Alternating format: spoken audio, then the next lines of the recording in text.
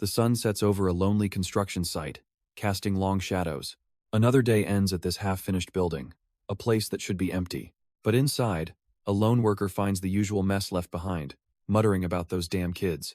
He laments how they keep trespassing and trashing the place without a care in the world.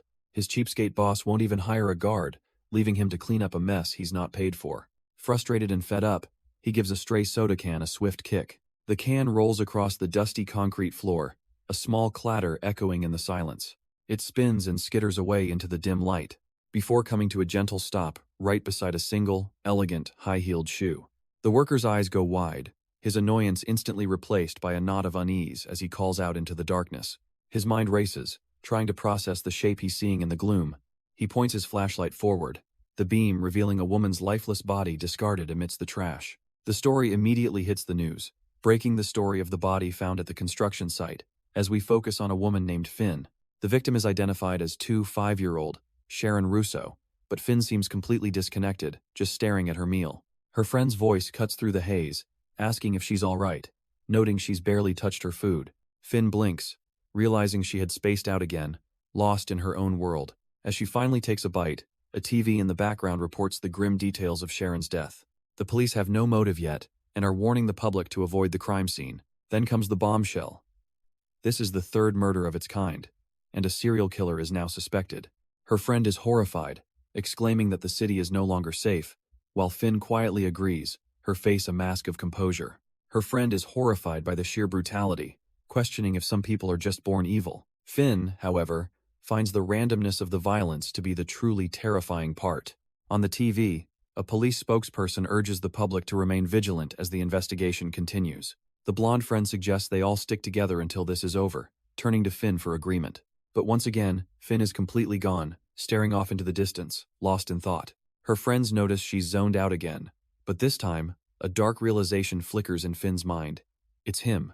And then, a faint, chilling smile curls at the corner of her lips. Her friend catches it, her concern turning to confusion as Finn's inner monologue finishes. It's definitely him, that psychopath. The scene abruptly shifts, landing us in a quiet office building late into the evening. The clock on the wall shows the late hour as 2 remaining workers complain about their endless tasks. One of them, the manager, stretches out, muttering that she regrets taking the promotion. She suddenly notices Finn has returned, asking why she's back so early and all by herself again. Finn offers only a quiet, unnerving stare in reply. She places her phone on the desk, the screen lit up with her favorite subject, psychopaths. Her manager lets out an exasperated sigh, clearly fed up with this morbid obsession. She asks if it's another crime documentary, telling Finn she seriously needs a new hobby. Trying a different angle, the manager pries, asking if Finn is still single. She is. Leaning over the desk, she lectures that this hobby scares people off, which is why she's made no friends in 2 years. Finn's simple question, "I thought we were friends," makes the manager awkwardly joke that she has no choice.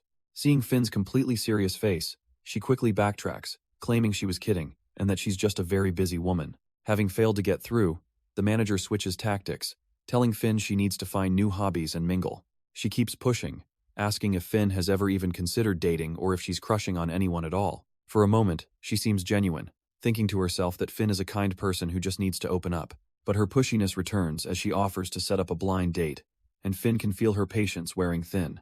The manager then spots the perfect role model across the office, telling Finn to take a look. She points out the charismatic Isaac Evans, asking why Finn can't be more outgoing and charming like him. As Isaac effortlessly flirts with his coworkers, Finn's inner voice dryly notes that he smiles at everyone. While her manager gushes about how charming he is, Finn's gaze sharpens with analytical focus. The manager adds that he's a newcomer, yet somehow he's already managed to become the office favorite. But Finn's mind isn't on his popularity. It locks onto a single, crucial detail: he's left-handed. Finn calmly offers a chilling possibility. Maybe he's a psychopath who uses charisma to manipulate people. Her manager scoffs at the idea, arguing that Finn can't just assume the worst about a nice guy.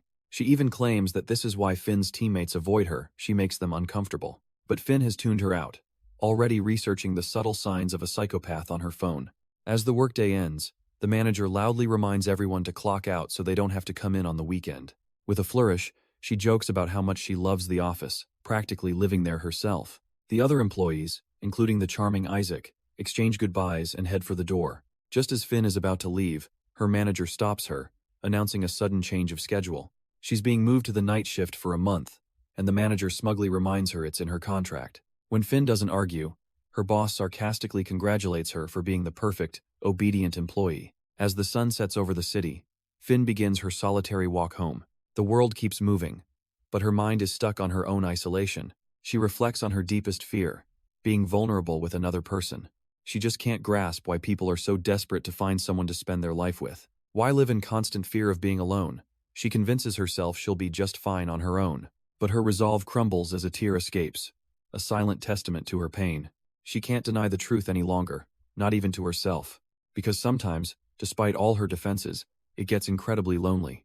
Looking at her own reflection, she sees the weary face of someone trying too hard. A past criticism haunts her, a voice telling her she should try to be more like him. A single word echoes in her mind. Smile. She wonders if it would hurt to try, forcing the corners of her mouth upwards. With a fragile, practiced smile, she looks up through the window. And there he is, Isaac Evans, watching her from inside with a coffee in hand. He takes a slow sip, a silent confirmation passing through him. He knew it was her. A subtle smile plays on his own lips as he thinks her name. Finn. Later, as the day winds down, Finn walks alone along the sun-drenched sidewalk, but just a few paces behind her, a familiar figure rounds the corner. Isaac follows, his gaze fixed on her as he walks the same path.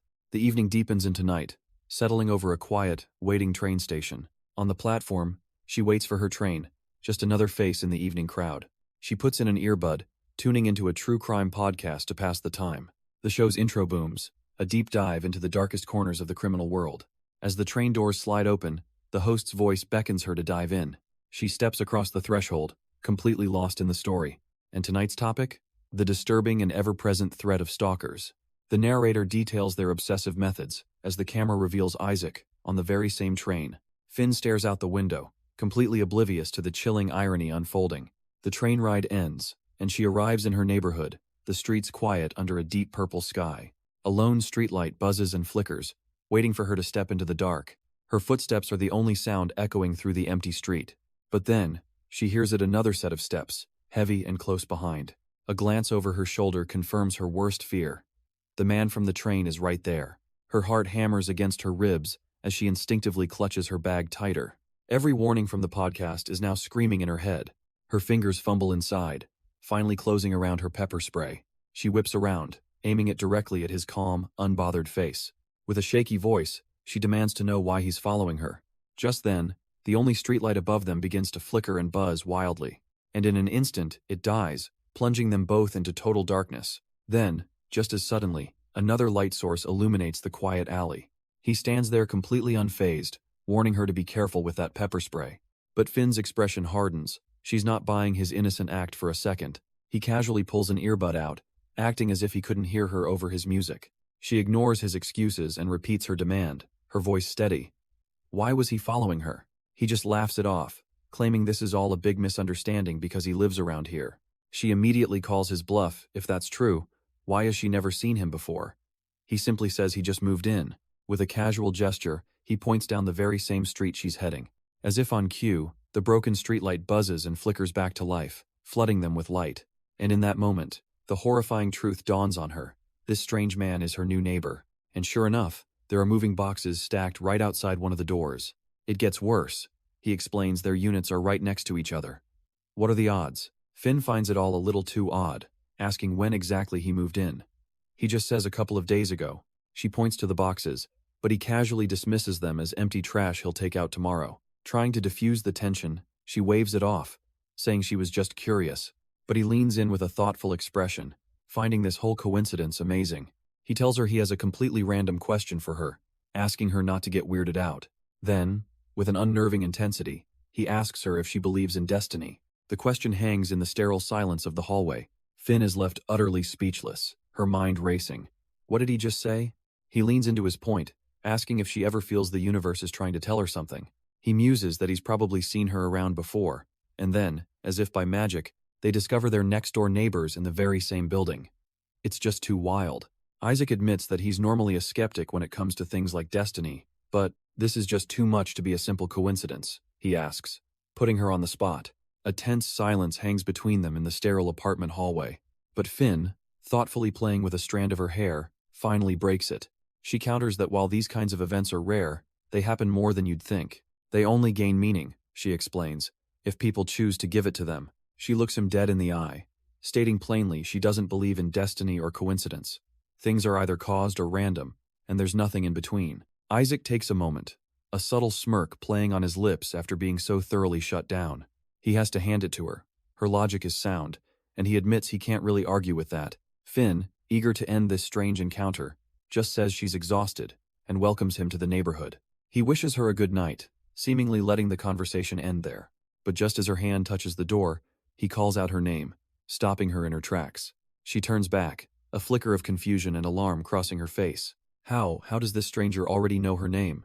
But Isaac isn't finished. He also knows her age, her birthday, and her flawless 2-year attendance record at work. He continues, his tone unsettlingly familiar, praising how she's so perfect she practically never makes mistakes. He lists her habits: no company parties, no drinking, no smoking, things he claims to admire, revealing a chilling, obsessive knowledge of her life. He even knows she's a loner who watches true crime documentaries. And Finn can only think, what is happening? She finally cuts in, her voice tight, telling him he knows far too much about her. He just smiles, hoping he doesn't sound creepy, claiming he just asked around because she's so popular. And by sheer coincidence, he says, the apartment right next to hers just happened to be available. He rambles on about destiny, then catches himself, remembering she's not the type to believe in fate. He turns away, dropping the act entirely, admitting he moved here the moment he found out where she lived.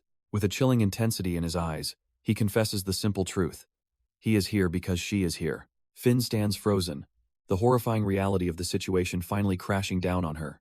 She puts the pieces together, her voice shaking slightly as she calls him out for stalking her. He just laughs, brushing off the word, insisting he just wants to get closer, literally, right next door. He tries to soften the blow, suggesting he just wants to be friends. Isaac explains he's seen her around the office and finally worked up the guts to approach her. He then pivots, bringing up the serial killings and how dangerous it is for her to be walking home alone. The stalker has the audacity to suggest they walk home together from now on. Finn flatly rejects his offer while quickly tapping in her apartment's security code. With a soft click, the door unlocks, offering her a precious escape. He watches her, saying he'll be heading inside his place now. She forces a polite goodbye, just wanting to get away from him. But as she's about to slip inside, she calls out his name. Isaac. A flicker of something crosses his face, so she knows his name too. A small, knowing smile plays on Isaac's lips. He finds her little game amusing. He turns and walks away without another word, heading for his own door. Finn slips inside her apartment, the heavy door shutting behind her. On opposite sides of the wall, she thinks to herself what a total psycho. And as she stands there, a distant, sun-drenched memory begins to surface. A peaceful field from what feels like a lifetime ago. She recalls a small, bandaged hand gently pulling her forward. Her eyes reflect the golden light of this long-forgotten moment. The memory sharpens, focusing on the face of a boy with a bandage on his cheek, his expression soft and kind. A small, almost imperceptible smile plays on the young boy's lips. The memory fills out, showing him standing in a sunlit room, one fist raised playfully. His kind eyes meet hers for just a moment before the vision shatters. Finn gasps, jolted back to reality by a single word from a podcast. Psychopath. Lying on her bed, she'd been listening to a true crime show, analyzing the local serial killer. The hosts describe a calculating monster who feels no remorse, a perfect predator. They note his 3-month cooling-off period, and specific MO, calling him a pro at avoiding detection. As the podcast warns that the killer is only getting more dangerous, she's heard enough. With a heavy heart, she turns off the disturbing analysis. Sitting alone in the warm glow of her room, the chilling profile of the killer weighs on her mind. The morning sun streams in as she glances at her phone, realizing she's overslept. But sleep offered little rest, her mind still heavy with the profile of the killer. She swings her legs out of bed, a sense of purpose cutting through her exhaustion. Moving to her desk, she can't shake the connections forming in her head. She opens her laptop, a quiet sense of validation washing over her. She was right. All the recent murders, she's convinced they were all committed by the same person. A faint, knowing smile touches her lips as she wonders if the police will finally catch him. She begins to search for an old case, a name from the past, Noah Inoue. But the search results come back empty, a dead end that only deepens her focus. Surrounded by her research, a much darker thought takes hold. Are they going to meet again soon? As a new day breaks across the city's skyline, the clock in the office shows the afternoon is already ticking away. But over at Finn's cubicle, her chair is empty. Her manager notices, a rare sight indeed. Finn is late? She sarcastically wonders if the apocalypse has finally come. Just then, a cheerful voice calls out, "Yo, manager." She turns, her expression dripping with annoyance, reminding him they are not best friends. But Isaac Evans is all smiles, pointing out how chipper he is today. His eyes scan the room, and he seems to realize someone is missing. He asks where Finn is, but the manager just brushes it off, saying she's probably still adjusting. Still, the manager muses aloud that it's strange Finn hasn't called, as that's not like her at all. A sudden, chilling realization washes over Isaac. His face pales as he stammers out that this might be his fault. Before she can even ask what he did, he's already sprinting out of the office. She's left standing there utterly bewildered, calling out his name to an empty hallway. Later, as the sun sets over the city, she takes a smoke break. She finally gets the chance to ask him, why was he with Finn last Friday? Isaac calmly explains that he moved into the apartment right next to hers. They're neighbors now. A smirk plays on her lips. She had a feeling he was into Finn, but didn't expect such a bold move. He swears it was just dumb luck, but she warns him it had better be, because the alternative is just creepy. Taking a drag from his cigarette, Isaac admits that yeah, he might have freaked her out. He explains his master plan. Knowing Finn's obsession with psychos, he intentionally acted like a creepy stalker neighbor. But she didn't even flinch, just punched in her passcode like he wasn't even there. He grinds the cigarette out, thinking his act must have been too obvious for someone so sharp. His manager just laughs, telling him Finn would never skip work over that. She'd just think he was a loser. Besides, she adds, Finn already thought he was a total psycho before his little performance. Isaac's face drops. He can't believe it, asking why she didn't tell him something so critical sooner. But she just stares back, a terrible realization slowly dawning on her. She asks him to clarify that whole psycho act he just described wasn't just a story, was it? And then she absolutely explodes, calling him a moron for being a genuine, certified creep. She can't believe his nerve, yelling that he's lucky Finn hasn't called the cops on him yet. But Isaac, ever the optimist, just sees a silver lining if she hasn't called. Maybe it's fine. His manager is speechless, calling him hopeless and regretting she ever thought they were a good match. He suddenly changes his tune, insisting that he actually does like Finn.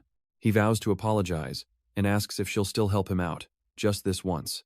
Her answer is a cold, hard hell no. She tells him he's on his own now. He had his chance, and he completely blew it. With a final twist of the knife, she adds that Finn probably doesn't even want to see him. But just as she walks away, Isaac spots a familiar figure across the street. It's her. And thank God she doesn't look fazed at all. Not a single care in the world. She tells him to just give it up. After acting like such a jerk, it's no surprise if Finn avoids him. But Isaac doesn't even hesitate, turning his back on her and walking away. He yells that he's not giving up and breaks into a dead sprint, leaving his shocked manager behind. As evening settles over the city, a quiet tension hangs in the air. Citizens murmur to each other, feeling unsafe and wondering if the police can even handle the situation. But Finn seems completely untroubled, walking with friends as they suggest a new ramen place. She agrees to the plan, a calm, almost wistful look on her face. A little while later, she stands alone inside an elevator, descending. A sharp ding echoes as it reaches the underground floor. She waits patiently for the doors to slide open, unaware of what's on the other side.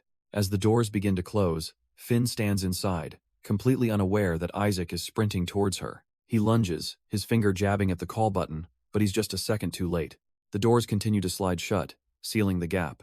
With a final, desperate shove, he wedges his hand in, forcing them back open. Finn looks up, startled, as the doors part again to reveal a disheveled figure. His hand trembles as he leans against the wall, trying to catch his breath. It's Isaac, panting heavily after his all-out chase to catch her.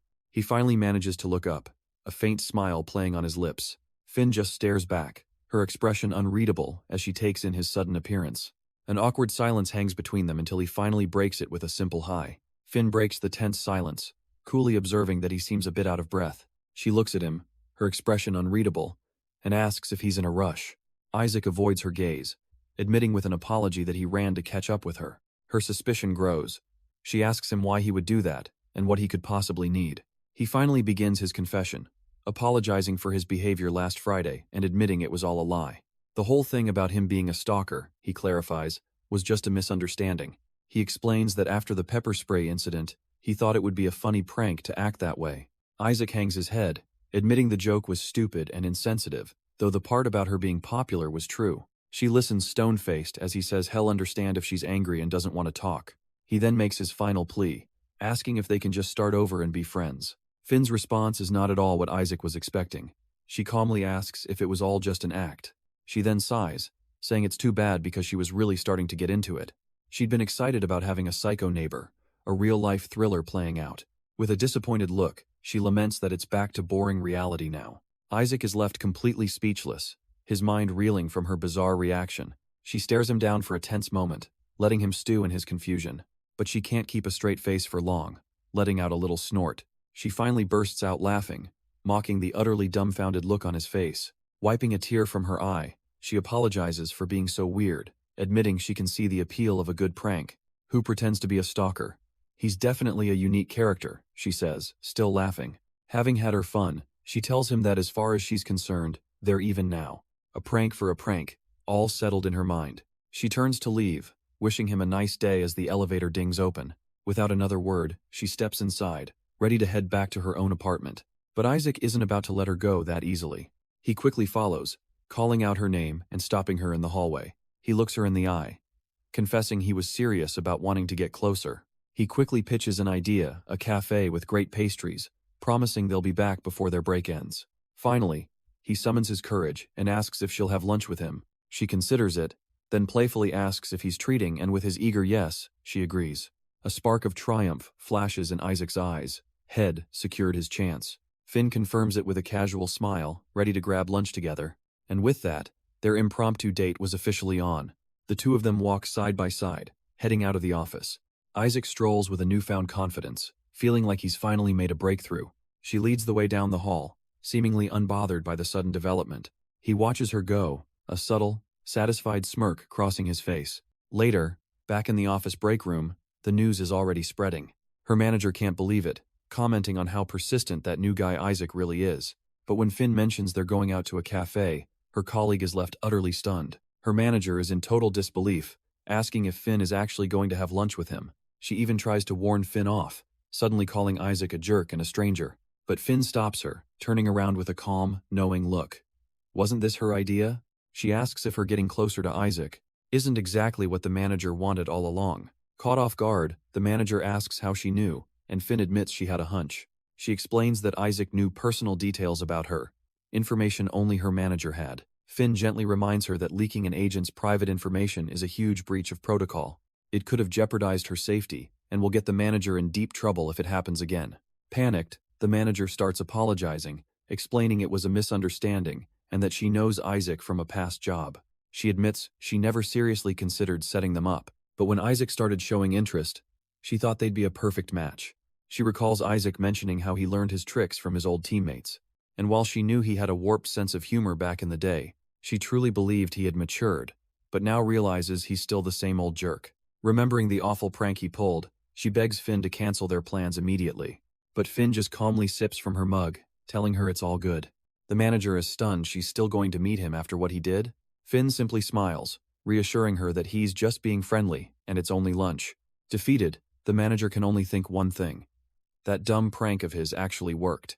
And so, despite her manager's warnings, Finn arrives at a quaint cafe for her meeting with Isaac. The atmosphere is warm and cozy as they settle in for what's supposed to be just a simple lunch. She takes her first bite of cake, still a little unsure of what to expect from him. A moment of silence passes as the flavor washes over her. Her eyes widen in disbelief. It's heavenly.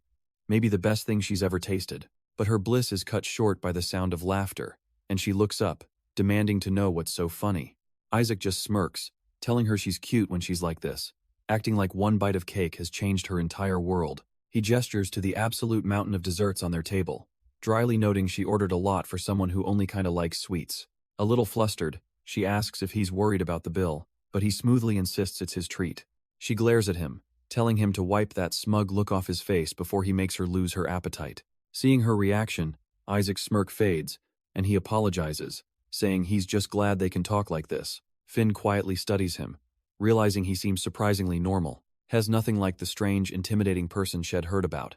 He admits the rumors aren't entirely wrong. He's not a social butterfly, and even his manager finds him weird. Making friends has always been hard for him, so he just doesn't bother trying to force it anymore.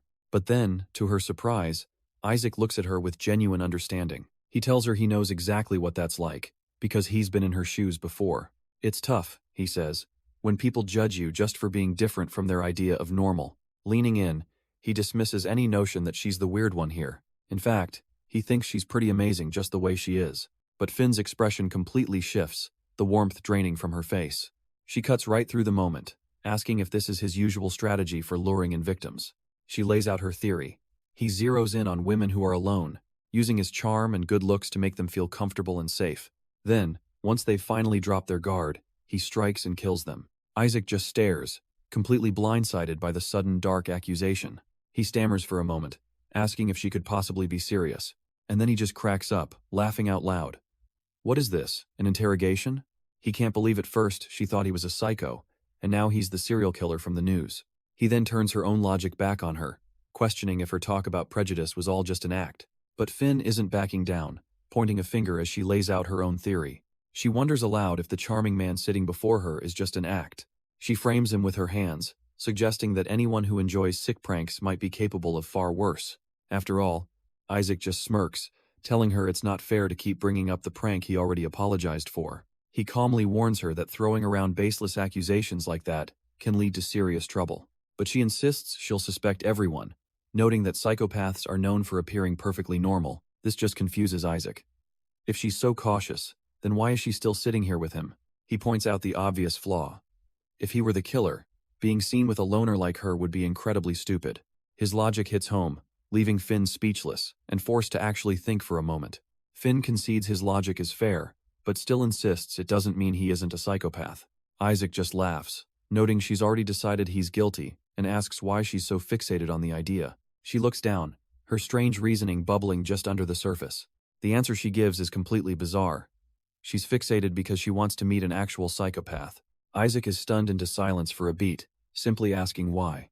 She tells him there are things she needs to confirm. He questions if these things are really worth the potential danger of meeting a genuine killer, but she dismisses his concern, cryptically stating that he wouldn't understand her reasons.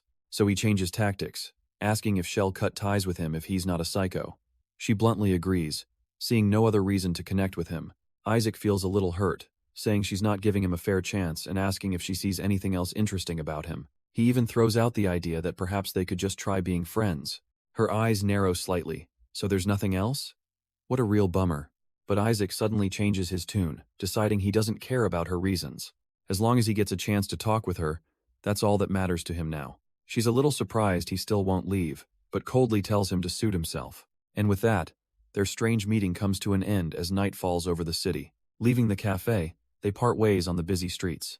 Her friends worry they'll be late for their shift, but Finn seems completely unconcerned, because her attention is completely fixed on Isaac as he walks away. She just stands there, watching his back get smaller in the distance. A thoughtful, almost calculating look crosses her face, no longer so easily dismissing him. But something about him makes her hesitate, a flicker of a long-forgotten memory. Her friend's voice barely registers, asking if she's all right. They try to pull her along, reminding her they need to go. But Finn is frozen in place, her mind frantically trying to connect the dots. And then, an image flashes through her mind, a boy with a bandaged cheek, smiling softly. The memory hits her with stunning clarity. She remembers that day, that park, and him calling her name. Her eyes widen in the present, a wave of shock washing over her. As if he could feel her realization, Isaac turns back with a knowing smile. He's waited for this moment, and now they stand face to face once more. But the story cuts away from that tense reunion, dropping us into the mundane chaos of a busy office. The team is swamped, groaning about overtime while their manager tries to keep everyone focused. Finn, however, tries to lighten the mood, playfully suggesting their boss could be a bit more optimistic. But the stress is getting to her too, and her cheerful facade begins to crack under the pressure. A coworker's casual joke about wanting a pizza party suddenly hits a nerve. Her mind flashes back again, this time to a younger Isaac, looking up at her from a flight of stairs.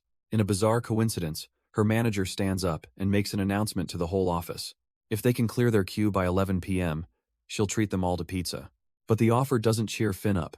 Instead, she's left reeling at her desk, head in her hands. Her friends immediately notice something is wrong, their voices laced with concern as they ask if she's okay. Her friend's voice cuts through the haze, asking if that's blood on her hand.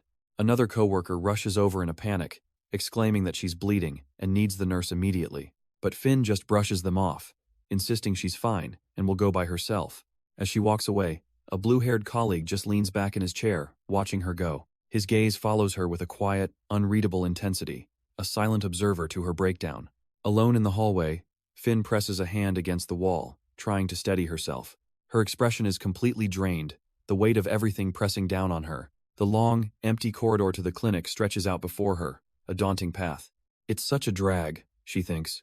Just another hassle she has to deal with right now. With a heavy sigh, she pushes herself forward, her legs feeling weak beneath her.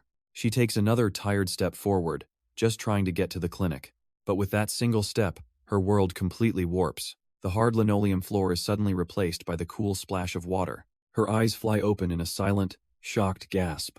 Before her, the drab corporate hallway has vanished, replaced by a serene, sunlit forest stream. Just as quickly, the illusion shatters, and she's staring up at the sterile ceiling lights again. She's breathless, disoriented, her mind struggling to catch up with what she just saw. Then, another memory surfaces, the reflection of a small, bruised girl staring back from the water. Her hand begins to tremble uncontrollably, a visceral reaction to the forgotten pain. Looking down, she sees a puddle mirroring that same impossible forest, and she instinctively reaches for it. But before her fingers can touch the illusion, a strong hand catches her from behind. She looks back, her mind still reeling from the sudden, jarring vision. It's Isaac, holding her steady, telling her he had to step in because she looked ready to collapse. He asks if she's okay, his voice cutting through the fog in her head. Her breath catches as she finally registers his face, her lips forming his name. The next thing she knows, she's in the company infirmary, a thermometer confirming a slight fever. The office manager, acting as a medic, asks if nosebleeds are common for her with headaches. She looks concerned, noting that Finn's blood pressure also seems a bit high. Finn can't think of any reason for it, lost for an explanation. When asked about overwork, she denies it, leaving Isaac to watch as the mystery deepens. Finn meekly suggests her recent trouble sleeping might be the cause, searching for any logical answer. From the corner, Isaac chimes in with a snarky guess. Documentary marathons keeping her up. The office manager ignores him, getting serious and asking if Finn's dealing with stress or relationship issues. Finn's gaze turns distant, her silence a telling answer to the pointed questions. The manager explains that anxiety can lead to high blood pressure and nosebleeds, all while Isaac casually browses his phone. She advises Finn to avoid anything stressful for now, though the main source of it seems oblivious. If it happens again, she's told, a trip to a proper doctor is non-negotiable. Back at their desks, the manager insists Finn end her shift early, saying the team can handle the rest. Worried about her going home alone, she asks for a volunteer to drive her, and Isaac's hand shoots up, only for the manager to shut him down. She glares at him, snapping that this whole situation is his fault because of his stupid, stressful pranks. But Finn is somewhere else entirely, haunted by a vision of a bandaged boy named Noah. The manager continues her tirade, convinced Isaac is just trying to get out of work. Finn doesn't even seem to hear her, her expression lost and distant. But Isaac ignores the manager's words, pleading for just one chance to make it up to her. A strange feeling settles over Finn as she quietly decides it's time to go. Despite the manager's protests, Isaac ends up escorting her to the station. They walk up the steps in a tense, awkward silence. The quiet stretches on as they wait on the nearly empty platform. He stands beside her, but she seems completely unaware of his presence. Her mind is adrift, wrestling with the chilling fact that she can't remember her own past. He finally breaks the silence, asking if she's really okay with this, letting him, a potential killer, be the one to escort her home. Finn glances back, unimpressed, and says she'll assume he's joking. Besides, he couldn't try anything in such a crowded place. Isaac backpedals, claiming it was just a bad attempt to cheer her up. She retorts that cheering people up clearly isn't his specialty. He just laughs, remarking how clever she is even when she's not feeling well. Just then, the train's arrival is announced, its doors hissing open along the platform. Seeing her chance to escape, Finn thanks him for his time and turns to board. But before she can take a single step, Isaac's hand shoots out and grabs her arm. His voice drops, the playful tone gone, as he apologizes for his behavior. Isaac admits he's not sure how to act around her without making things weird or overstepping, but he needs her to know one thing, that he truly cares about her. Finn is stunned into silence, watching as his grip on her arm softens. He knows he's terrible at showing sincerity, but this time, he's being completely genuine. He promises her that what he's saying now is the truth. Standing there on the platform, he just hopes his feelings can finally reach her. He asks her to take care, releasing her hand just as the train doors begin to close. A small white object is left behind on the platform, unnoticed as the gap seals shut. Isaac watches her through the window, sharing one last, lingering glance as the train pulls away. His eyes follow her, a silent confession still lingering in the air. Through the window, Finn's reflection looks back, her expression heavy with thought. She raises a hand to the glass, a final, quiet goodbye. Isaac sees it, and a faint, bittersweet smile touches his lips. The train continues on, and she slowly lowers her hand. Her thoughts are a whirlwind, her gaze falling to her palm. She clutches a small red charm, a final gift he must have given her. The day fades into a warm, golden afternoon. Sunlight streams into a quiet apartment somewhere in the city.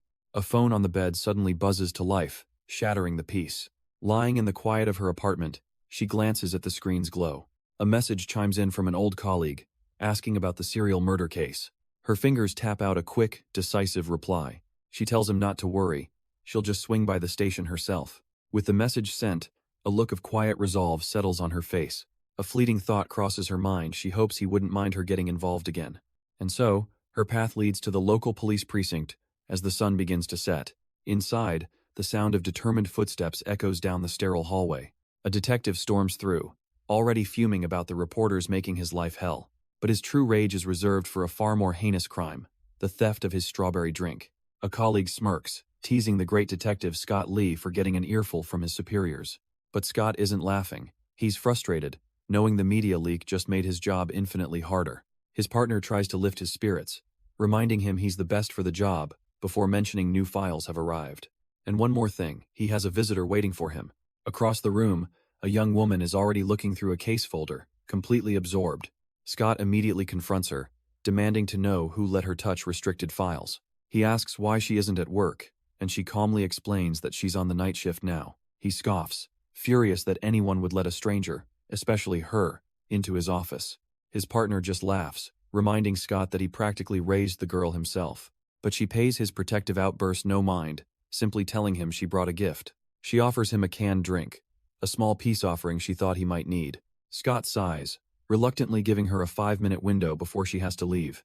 As they walk, he immediately starts chiding her for showing up unannounced again. She knows if she had called first, he would have just told her not to come. He continues his lecture, insisting a police station is no place for her to be hanging out. Finn quietly confesses she's not into that stuff and that she doesn't have any friends. Scott dismisses her feelings, telling her everyone in this line of work is miserable. Finally losing her patience, Finn declares she's an adult, and this is the only place she feels safe. Her raw honesty cuts through his gruff exterior, leaving him completely speechless. Feeling hurt, she asks why he keeps pushing her away, wondering if he hates her that much. But Scott sees this as a guilt trip, a manipulation tactic that he insists won't work on him. Her face falls as she wonders if she should just stop visiting, which only makes Scott more flustered. He asks if she's going to cry, and the very thought of it brings tears to her eyes, shattering his tough facade. He immediately backpedals, telling her she can come whenever she wants, just not when the big bosses are around. But after a moment, his detective instincts kick in, and he asks if there's another reason for her visit. He presses her for the truth, sensing that something more is at play here. And there it is. Finn admits she heard he was assigned the serial murder case, and Scott knew he was right. He turns away, annoyed, wondering which one of his loose-lipped teammates spilled the beans. Finn quietly asks if a specific person told her, confirming Scott's own suspicion. The name hangs in the air Noah as a vision of a young man in a prison jumpsuit flashes before them. Scott plays it cool, denying they know anything and asking Finn why she'd even think it was him. She quickly tries to backpedal, blaming it on the constant news coverage. But her mind flashes back to Noah being escorted away, her gut feeling screaming that it has to be him. The fear has been eating away at her, she admits, leaving her sleepless night after night. With her anxiety boiling over, she finally asks the question that's been haunting her. Is there any chance Noah is the killer? Scott immediately reaches for her hands, trying to ground her, asking why this is all coming up again. He questions if she's been taking her meds, but she insists her therapist cleared her long ago. He stands, trying to bring logic back into the room, reminding her Noah was released years ago with a strict no-contact order. Gently placing a hand on her head, he tells her she's in no state to work and offers to drive her home. As she watches, he turns away, patting his pockets as he looks for his keys, breaking the intense moment. As he searches, Finn can't help but notice the irony. He tells her to forget, yet is the one getting worked up. The agitation on his face confirms her suspicion that he's just as haunted by the past as she is. Deciding not to be a burden, she quietly grabs her bag, ready to head out on her own. She tells Scott not to worry, she'll just take the train, but he insists she wait for him in the car. Finn tries to brush off his concern, even offering a word of encouragement for his work, but he's not letting it go. He asks if she can change her schedule, worried about her going home alone, but she says that's no longer an issue. Waving goodbye, she reveals she has a new neighbor, her coworker, Isaac, who she's convinced is a total psycho. Scott's patience finally snaps, scolding her for jumping to conclusions and labeling every stranger. He tells her it's not healthy to live like this, but as he speaks, his gaze drifts downwards. His lecture is cut short as he points out something simple. "Wait, your shoe's untied." Without a second thought, Scott kneels down, offering to tie it for her. But for Finn, this small gesture is the last straw. She feels she shouldn't have even come here. Her mind races with self-pity, convinced she only ever makes him worry, and that she needs to stop. Before he can touch her laces, she quickly kneels down to his level. She admits she only came to see him because the news had made her paranoid. She tries to reassure him, saying he has enough to deal with and doesn't need to babysit her. With a gentle but firm smile, she tells him she can take care of herself now. Looking him in the eye, she declares that she's an adult. A quiet thank you for everything hangs in the air between them as Scott looks away, processing her words. He finally breaks the silence, noting she's dressed up, before muttering a quiet idiot Scott to himself. A sudden memory flashes a younger Isaac Evans, holding a lunchbox with quiet determination. But in the present, Scott is left staring at an empty doorway, realizing Finn has already left. A heavy sigh escapes him. He kicks himself for not even getting her number. Later at the office, a familiar plaid bow taps against his desk. His colleague drops it there, explaining he saw Finn toss it in the trash. A female colleague leans in, noting Finn seemed pretty annoyed, and asking what Scott said to her this time. She crosses her arms with a smirk, calling him the resident heartbreaker. Scott just glares back, curtly telling her to stop being so nosy. But she won't back down, insisting that she has a right to care about Finn and that he's failing as her guardian. He leans back, finally revealing that Finn herself just declared she's an adult who doesn't need a babysitter. But his colleague sees right through him, asking how much longer he plans on ignoring Finn's obvious feelings. Scott tries to brush it off, insisting it's just a phase she'll grow out of, but his colleague stands firm. He finally relents, explaining that Finn is just confused from a life of trauma. Her father was an abuser, her only friend, a murderer. Scott's mind drifts back, recalling how Finn had never known true affection until her auntie took her in. In this woman, Finn found the first real maternal figure she'd ever had. But that fragile happiness was shattered when her auntie fell ill and passed away. Devastated, Finn refused to be fostered by anyone else, which is when Scott himself requested a transfer to become her guardian. He explains that because of her past, she's always on guard, making it difficult for her to form normal connections. All he wants is for her to experience a normal life, to have friends, hobbies, and maybe even find someone to date. He just desperately hopes she'll one day realize she deserves happiness and that not everyone is like her monstrous father. He concludes that for Finn to truly move forward, she has to distance herself from everything that reminds her of her past. And with a heavy heart, he admits that this separation might have to include him. Their tense conversation is broken when a colleague brings over the files for their first case, and Scott tries to pivot back to work. But his colleague isn't done, stopping him with a single word. She looks him dead in the eye, reminding him that Finn has the right to choose her own life. It's not his decision to make. Scott turns away, the weight of her words hitting him hard. He knows she's right, a quiet resignation washing over his face, but he tables the discussion for later. Right now, they have a criminal to catch. The focus shifts to fingers tapping away at a keyboard with practiced speed. His colleague is now at her desk, digging into the case, her full attention on the screen. A soft, familiar voice greets Finn, gently asking how she's feeling. Back in the office, a male colleague rushes to her desk, his face a mask of worry. But Finn eyes him with suspicion, wondering if his concern is real, or just a performance born from guilt. He clasps her hands, his expression almost comically desperate. He insists he's truly worried, even if she is the iciest person he knows. Finn brushes it off as just a headache, her attention drawn to a pink box on her desk. She seems completely unmoved by his dramatic display, her expression distant. Her colleague follows her gaze and points out the neatly wrapped lunchbox. He mentions that Isaac left it for her earlier, surprised that their stoic coworker has such a thoughtful side. Finn picks up the attached note, a simple, quiet message wishing her well. Meanwhile, elsewhere in the office, a conversation drifts down the hall. Her colleagues are discussing the recent serial killer, noting the pattern is just like a thriller movie they've seen. They excitedly theorize that the police should investigate it as a copycat crime. We see the group includes Isaac, as they rehash the killer's MO, mentioning the gruesome photos leaked online. One of them shudders, recalling the horrifying images of blood splattered everywhere. Isaac just listens quietly, his expression unreadable as they confirm each victim was stabbed twice. But then, A cold, mocking smirk spreads across his face as he scoffs at the killer's amateurish work. He actually laughs, finding it pathetic that someone would go to all the trouble of tying up a victim for just 2 stabs.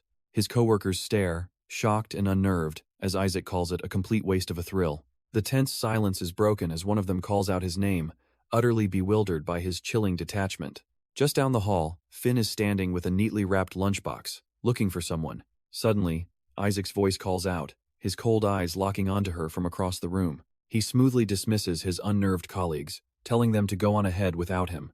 As he walks over to Finn, other employees whisper amongst themselves, noting what an unexpected pair they make. She correctly guesses he came to her work since she wasn't home, and he awkwardly asks if she's feeling okay. He then asks if she was looking for him to return the lunchbox he'd left behind. She holds it out, a hint of disappointment in her voice, as she notes it's still unopened. He asks, a little too calmly, if that fact upsets her, and she admits that yes, it kind of does. A strange intensity flickers in his eyes as he seems to consider her words. Instead of apologizing, he simply asks if she'll eat that lunch with him right now. And so, the two of them begin walking through the city streets at night. Finn breaks the silence, asking Isaac if he always does things like this. She clarifies, wanting to know if he's always alone, and he admits he sometimes joins his teammates. But as they approach a park, he reveals this is the first time he's ever eaten here with someone. She's genuinely surprised, and he can't help but notice the happy look on her face. She admits it makes her feel special, prompting him to remark on how trivial things seem to affect her. He almost sounds dismissive, labeling her feelings as if they're unimportant. But Finn looks at him intently, insisting that because it's him, it matters to her. Curious, she asks if he ever gets lonely, a question he immediately shuts down with a simple no. She starts to get nervous, suddenly worried that she might be getting on his nerves. Isaac reassures her she's not being a bother. He just has his reasons for being the way he is. Changing the subject, Finn seems genuinely surprised to discover that he knows how to cook. He admits he had to learn early, but she finds it impressive, even joking that it's a skill to win over girls. He can't tell if she's giving him advice or just teasing as she holds out a piece of asparagus wrapped in bacon. She holds the fork steady, her expression unreadable as she offers him a bite. A smirk plays on his lips as he asks if she's trying to kill him, maybe with a little poison. She leans back, completely deadpan, suggesting it's not impossible before asking if he's kidding. His playful look vanishes for a moment, replaced by an intense, unreadable stare. Then, without a word, he reaches forward and gently takes hold of her wrist. Leaning in, he takes the bite directly from her fork, a silent, bold answer to her challenge. His eyes never leave hers as he finishes the bite, a silent, intimate challenge. Finn is completely frozen, her mind reeling from the sudden closeness. She can't help but analyze every detail, searching for a ghost from her past. The question echoes in her mind. Are those the same eyes? Does his voice sound the same? He pulls back slightly, the intensity in his gaze still holding her captive. Then he leans in again, his voice a low whisper as he says her name. He asks her to consider what happens if her entire impression of him is wrong. What if the man she's been projecting onto him isn't him at all? The weight of his question settles over her as the city lights blur around them, and she realizes she needs an answer, because she can't settle for this uncertainty any longer. Her mind races, his words echoing as she tries to find the truth. She tells him that the more he pushes her away, the more certain she becomes. He offers to just leave her alone, then immediately claims she's misunderstanding him. For a moment, he lets his guard down, admitting his afraid she'll eventually leave. But he quickly puts the walls back up, dismissing her questions as a waste of time. She calls him out for being too reserved, but he just scoffs at the idea of needing help. Is this all just an act? Is he just trying to be the cold person everyone thinks he is? It doesn't explain his confusing actions or why he seems to enjoy messing with people. He insists that's not it, but she points out his words and behavior don't match. Then, a moment of self-doubt. Maybe she's the one being too careless, pushing too fast. She finally stands, pleading with him to just tell her what's really going on. But Isaac simply turns away, calling her impatient for sticking around despite his behavior. He deflects, asking why she's blaming him for her own feelings. A wave of frustration hits her. She's sick of people trying to fix her. She admits she enjoys having company, but won't force herself on him. After all, if he's causing her this much confusion, why does she even stay? He tells her to just do herself a favor and avoid him from now on. But as the words hang in the air, his entire expression softens. With a knowing smile, he asks her if getting all that out wasn't too difficult. It feels good, right? Her eyes widen, finally realizing this was all just a test. He advises her to talk about her feelings more often. It's healthier. With the tension finally broken, Isaac asks if she's ready to head back. He starts to walk, glancing over his shoulder to see if she's following. He even offers to listen more if she needs it, leaving her completely flustered. He gives her some space, walking ahead into the warm evening light. Finn just watches him go, her mind reeling from his sudden change in demeanor. The scene cuts away to a quiet, empty office desk later that day. A phone suddenly chimes, lighting up the silent workspace. It's a text from someone saved as Idiot Scott, telling her to wait for him. Elsewhere, Scott himself is digging through old case files, disgusted by the shoddy work. He concludes the original detectives were either lazy or simply didn't care. His new team confirms his suspicions. The case files show almost no follow-up work was done. With a sigh, they realize they're essentially starting this entire investigation from scratch. Scott rolls up his sleeves, ready for the sleepless nights ahead, telling them to start with what they have. He steps up to the whiteboard, ready to break it down, explaining that their suspect has a very specific type. His colleague chimes in, adding that the killer also has a consistent and brutal MO. It's clear to everyone in the room. They are hunting an organized serial killer. Scott elaborates that while the method is the same, the most recent victim showed signs of a greater struggle. He lays out the gruesome crime scene photos, showing victims with hands bound and precise wounds to the chest and neck. All were killed in their homes except for the last one, who was found dumped at a construction site. His colleague, Jae Han, confirms the pattern. All three victims shared a similar physical appearance. The specifics are chillingly consistent. All were young women with long brown hair and brown eyes. Scott writes the profile on the board, but the words long brown hair echo in his mind. Suddenly, a terrible realization dawns on his face. That description, it fits someone he knows all too well. His memory flashes back to a worried Finn, telling him about a complete psycho she encountered. He turns to Jae Han, asking a loaded question. Does she believe in coincidence? She scoffs, replying that for a cop, coincidence is a luxury they can't afford when a pattern is this clear. Scott grimly agrees, noting it's the exact same lesson he's always drilled into Finn. Knowing they're friends, he asks Jae Han if she knows when Finn's new shift ends. At that moment, a notification sound dings, as Finn stands alone in the quiet, empty office. Head sent her a simple message. Don't go home yet, wait for me. But back at her apartment, everything is unnervingly still. A half-eaten meal sits on the table, cold and forgotten. The digital clock on the shelf glows ominously, showing just how late it's gotten. Lounging on his own couch, Scott can't shake the growing sense of unease. He stares at the ceiling, waiting for the sound of her door. Why isn't she home? A darker thought surfaces. Who is she with? He's not the only one waiting. Isaac is standing outside her office building. A colleague of Finn's spots him, asking if he's there to meet her. She casually mentions Finn left early, saying someone was picking her up, maybe a boyfriend. This gnawing uncertainty is eating Scott alive, filling him with a sharp, nagging regret. He can't just wait in his own apartment anymore. His feet carry him down the hall on pure instinct. A series of firm knocks echoes against Finn's door. He stands there, listening, hoping for any sign of her inside. But the silence is his only answer, and the hard truth sinks in: she's not here. He could turn back, go wait on his own couch like before, but his feet feel anchored to the cold floor. He's not going anywhere. Defeated, he slides down against the wall, his posture surrendering to the long wait ahead. If she's not home, hell be the first thing she sees when she returns. He settles in, his expression hardening with a quiet, stubborn resolve. He rests against the door, the minutes bleeding into an hour. The world outside his vigil fades away into a dull, quiet hum. Then, a voice cuts through the silence, calling his name Isaac. He opens his eyes, and there she is, Finn, finally standing before him. Her name escapes his lips as the present moment dissolves into a memory. He recalls another time Head waited, and Shed teased him, asking if he needed something. He had just wanted to walk home with her, but by the time he arrived, she was already gone. Her apology was soft, admitting she never expected anyone to wait for her.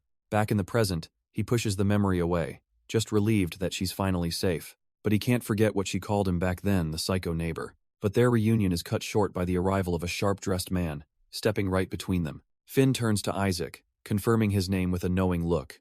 Isaac just stares, his mind racing, trying to place this unwelcome interruption. She then cheekily remarks that he's quite the charmer, realizing why Finn is so wary of him. Her playful jab hangs in the air, but her eyes are sharp, calculating.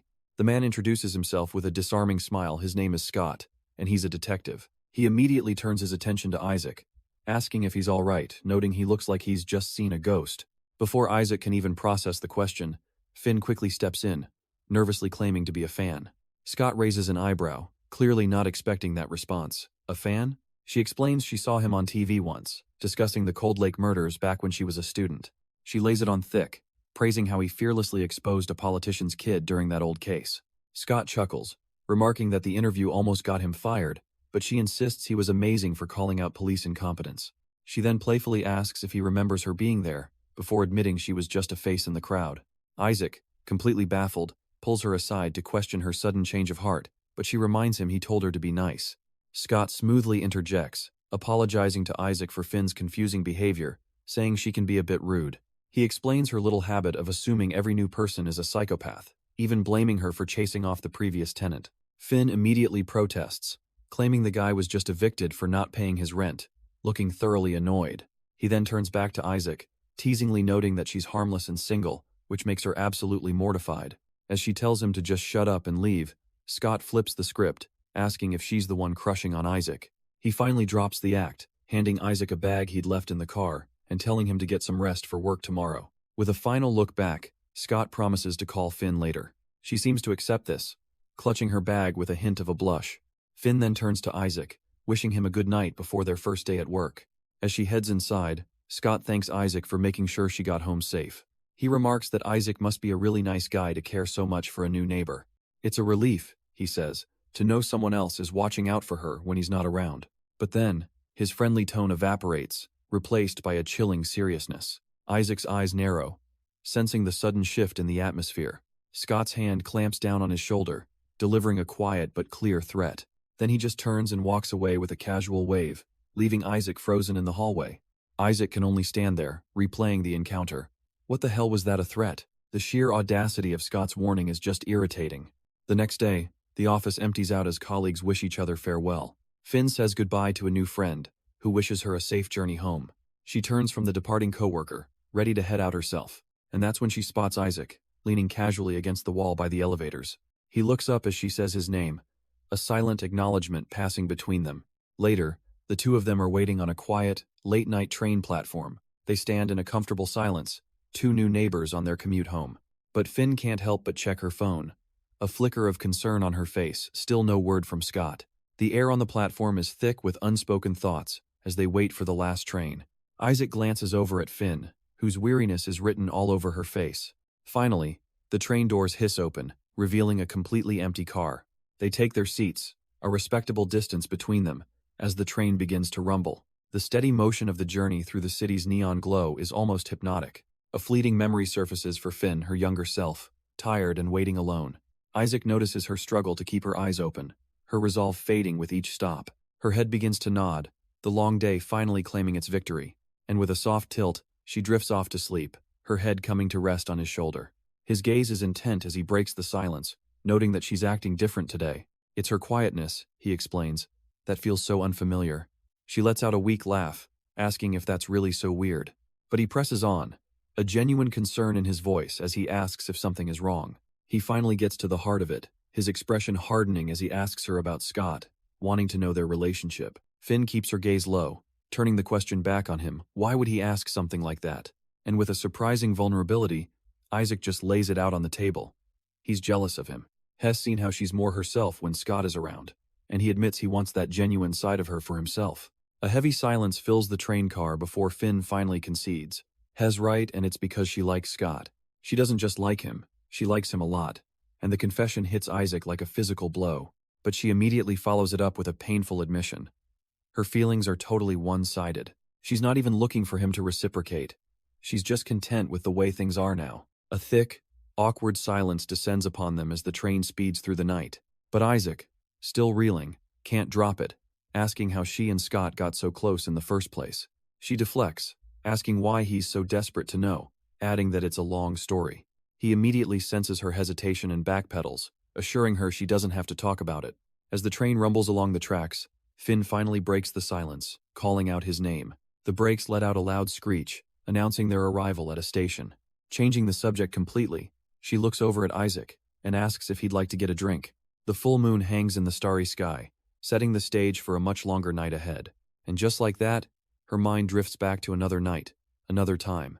A memory of him finding her on a quiet rooftop, a secret spot she'd found. He looked younger then, a little less guarded, as he stepped out into the night air. She'd been sitting there for a while, just watching the city lights blur into the stars. He called her name, and she turned, blinking as if waking from a dream. She apologized for being lost in her thoughts, but he assured her it was nothing important. He then casually asked if she was having one of her spacing out episodes, and her eyes widened in surprise. He quickly clarified he wasn't some stalker, had just seen it happen before, and their manager had mentioned it. Taking the drink he offered, she admitted that sometimes she did, but not this time. Tonight, she was simply lost in the beauty of the sky, wondering what it felt like to be up there. It must be like being completely free, she says, still gazing into the distance. Her quiet observation seems to strike a chord with him, and he turns to study her. He then notices her grip on the bottle, asking if it's really okay. Since Head heard she didn't drink, she explains it's not that she can't, just that she hasn't had the chance, prompting him to tease her about still being suspicious. He then offers to tell her how he and Scott met, suggesting the alcohol might make her bolder. She quickly tells him he doesn't have to, but he insists, feeling he owes her some honesty for messing with her head. But before he can continue, Finn decides to take matters into her own hands, chugging the drink for some liquid courage. The harsh taste hits her immediately, and she pulls back with a grimace, complaining about how awful it is. Isaac watches her with an amused smirk, lightly mocking her for going all in like that. With the tension broken, he begins to open up. First by acknowledging the obvious age gap between them, he continues, brushing off their age difference by pointing out it's not like they're blood-related. Finn's thoughts, however, are stuck on Scott, annoyed that he didn't even notice she'd put on makeup for him. Isaac watches her slump over the table, realizing she's done nothing but talk about Scott all night. She's completely sidestepped his question, her drunken mind a mess of hating Scott one moment and liking him the next. Suddenly, she jolts up with a realization Scott only sees her as a kid because he's known her for so long, and it's not fair. Isaac listens patiently before revealing a dark piece of his own past. His aunt raised him after his father was killed. The revelation clicks in Finn's mind. She and Scott would never have gotten close if his father hadn't died. She blurts out that she's thankful the bastard was murdered. Lost in a drunken rage, she curses the man, hoping he's suffering eternally in hell. Deciding she's had more than enough, Isaac gently takes her wrist, telling her it's time to go home. He gently prods her, asking if she thinks she can even stand up on her own. As they head for the exit, he can't help but comment on how truly tipsy she is. Finn stubbornly insists she's fine, telling him to just worry about himself as they walk down the stairs. But of course, her overconfidence is her undoing as her ankle twists beneath her. A short, startled cry escapes her lips as she loses her balance completely. Isaac shouts her name, moving in a flash to catch her before she tumbles. He pulls her securely against him as their groceries clatter down the concrete steps. Now held close, a blushing Finn looks up, drunkenly remarking on how handsome he is. She traces his jawline, telling him she likes his eyes, comparing them to a deep and calming ocean. With a slight smirk, he asks if she finds him so charming. Why doesn't she just like him instead? His bold challenge hangs in the air, and Finn's drunken mind wavers for a moment. But then she decides, what's the harm in giving it a try? Isaac's eyes widen for a split second, caught completely off guard by her sudden move. She closes the distance, and he instinctively pulls her in, meeting her halfway. The kiss is soft, hesitant at first, a silent confession in the empty stairwell. He pulls back just enough to breathe, the air thick with unspoken emotions. For Isaac, this is a moment he's been dreaming of for a very long time, a chance to finally be this close to the woman he's watched over. His grip on her tightens, a silent act of possession. Lifting her into his arms, a dark, final thought echoes in his mind. You're mine. The next morning, Finn slowly wakes, a strange warmth still lingering, but as consciousness returns, her mind drifts back to a distant, painful memory. A promise made in a sunlit clearing to a boy named Noah, back when she was a bruised and broken child who had given up on everything. She had asked him a desperate question, a final plea. If she ever found the desire to live again, would he come and find her? And then, the chilling conclusion to her request. And kill me? Her eyes snap open, the dream fading but the feeling remaining. Sunlight pours into her room, a stark contrast to the darkness of her thoughts, and a single, heavy realization settles in her mind. She's still alive. The haunting dream fades, leaving her staring blankly into the unfamiliar light of morning. She finds herself in a bedroom, one that's surprisingly organized and tidy, a stark contrast to Scott's usual chaos. A jolt of panic hits her. What is she doing? If Scott ever found out about this, he'd kill her. Then, a gentle touch on her head brings a name to her lips, Isaac. Her mind flashes back to a vulnerable moment when he'd opened up to her. Head told her how his aunt took him in after his father's murder, a tragedy that ultimately led to her meeting Scott. But now, She recalls his reaction felt off. He wasn't surprised at all, as if he knew her story already. That nagging suspicion pushes her out of bed and toward his closet. Her eyes scan the room, finally landing on a simple cardboard box tucked away in the corner. Compelled by a deep sense of unease, she kneels down, ready to uncover whatever secrets he's hiding inside. After finding nothing in the box, her search continues around the rest of the room. Her gut feeling drives her to the floor, checking for anything hidden under the bed. And sure enough, she spots something tucked away just out of sight. With a sense of anticipation, she pulls it out, only to find an adult magazine. She sighs, feeling a bit foolish. Of course, he wouldn't leave anything incriminating just lying around. But just as she's about to give up, a familiar voice calls out her name. It's Scott, fresh from the shower, explaining that he brought her here after she passed out. He seems genuinely worried, telling her she can call in sick if she needs to rest. Then his eyes lock onto the magazine in her hands, and he completely panics. He asks what she was doing, and without missing a beat, Finn admits she was snooping around. Scott is in disbelief, but Finn retorts that maybe he shouldn't leave a guest alone in his room. He cuts to the chase, asking if she was looking for proof he's a killer, or if she's just interested in him now. Finn avoids his gaze, quietly admitting that either way, what she did was wrong. He smirks, saying he'd have let it slide if she was just curious, but she wasn't, was she? His expression turns cold, leaving the unspoken threat hanging in the air between them. Scott then claims he's worried about her, chillingly pointing out that if he were a killer, she wouldn't be leaving this room alive. He warns her to be more careful, reminding her how she let her guard down and got drunk with him last night. Overwhelmed, Finn sits on the bed and apologizes for all the trouble. But a flicker of defiance returns as she insists she's not acting this way because she's afraid of dying. Scott just smiles, calmly telling her that her bravery won't stop others from worrying about her reckless behavior. He tells her honestly, he can't just relax after seeing how often she puts herself in danger. But Finn's attention drifts, her eyes landing on a pair of eyeglasses sitting on a shelf. Scott says if she's so curious, she should just ask him directly, but she scoffs. Certain he'd never tell her the truth. She glances around his impersonal room, noting the lack of family photos. He's a complete mystery. He admits he's a private person, prompting a nervous Finn to ask if she said anything about herself last night.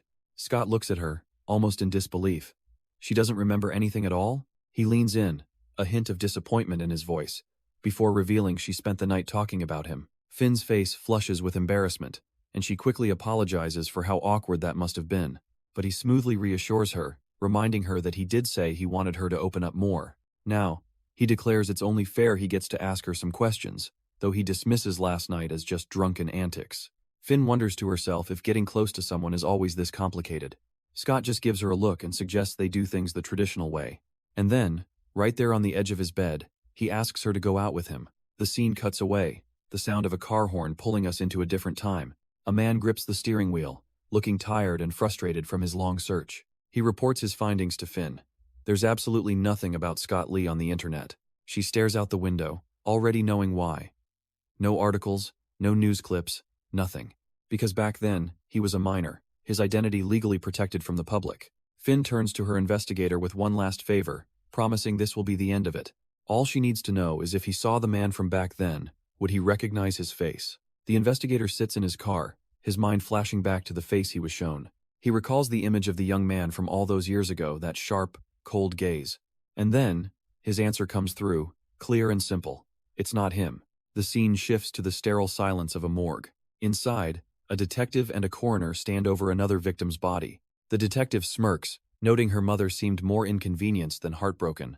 He points out a pattern: all three victims were disconnected from their families. But the coroner disagrees, saying the differences in this case are far more telling.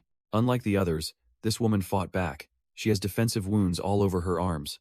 The signature wounds feel forced, he explains, like a clumsy attempt to match a pattern. Plus, he adds, there are no abrasions on her wrists from where she was supposedly bound. This means she was most likely already dead when the killer tied her up. It's a complete reversal of the first two murders, where the victims were bound while still alive. They struggled so hard that the ropes left deep, angry marks on their skin. The coroner explains that for a true serial killer, that struggle is the entire point. It's about power and control. This third incident, he concludes, feels more like a messy crime of passion, leading the detective to a startling question. Are they dealing with two different killers? The coroner thinks so. A copycat who panicked and tried to pin his crime on the real killer, but was too scared to dispose of the body properly. But the detective isn't buying it. As he thinks it through, a critical flaw in that theory emerges. The public only learned about the serial killer after this third victim was found. So how did this supposed copycat know the secret details of the first two murders well enough to even try and mimic them? The detective wonders if the killer intentionally chose a victim similar to the others. He entertains the idea that it's a change in method, but the coroner reiterates that without evidence, it's all just talk. They're at a dead end until they find a real suspect with a clear motive. Agreeing, the detective feels the pressure from his superiors, just as his phone begins to buzz. He excuses himself from the morgue, pulling the device from his coat pocket. A cocky voice on the other end greets him, but the detective cuts right through the pleasantries, demanding information. Stepping onto a rooftop balcony, he listens as his contact playfully asks about the case, or maybe about a girl named Finn. The detective's patience runs out, and a quiet threat is all it takes to get the man serious. His contact finally relents, pulling up the file on their person of interest, Noah Inoue. The news isn't good. Since his parole, Noah's been a model citizen who moved away and fell completely off the grid. His contact adds that Noah's record is spotless. It looks like he's actually turned over a new leaf. But the detective has all he needs and abruptly ends the call, leaving the man to curse his missed chance to get Finn's number. With the line dead, he lets out a quiet sigh, steeling himself to deliver the frustrating news. The scene then shifts over to a bustling, modern office building elsewhere in the city. Inside, a manager lectures Finn, pointing out that her punctuality has tanked ever since she started associating with Isaac. She asks if this is some kind of revenge scheme, leaving Finn completely baffled by the question. The manager simply blames Isaac, muttering that he's a bad influence, just as he happens to stroll past in the background. She glares after him, convinced that you just can't trust a guy with a face like that. She asks Finn for backup, but Finn immediately recoils, insisting she can't stand the guy. Suddenly, her desk phone buzzes to life. It's Scott, and she quickly apologizes, knowing she has to take this call. Her mind flashes back to her tense encounter with Isaac in the hallway. He had cornered her, demanding to know why she'd been ignoring his messages. But now, hiding in the office restroom, she finally gets the answer she was looking for. On the other end of the line, Scott confirms it. Isaac is definitely not Noah. They're two completely different people. He pauses, sensing her silence, and asks if she's still there. Finn lets out a shaky breath, quietly thanking him for checking. The relief is immense. Scott continues, adding that he did find some information on the real Noah. It seems he's kept his record clean ever since finishing his probation. The guy has completely disappeared. He gently suggests that Noah has probably moved on, and that it's time for her to do the same. Scott's voice is firm but kind, telling her to forget the past and finally live her own life. But Scott offers one last piece of advice. Stay on guard around Isaac, because he seems like a player. Hearing enough, Finn quickly thanks him and hangs up the phone. Alone in the silence of the bathroom, his words fester. Noah has changed? Her hand clenches her phone, knuckles white. There's just no way. The very idea is laughable, pure bullshit to her ears. A choked sob escapes, twisting immediately into a wild, bitter laugh. The thought of Noah changing is just too absurd. Hez not a person, Hez a monster. She can still see it clear as day that twisted, blood-soaked smile he wore the night he killed her dad. And Scott seriously expects her to believe that boy is now some kind of angel? The laughter turns manic, tears streaming down her face. He just needed an excuse to kill, and he chose her. She breaks down, sobbing that she's haunted day after day while he gets to live free. But a cold, insidious voice cuts through the silence, telling her to drop the act. It echoes in the empty bathroom, asking if she really thinks she can wash her hands of it. The voice accuses her of not just watching, but cheering Noah on from the sidelines. And as Finn looks up, her own blood-splattered reflection stares back, calling her the real monster. The bathroom is suddenly silent, the air thick with the unspoken truth. She stumbles back, her voice trembling as she asks who's there. The reflection just smirks, mocking her for not even recognizing her own face. Has she really wiped away every memory of who they truly are? Finn backs away in terror, insisting it wasn't her, it was all his idea. But the reflection scoffs, telling her she's remembering it all wrong, flashing back to a younger Noah. It was he who suggested killing her father, and she was the one who protested, defending the man. Finn crumbles, insisting the things he did to her made her say things she never meant. She kneels, vowing to make Noah confess he used her, but the voice coldly states he's never coming back. Her younger self materializes, explaining Noah took the fall while she walks free, unburdened by sin. As Finn denies any wrongdoing, the reflection leans in close, whispering it will give her a clue. Its bloody hand clamps over her mouth, forcing the memory to the surface. And suddenly, she sees it her own hands, stained with blood, gripping a coarse, thick rope. The vision shatters, and back in the office, Her colleagues are starting to notice her long absence. Isaac Evans grabs a coffee as a coworker jokes about his team slacking off, oblivious to the crisis unfolding. Back in the office, the search for Finn is officially on. Isaac flags down a coworker, Aiko, asking if she's seen her. He admits he's looked everywhere except the restrooms, so she offers to check for him. Tapping on the door, Aiko cautiously calls out Finn's name. And there, just inside, she finds her collapsed and completely unresponsive on the floor. A scream rips through the quiet office as she yells for Isaac to come quick. His expression hardens, the casual break-time vibe completely shattered.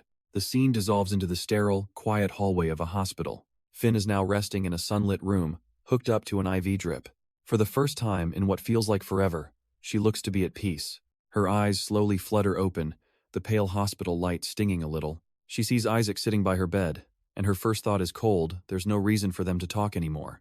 But he notices she's awake, his posture straightening with immediate concern. He calls her name, relief flooding his voice. Finn, thank God. She feels a bit lightheaded, confused about how she ended up here. He gently explains that Aiko found her passed out in the office restroom. The conversation turns awkward when he mentions they couldn't reach her emergency contact, even suggesting they call Scott. She quickly dismisses the idea, insisting she's fine now and nobody needs to be bothered.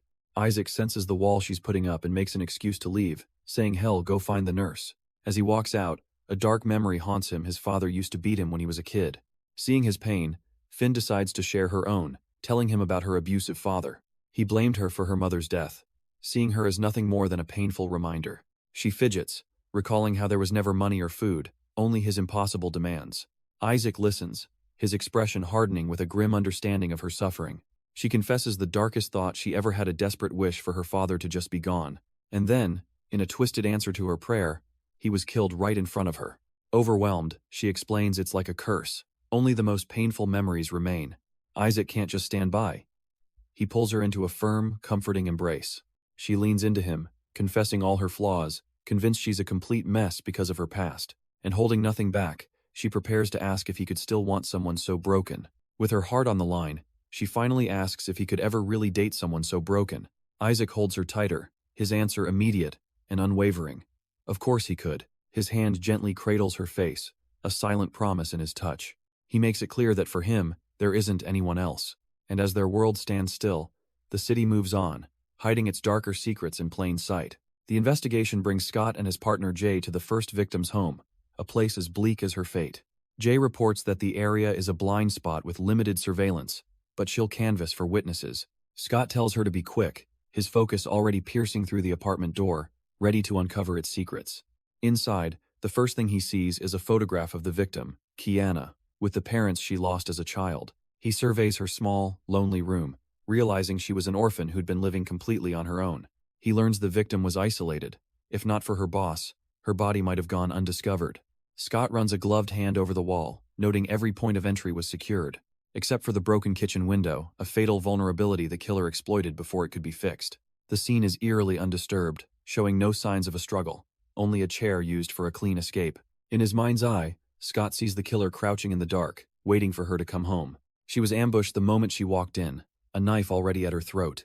Completely overpowered and terrified, she had no choice but to comply with his every command. The killer's method is chillingly precise.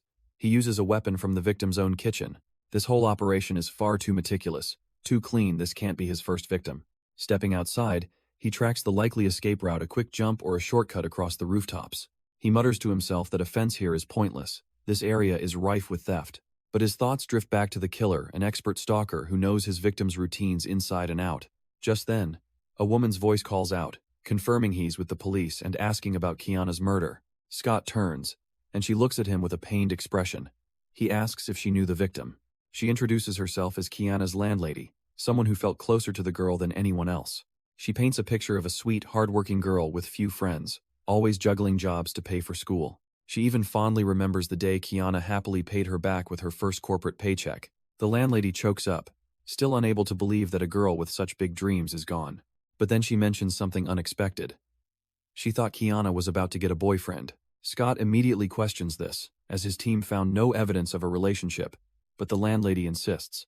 The landlady recalls the memory vividly, a man on a motorcycle delivering a bouquet right to Kiana's doorstep. She remembers teasing the girl, asking if she'd bought the beautiful flowers for herself. But Kiana, with a happy blush, had explained they were a gift from a secret admirer. In hindsight, the landlady is horrified. How did a so-called admirer know exactly where Kiana lived? She'd tried to report it, but the local police just brushed her off, stubbornly insisting it was a robbery. Her voice fills with resentment. The cops never gave a damn about their neighborhood or a poor orphan girl. Looking at Scott, she sees a glimmer of hope, a real detective from the central station. She pleads with him to find the person who did this and make them pay for taking Kiana's future. Scott listens, his expression hardening with resolve, and assures her it's his job to do just that.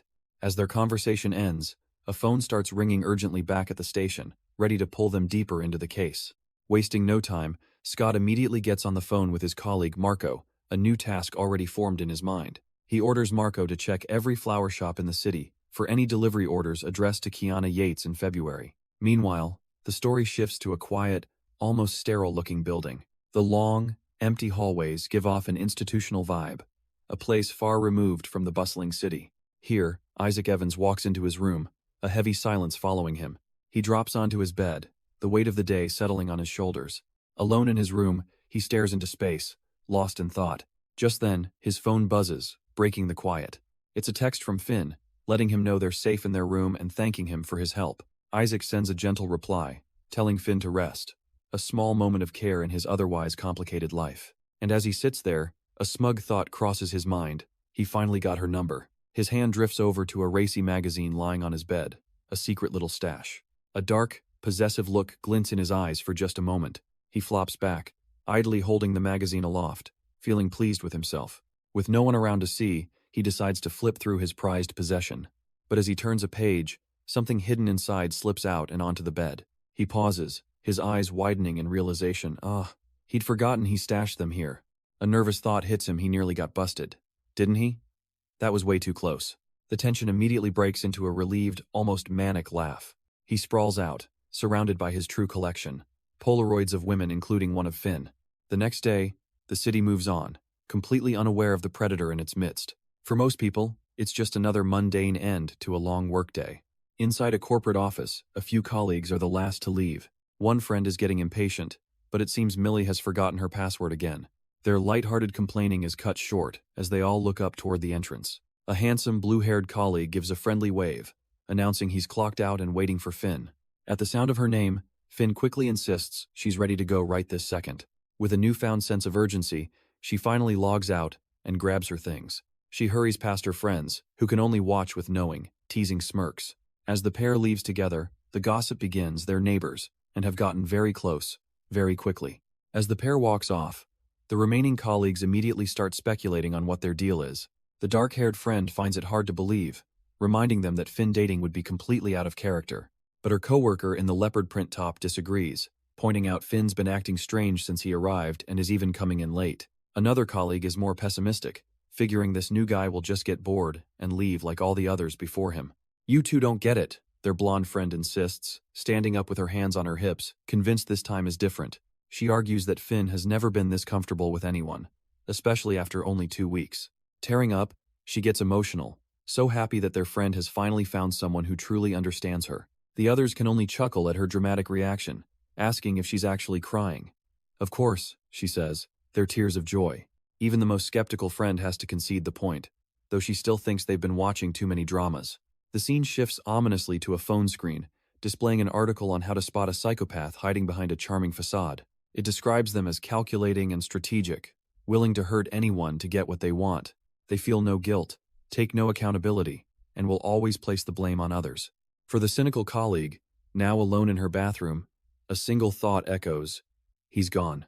A memory flashes back, a boy covered in blood, telling her he killed someone just like she asked. He smiles through the gore, holding up his hands, promising they can finally leave now. The vision fades, leaving her trembling in the present. Finn, no, she thinks. This is impossible. She steps out of the water, haunted by a past she just can't seem to forget. The article's warnings about pathological liars seem to hang in the air of her sunlit apartment. She wanders out of the bathroom, wrapped in a plaid shirt and lost in the past. Staring at her own reflection, her thoughts are a tangled mess of then and now. Her reflection stares back, a silent witness to the storm brewing in her mind. Later, she heads out to meet Isaac, who's already waiting patiently for her. He spots her rounding the corner and asks if she had to wait long. His gaze is steady, almost gentle, as he waits for her answer. She nervously apologizes, worried that she might have been late, but he just gives a small, reassuring smile, telling her it's all right. He didn't mind waiting. As they travel, her thoughts race. If Isaac isn't Noah, then he's just some random guy who's fixated on her. But does it even make sense for someone to be so into a person they've barely met? The train lurches, and in the crush of the crowd, Isaac pulls her into his arms, shielding her. He leans down close, his voice low as he tells her she smells nice, leaving her utterly stunned. She's completely flustered, telling him he's always catching her off guard with these compliments. He just coolly asks if it's not normal for people who are dating to say nice things to each other. She admits she's terrible at this, but she does appreciate that he's putting in the effort. He insists his delivery might have been off, but every word he said was genuine.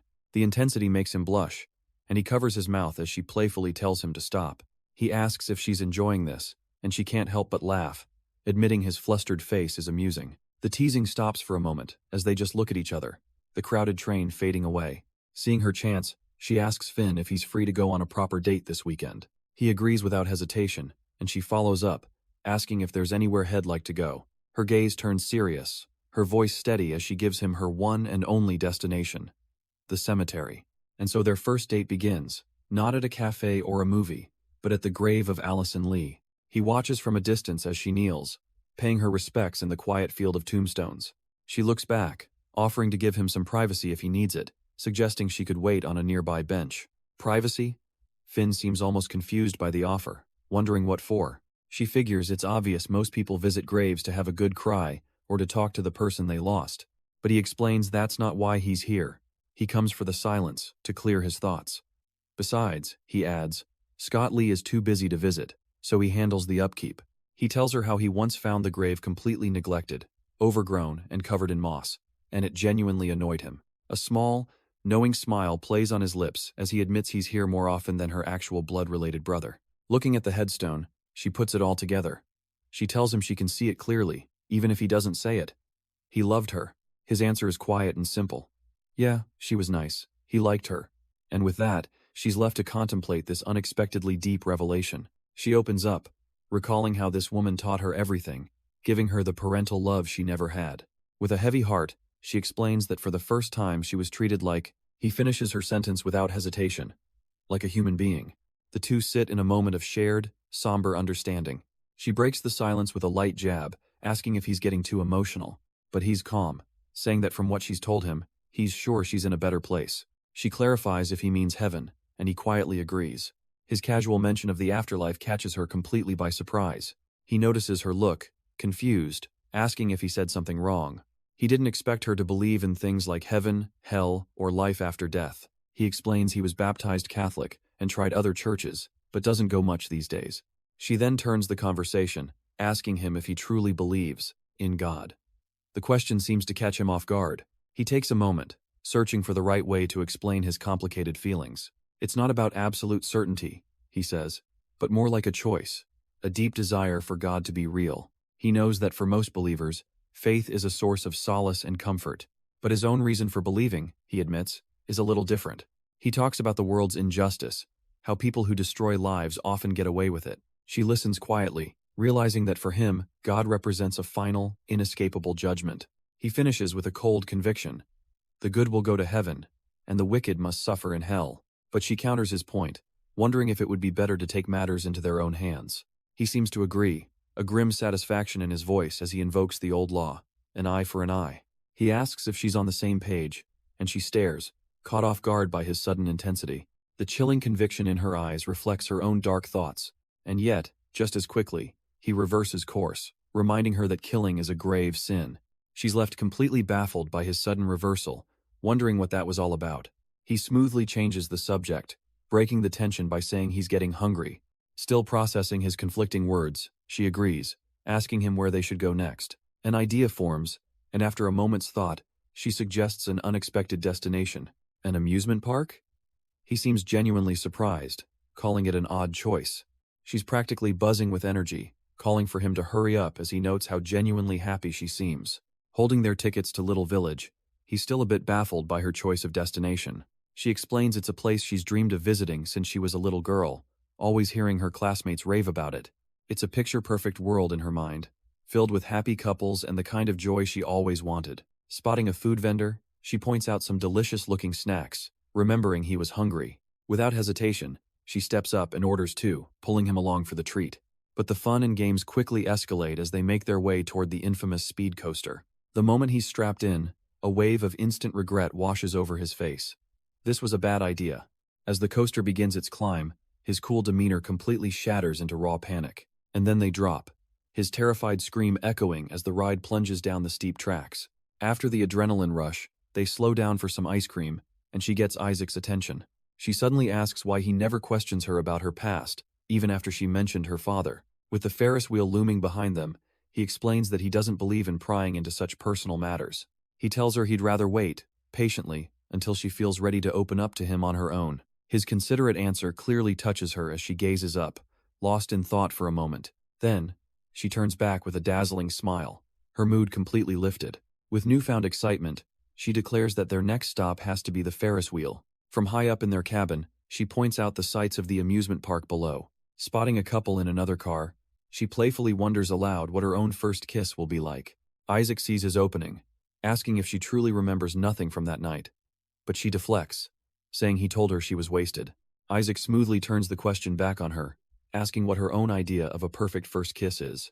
She blushes, admitting she hasn't really thought about it, she just hopes it will be memorable. As they stroll through the park at sunset, she notes how massive the place is. There was so much more to see, but she sighs, admitting her feet are finally giving out. He reassures her, saying they can always come back for another date, and even try those cream puffs. She walks quietly beside him, holding the teddy bear he won for her earlier. Just as they near the exit, her eyes land on a small flower stand. With a spark of renewed energy, she asks if they can go take a quick look. The vendor just stands there, his expression unreadable as they get closer. Isaac's playful mood vanishes. He can't help but wonder why the man is staring so intently at them. The vendor breaks the silence, asking if she's made a decision yet from the vibrant display. Overwhelmed, she admits they're all too pretty and playfully asks Isaac to choose for her. He deflects, asking what would she think if he told her he's never bought flowers for anyone. She doesn't buy it for a second, calling him a liar and wondering why she still can't bring herself to trust him. Just then, the flower vendor cuts in, offering to make a suggestion. He explains that the park is closing soon, and he just wants to help them out. She apologizes, having lost track of time, but Isaac's gaze remains fixed on the man. The vendor holds out a fresh bouquet of pink tulips, personally selected just for her. He compliments her, saying the simple, beautiful flowers match her personality perfectly. When she asks for the price, he laughs it off, telling her to take them for free as a favor. As they stroll through the now quiet park, she asks Isaac if he thinks the vendor's story was true. She can't get her mind off it, wondering if people really throw away such beautiful flowers. Looking down at the bouquet, she thinks the idea is just sad. Isaac offers a simple explanation, suggesting they'd just wilt by tomorrow anyway. But she turns the question on him, asking if he's the kind of person who discards things once they're no longer useful. He answers with cold pragmatism, but she catches a flaw in his logic. The vendor said these were the freshest ones. Annoyed, Isaac cuts to the chase, saying it was just an obvious excuse to hit on her. She notices his change in tone immediately, pointing out that he seems pretty irritated. He holds up his hand, admitting he was this close to just punching that guy in the face, a dark look crossing his features. He tells her that her clinging to the flowers is only making things worse, but since he could tell she liked them, he decided to just let it slide. He then bluntly asks if she'd feel better if he just threw the bouquet away for her. She stops him, calling him Finn, and begins to explain what it means to genuinely care for someone. It's not about asking permission, it's about instinctively doing what's needed to protect their feelings. She reminds him of how he described himself as possessive and overly attached, and admits that, well, she's the exact same way. A soft chuckle escapes her, a quiet moment of mutual understanding passing between them. He simply accepts it, and she smiles, remarking on what an odd pair they make. Their walk through the park comes to an end as they arrive in front of her apartment building. She tells him she had a really good time, and he quietly agrees. Walking down the hall, he's already suggesting another date for next weekend. Clutching the teddy bear he won for her, she asks if this is good night for now. He stretches, remarking on the long day and telling her to get some rest. With a final thank you, she slips into her apartment, the lock clicking behind her. But she peeks out one last time, softly wishing Isaac a good night. The name hangs in the air, and something in his expression immediately hardens. Before she can close the door, a hand shoots out, grabbing her and pulling her back. Stumbling into the hallway, she calls out in surprise, using the name she's always used for him, Finn. He holds her hand tight, his gaze intense, the pleasant evening suddenly charged with unspoken tension. Instead of answering, he gently cups her face, pulling her closer. The door clicks shut, leaving them alone in the quiet hallway. As they come together, the teddy bear she was clutching falls forgotten to the floor. He closes the distance, and the tension melts into a sudden, soft kiss. She seems to lose herself in the moment, her surprise giving way to the embrace. The world outside her apartment door seems to fade away completely. A moment later, they're inside, and he asks her how the kiss was for her. With a knowing look, he presses further, asking if it was a memorable one. She looks up at him, flustered and a little breathless from the sudden passion. Staring at the fallen teddy bear, she quietly admits, yeah, it was nice. Later that night, back in the quiet of his own apartment, the romantic mood has vanished. The clothes he wore on their little date are already discarded over a chair. He heads into the bathroom, peeling off his shirt as he goes. The day's disguise is tossed away without a second thought. He briefly touches his lips, replaying her shy confession that the kiss was nice. A small, cruel smirk starts to form, and it suddenly breaks into a wild, mocking laugh that echoes in the small room. He found her act, her playing coy, to be completely pathetic, but his amusement quickly fades into a look of sheer annoyance. This little game of his is quickly losing its appeal. It's just getting boring. He glares at his own reflection, the scars on his back a testament to a life he can't escape. Enough with the charade, he demands his old self, Noah, to just come out and show himself. Meanwhile, under the quiet cover of night, a hooded figure walks away from a public trash can. A bouquet of pink tulips lies discarded within, a seemingly meaningless gesture. But the figure's steps slow to a halt, something clearly on his mind. He turns back, pulling the flowers from the garbage, his mission not yet complete. Those same tulips now rest gently against a pristine white headstone in loving memory of Allison. A new visitor arrives, holding his own bouquet, and sighs, seeing Finn has already paid his respects. He kneels, wondering aloud to the grave what secrets she tells Allison that she won't share with him.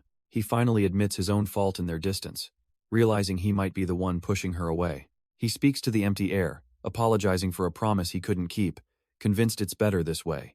The weight of his guilt is crushing. He believes it was his fault her life was ruined. His mind drifts back to a sterile hallway, to a day he wishes he could change, seeing a lone girl on a bench. He was just a young officer then, but the memory of that moment is seared into his mind. He tried to break the silence, gently calling out to the withdrawn child. His eyes had fallen to her feet, noticing a simple problem he could fix. Her shoes were untied. While other officers went about their duties, he asked if she was waiting for someone. Kneeling before her, he began to tie her laces, asking if her father was on his way. He filled the silence himself, musing that it was good she wasn't talkative with strangers. Then he kindly asked for her other foot, promising he'd be out of her hair once he was done. He finishes tying her other shoe, a simple act of kindness in the cold station. But a deep unease settles in his gut. Something about this whole situation feels wrong. Once her boots are secure, the little girl simply gets up and walks away without a word. The memory shifts, and a colleague asks the young officer who he's so intently watching. Scott Lee explains has worried about the kid who's been sitting there for hours. "Oh, you mean Finn?" his colleague replies, noting that she's become a strange fixture at their station. She just sits there silently until closing time, never answering any questions, prompting Scott to ask about her parents. He can't shake the memory of the bruise he saw on her leg, or how frail she looked under all those layers. His partner informs him that a welfare check was already done at her residence. They found nothing out of the ordinary, just a single father who, by all accounts, is a kind and caring man. His colleague recalls meeting Finn's father, who explained away her injuries as just scratches from playing in the woods. Since she doesn't bother anyone, the station's unofficial policy is to just let her hang around. Changing the subject, he congratulates Scott on officially joining the force, asking if this will be his new post. Scott seems distant, admitting he's not even sure why he chose this path in the first place. His gaze drifts away, a deep sense of uncertainty clouding his expression. His eyes land back on Finn, who is still sitting all by herself on the bench. He can't look away, a gut feeling telling him the official story just doesn't add up. The hours tick by, the bright afternoon sun shining on the station sign. Day bleeds into a fiery sunset, and yet, nothing changes. Night falls, and a cold rain begins to pour, but inside, the small, silent girl remains. Scott sighs, soaked from the rain on his very first shift, which so far has just been a series of boring errands. Just as he steps inside, a colleague flags him down with another task: take some drinks to the interrogation room. The interrogation room, so that's where the action is. He heads down a tense hallway, sensing this is a much heavier case than he expected. After dropping off the drinks, he sees the serious expressions on everyone's faces. He quietly asks his fellow officer what's going on, noting it's strange for a detective to be here this late. His colleague leans in, a smirk playing on his lips as he reveals the case is a homicide. A murder in a town this quiet is shocking enough, but he adds that the killer tried to bury the body in his own backyard. As they're talking, the click of a doorknob cuts through the silence. The interview must be over. The door swings open, and out walks the little girl, Finn, followed closely by her father. Scott's eyes lock onto the girl, a wave of shock and recognition washing over him. It's Finn, the witness from the homicide case, her face and neck covered in ugly bruises. But his focus is broken by a question from down the hallway, directed at a new arrival. His fellow officer gawks at the newcomer, commenting that she looks far too young to be Scott's aunt. And there she is, a woman named Allie, stepping through the station gate with a bag in hand. Scott is floored. What in the world is his aunt doing here at this time of night? He questions her judgment, asking if she really drove all this way by herself. Taking Finn's hand to lead her away, he's met with his aunt's playful teasing. She proudly hands him a lunch bag he'd forgotten, much to his exasperation. But then her eyes land on Finn, her tone softening as she asks who this quiet, beautiful girl is. Kneeling down, Allie playfully asks if Finn is one of Scott's many flings, then jokes that he could never produce someone so pretty. Scott's face hardens. He tells his aunt this is absolutely not the time for jokes. Her playful demeanor vanishes in an instant, replaced by a sudden, serious focus. She pulls him aside, needing to speak with him privately about the girl. Finn sits alone on a bench, looking small and fragile for her 14 years, a common sign of neglect. Allie questions why Scott is handling this personally, but he explains this small-town station lacks a dedicated team. They've called a social worker, but no one can come until morning, leaving Finn stranded. Allie presses him, worried the girl can't go back home. So where is she supposed to stay? Her gaze drifts back to the lonely child, and she tells Scott she wishes she could do something to help. A look of resolve dawns on her face, her compassion solidifying into a decision. Allie considers the situation, her expression turning somber. She confesses to Scott that, honestly, the girl scared her a little at first. There was just something about her stare, a coldness that felt like it could pierce your soul. She describes Finn's eyes as just dead and hollow, but after he told her what that girl's father did, she says she finally understands. Scott glances away, realizing how late it's gotten, and thanks Allie for the dinner he plans to give to Finn. But then, he turns back with a sudden resolve, telling her that Finn is coming with him. Before Allie can fully process it, he clarifies his bold decision. He's taking her in. Sometime later, Allie calls to check in, asking how the girl is doing. From what sounds like his home, Scott's voice comes through, assuring her that Finn seems to be fine. Allie's voice is laced with doubt. She asks if he's sure, given that Finn barely speaks a word. But Scott insists the girl is no trouble at all, quite the opposite, actually. He explains that she's surprisingly helpful, even taking the lead on chores around the house. Yet, a darker thought clouds his mind as he picks up an old piece of evidence. He worries her obedience might just be a conditioned response, a desperate act to avoid another beating, a deep-seated fear ingrained in her from years of abuse. Allie pivots, asking if they've found any relatives, but Scott confirms they've had no luck so far. She mentions social services, but his concern isn't about finding a new foster home, it's about the upcoming court hearing. He knows that for a kid like her, facing that ordeal with family by her side could make all the difference. But his mind is elsewhere, absently holding an old VHS tape as Allie's voice cuts through his thoughts. He stares at the label, The Ceremony, lost in a memory, barely registering her offer to get him a DVD player. She snaps him back to reality, demanding he concentrate on what really matters. Can Finn handle being a witness in court? Scott turns away, his voice firm, stating that Finn made that decision herself, and they aren't her guardians. He looks back with a faint smile, expressing absolute faith in the girl's strength and bravery. Allie then asks if he can be there for the trial, but he regretfully admits he's on duty that day. He promises to tell her how it goes, his gaze falling on Finn, sleeping peacefully in her room. With a quiet thank you, Allie hangs up, leaving the young girl to her much-needed rest. But then, the scene shifts to a courthouse, a formal voice announcing the verdict for a 17-year-old Noah Inoue, guilty of second-degree homicide. The judge's voice rings out, explaining that Noah's crime was so severe he would be tried as an adult, sentencing him to 6 years. A younger Scott Lee, breathless, finally reaches the courtroom door and pushes it open. Inside, the head judge offers a solemn apology to the victim's family, hoping the verdict provides some closure. And with a sharp crack of the gavel, the trial is officially over. Scott leans against the doorframe, thinking it's finally done, but overhears murmurs that the sentence was far too short. He watches as his younger self, Noah, is led away in a prison jumpsuit, a chillingly blank expression on his face. But a sudden, sickening realization makes Scott's head snap to the side, his eyes widening in alarm. Across the room, he sees Finn's body go completely limp, collapsing into the arms of her friends. He can only watch in horror as they try to wake her, the terrible truth dawning on him she's completely unresponsive. Her friends cry out her name, but Finn remains limp in their arms, lost to the world. The scene shifts to a sterile hospital, the air thick with a terrifying question. Why doesn't she recognize them? A voice explains that she's suffering from temporary amnesia, a common result of what she's endured. A doctor reassures them that her brain isn't physically damaged. It's a protective measure against extreme trauma. One of her guardians realizes it's a defense mechanism, a shield to protect her from the pain, and the doctor confirms it. Sitting by her bedside, Allie asks if she'll ever get her memories back, but the answer is uncertain. The doctor's advice is simple. Provide a supportive, stress-free home and consider therapy to help her recover.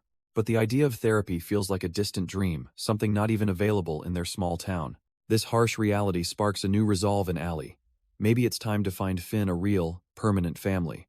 Allie glares back, her decision already hardening into resolve. But her friend is in disbelief, suggesting they give up on Finn now? Of all times? He insists they are the only ones who truly know her, and they have to be there when her memories return. She cuts through his sentiment with a cold dose of reality. It's not their responsibility. He desperately asks her to just listen, reminding her that she wanted to help. But Allie argues a new family could give Finn the support they can't, somewhere far from her past. She then poses a difficult question. What if not remembering is actually what's best for her? A chance to truly start over, free from the fear and guilt that has defined her life. And as she says it, a quiet, chilling understanding seems to dawn on her face. She tells him he hasn't changed a bit, comparing him to Scott, always running from his problems. Allie lays his fear bare. He's terrified that Finn will remember he saw the signs and did nothing. And when that day comes, she warns, Finn will hate him for his cowardice. He wants Finn gone because he can't face her. She calls him a coward, nothing like his family. Her words hang in the silent room, a verdict he can't escape. He looks up, his voice cracking as he admits that she's right. He couldn't save her, and he couldn't save Finn either. The memory of a girl suffering alone floods his mind, a life ruined by his inaction. He finally breaks, confessing that even his police badge couldn't fix the useless person he believes he is. He grips his head, the weight of his failures crushing him. It's always the same pattern, a flashback to his youth, cowering and helpless. He questions himself, wondering if he's ever done the right thing, if he's even fit to support her. Allie listens, her sharp gaze softening as she finally understands the depth of his pain. A quiet apology escapes her lips as the scene shifts back to the present. She realizes he's been blaming himself this entire time, not just for Finn, but for what happened to her sister, too. She tells him he can't carry the guilt for what other evil people have done. Allie admits that pushing him was wrong, but part of her hoped it would help him heal. Then, she reveals her true plan, to legally adopt Finn and become her guardian. He tells her this isn't about her anymore. His focus is now solely on Finn. He wants her to live her own life, urging her to focus on her career as an officer of the law. But Allie has one final, heavy request she needs him to promise. When Finn is old enough to ask about her past, he must not lie to her. She deserves the truth. A silent understanding passes between them as he accepts this burden. The scene changes, and he decides it's time to visit the grave of her sister, Allison. We're then pulled into a hazy memory of someone small running through the trees. A young girl, tired and starving, her feet bloody and raw from the journey. It's Finn, so disoriented she can't even remember why she was running in the first place. Then the terrible memory surfaces. That was the day she had decided to end her own life. She had found a quiet place by the water, a place to finally let go. With weary steps, the little girl made her way along the river's edge. She wades into the current, the cold water a shock against her bloody feet. But just as she prepares herself, a rustle from the bushes breaks the solemn silence. A voice calls out, not to stop her, but to give her some chilling advice that part of the river is too shallow. The speaker is a boy, holding a dead rabbit, and he casually suggests she try the deeper water by the falls. Finn freezes, completely thrown by this boy's unnerving lack of concern. Her mind struggles to process his words, but her eyes fixate on what he's holding. She asks him, her voice barely a whisper, if he was the one who killed that rabbit. He just smirks, confirming it with a chilling nonchalance, wondering why she'd even ask. A sliver of hope, or perhaps just desperation, flickers in Finn's eyes as she makes a request. If he's so good at killing, then would he be willing to kill her, too? But the boy, Noah, flatly refuses. He has no interest in that. He looks at her, his expression unreadable, and asks what fun there would be in such an act. After all, he explains with a chilling logic, there's no thrill in taking a life from someone who doesn't want it.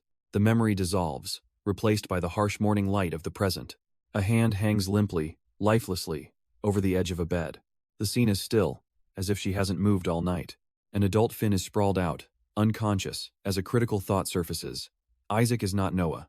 Her eyes snap open, the flashback triggering a sudden, earth-shattering epiphany. She sits up in bed, a new plan forming in her mind.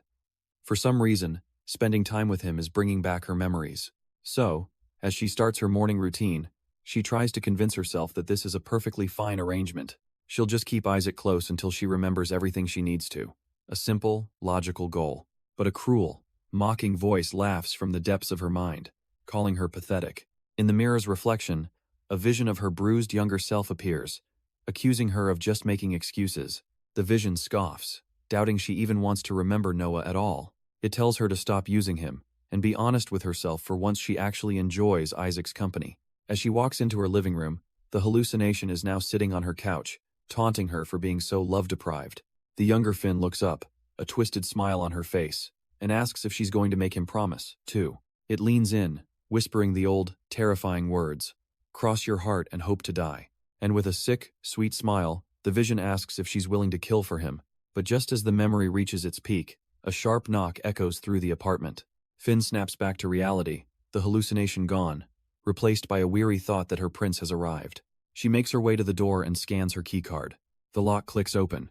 A voice from the other side impatiently threatens to just bust the door down. She opens it to find Scott, whose face is a mixture of relief and frustration. He immediately asks what she's been up to. Has been worried, no calls, no texts, and she hasn't even been to the office. Scott explains he was just keeping his promise not to bother her, but Finn clarifies she only meant for the case, not complete silence. Scott's gaze softens as he admits she had him seriously worried. Finn brushes it off, saying she's fine, but he just asks her to keep him in the loop. Changing the subject, she asks about his investigation, hoping he's at least taking care of himself. Scott sighs, admitting there's not much progress, and he feels like this job isn't for him anymore. He teases her to take care of herself, unless she wants her Aunt Allie rising from the grave to scold her. He then asks if she's visited Allie's grave, and Finn quietly confirms she went with Isaac. The name catches him off guard, but Finn continues, dropping an absolute bombshell. They're already dating. Scott shoots up from the couch, stunned, asking if this is the same Isaac she was calling a psycho. He can't wrap his head around it, demanding to know why she would ever need to date that guy. Finn fidgets with her hands, gathering her thoughts before she explains her reasoning. She tells him she's thought a lot about everything he said. It's not about revenge. She just wants to try and live a normal life. Scott listens intently, asking if she's really doing this to get to know Isaac, with no other ulterior motives. With a small smile, Finn admits she genuinely likes being around him. She starts recounting their trip to the amusement park, how they even rode a roller coaster. The memory plays in Scott's mind as she speaks, her voice filled with a rare lightness. She breaks into a wide, genuine grin, laughing about how scared Isaac was. And seeing that smile, it hits Scott. It's been so long since he's seen her truly happy. His expression softens, and the mood in the room shifts as he speaks. He has something he needs to ask, something about her memory of that day. He finally asks her to recall everything that happened that night. The question hangs in the air, and Finn's mind is immediately pulled back. Her eyes well up with tears as the painful memory begins to surface. It started like so many other nights with her father beating her up again. She'd said something to set him off, and for a moment, she truly thought she was going to die. Lying on the floor, bruised and terrified, she could only wait for it to end, but then, something changed, a splash of blood that wasn't hers. Noah had appeared from nowhere, saving her, plunging a knife into her father's side. Back in the present, tears stream down her face as she wrestles with the memory. If he saved her, why was he jailed? The details are a blur. She can't even remember what happened next, or how they ended up at the police station. She can only recall sitting in the police station, a huge blank in her memory of that night. The world was a blur, her face bruised and her mind completely numb. A voice echoed in her head, asking a question she couldn't comprehend. She wondered if the voice was even her own. In the hazy memory, she and Noah just sat there, waiting as the chaos unfolded around them. Suddenly, a familiar voice pulls her back to the present. It's Scott, asking if she's all right. He tells her she was completely spacing out, lost in the past. She apologizes, saying she was just trying to remember, but he reassures her not to push herself. After a long, tense pause, She finally finds the words. She turns to him, asking a terrifying question. Is it possible her memories can't be trusted? A horrifying thought spills out. What if she had more to do with her father's death than she remembers? She confesses that her memories feel wrong, disjointed, and that she feels like an imposter in her own life. The guilt is crushing. She believes Noah only had the chance to kill her father because of her. But Scott gently takes her hand, insisting that none of this was her fault.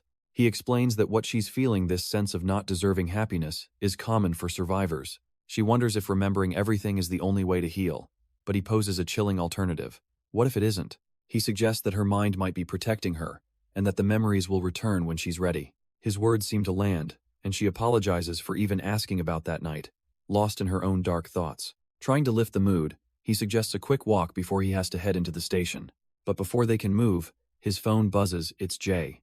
Work is already calling for him. With a gentle smile, Scott tells her he has to go, and they'll stroll some other time. But Finn won't let him leave with any doubts, reminding him how smart and empathetic he is. She strikes a playful pose, telling him to get going. He has a criminal to catch. He feels a warmth spread through his chest. He came here for her, but he's the one who needs her. Meanwhile, Scott's colleague Jay gets an earful from a friend over the phone. After being unreachable all day, Jay nonchalantly admits he was on a date. His friend is stunned to hear it was with Finn, realizing with a shock it's the same girl from their past. But the real reason for his call is a warning, and it's about Scott. Hez in the records room, explaining that Scott recently asked him to look into Noah's files, and if his hunch is right, Scott is about to meticulously tear that entire case apart. Jay's friend warns him it's only a matter of time before Scott connects the dots and finds out who he really is. The friend on the other end of the line just sighs, realizing this is all in the name of love. With a grim look, Jay agrees everything he's doing is for her. And as if on cue, Scott is walking down that very same hallway. Suddenly, a door swings open just as he approaches. It's Jay, hood pulled up, and the two men stop dead in their tracks. A silent, heavy tension fills the space between them. Scott watches him pass, his suspicions growing. Jay and Finn are becoming inseparable. Jay can feel his colleague's stare, realizing Scott is catching on to how fast things are moving. He heads out into the city, the weight of his deception settling in. Jay walks through the city, his attention caught by a news report about concerned citizens.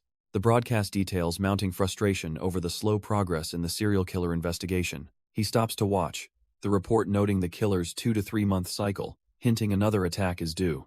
The focus then shifts to the lead detective on the case, Scott Lee, who is giving a statement. On screen, Scott boldly declares he doesn't care about the suspect's connections. He will bring them in.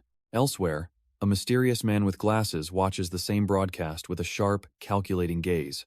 A reporter challenges Scott, questioning if he even has enough evidence to secure a conviction. The man watching smirks as Scott confidently promises that justice will be served for the victims. But then his smile fades, his hand clenching into a tight fist as his thoughts turn to Finn. He approaches a door, his purpose clear, and knocks twice. A woman's voice calls out, letting someone named Isaac know that dinner is ready. But the knocks on his bedroom door are met with nothing but silence. She sighs, exasperated, muttering that he can just starve for all she cares. Inside, the man with glasses is completely tuned out, laser-focused on his computer. He scrolls through dozens of images, researching Central School uniforms with unnerving intensity. Then, a name solidifies his plan, a faint smile gracing his lips. Ridgepoint University. The scene shifts to that very school, where students are leaving for the day. They walk together, lamenting the end of their school years and the start of adult life. He's already there, leaning against a post, an outsider observing from the sidelines. As a student approaches to tell him off, his gaze locks onto his true target. He's found her. The girl he's been watching approaches him, immediately pointing out that he doesn't belong here. He plays it cool, offering a smooth excuse that he's just taking photos for the yearbook. But inside, his mind is screaming with confirmation after all this time. It's really her. She notices his unlit cigarette, a small detail that breaks the tension for a moment. His thoughts darken with a possessive whisper, even as he warns her about the school guards. Trying to be helpful, Finn reaches out, offering to throw the cigarette away for him. He sees his opening. Everything he's planned for is merely steps away. She's so close now, finally within his grasp. Their hands move towards each other, the space between them crackling with unspoken intent. But just as they're about to touch, a voice calls out her name, shattering the moment. It's Finn's friends, calling her over for karaoke and pulling her back to reality. He quickly tells her to just pocket the cigarette for now. He has to leave. Her friends immediately start teasing. Was that her boyfriend? No, she scoffs, just another rule breaker. And that was the last time Isaac ever saw her. She moved away right after graduation, vanishing from his life. Now, in the present, he stares at a gruesome photo on his phone, a past tragedy he seems obsessed with. Elsewhere, Jay's friend offers some strange advice he picked up from a detective manga. He then looks over, asking if the girl in the photos is the same Finn that Jay's been looking for. Jay quietly confirms, holding old Polaroids of the girl he once knew. His friend's eyes go wide. He recognizes her from the police station, saying she has amnesia from a past incident. And for Jay, it all clicks into place with a heavy heart. That's why she looked right through him. Jay's heart sinks with a bitter thought, how convenient for her to forget everything. His friend's voice cuts through, asking if she was his first love, as he stares at her old photos. With a wry smile, Jay admits it was something like that, earning a jab for being a romantic. It was his cop friend who helped him find her, repaying an old high school debt. Jay scoffs at the idea of being a creep. He's not some stalker. He just wants to see her again. And now, determined, he pulls up to a local convenience store. Stepping inside, he's already on the phone with Finn, asking if she needs anything. He quickly finds the item she asked for, confirming it's the right one. He tells her he's on his way, promising to head over as soon as he pays. With a polite thank you, he leaves the store, one step closer to finally seeing her face to face. But just as he steps outside, he collides with a woman, knocking her off balance. She looks up, startled and flustered, quickly apologizing for not watching where she was going. Jay, however, remains completely unfazed, a cool confidence in his eyes. He simply flashes a small smile, telling her to be careful next time. With a casual wave over his shoulder, he walks away, already forgetting the encounter. But she can only stare after him, a flicker of recognition in her eyes as she whispers a name, Isaac. The scene shifts to the gentle, rhythmic rumble of a moving train. Inside, a few passengers are scattered, quietly passing the time. Finn sits by the window, her gaze locked onto the screen of her phone. A text from an unregistered number appears, asking if she knows the meaning of flowers. A familiar voice cuts through her thoughts, as Jay casually asks if she didn't have his number saved. Finn looks up, explaining she was just making sure it wasn't him. She shows him the screen, mentioning the strange text about flowers from an unknown sender. Her blonde friend leans in, dismissing it as probably just a secret admirer. She then playfully asks if this means Finn and Jay are officially dating now. But her dark-haired friend isn't amused, bluntly stating she is not okay with him joining them. Jay is taken aback as the friend calls his constant presence suffocating, like he's a bodyguard. But Finn isn't even listening, her mind completely absorbed by one word from the text tulip. Her eyes widen slightly, a dawning realization or a flicker of a forgotten memory. Meanwhile, Jay's half-empty cup sits on the table, a quiet testament to his habit of never finishing his drinks. A quiet voice breaks the silence, complimenting the dress she's wearing. Finn turns, completely caught off guard by the sudden remark. It's Jay, who quickly tries to elaborate that her look today is just hitting different. As they walk, he explains that the cool blue tones really suit her. She quietly admits she didn't know how to react, unsure if he was just talking about the clothes. His gaze softens as he finally says it plainly. She's beautiful. He then confesses that's what he wanted to say all along, but he just didn't have the guts. A warm, genuine smile spreads across her face as she tells him he's getting better at this. But this sweet, private moment isn't as private as they think. From around a corner, a dark-haired woman watches them pass, her expression cold and intense. The woman apologetically interrupts, asking if she could speak with Isaac for a moment. Jay's expression hardens, questioning if their talk really needs to be private. But Finn quickly steps in, saying it's fine since she needed to head back anyway. Waving them off, she leaves the two of them alone as Jay promises to find her later. A flicker of unease crosses Finn's face as she walks away from the tense encounter. Some time passes, the office clock ticking away the afternoon. Finn is back at her desk, trying to focus on her work. Suddenly, a hand rests gently on her shoulder, and Jay calls her name. He apologizes, explaining he can't join her after work because he has to meet someone. Jay counters that he was about to say the same, claiming he's stuck with overtime until morning. He tells her to take care and let him know when she's home, ending their awkward conversation. The low rumble of the train marks the start of her lonely commute back. An automated voice announces the next station, a stark contrast to the thoughts swirling in her mind. She waits by the doors with the other passengers, lost in a world of her own. Standing on the platform, she pulls out her phone to check a new notification. Her eyes lock onto a cryptic, anonymous message that sends a chill down her spine. A flicker of doubt crosses her face as she tries to process the unsettling words. Without a second thought, she pulls up the dialer, her fingers punching in a familiar number. Her expression hardens, a quiet storm of suspicion brewing in her eyes. With a shaky breath, she prepares to make the call, determined to get to the bottom of this. But before she can dial, an incoming call shatters the quiet hum of the train. The ringing seems to echo through the car, though no one else seems to notice. Her eyes lock onto the screen, and her blood runs cold. The caller ID displays a single, impossible name from her past.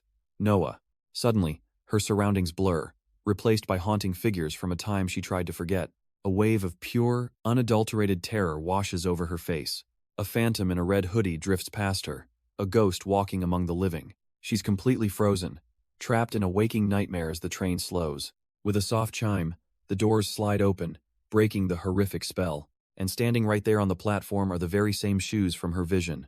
A single tear escapes her eye, the phantom of her tormentor still lingering in her mind.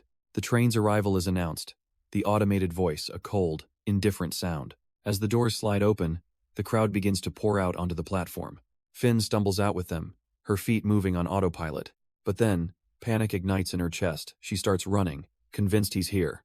A memory flashes, her younger self running barefoot through a sunlit field.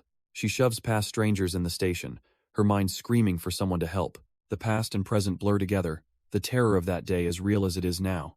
A desperate, silent plea forms on her lips, her face a mask of pure fear.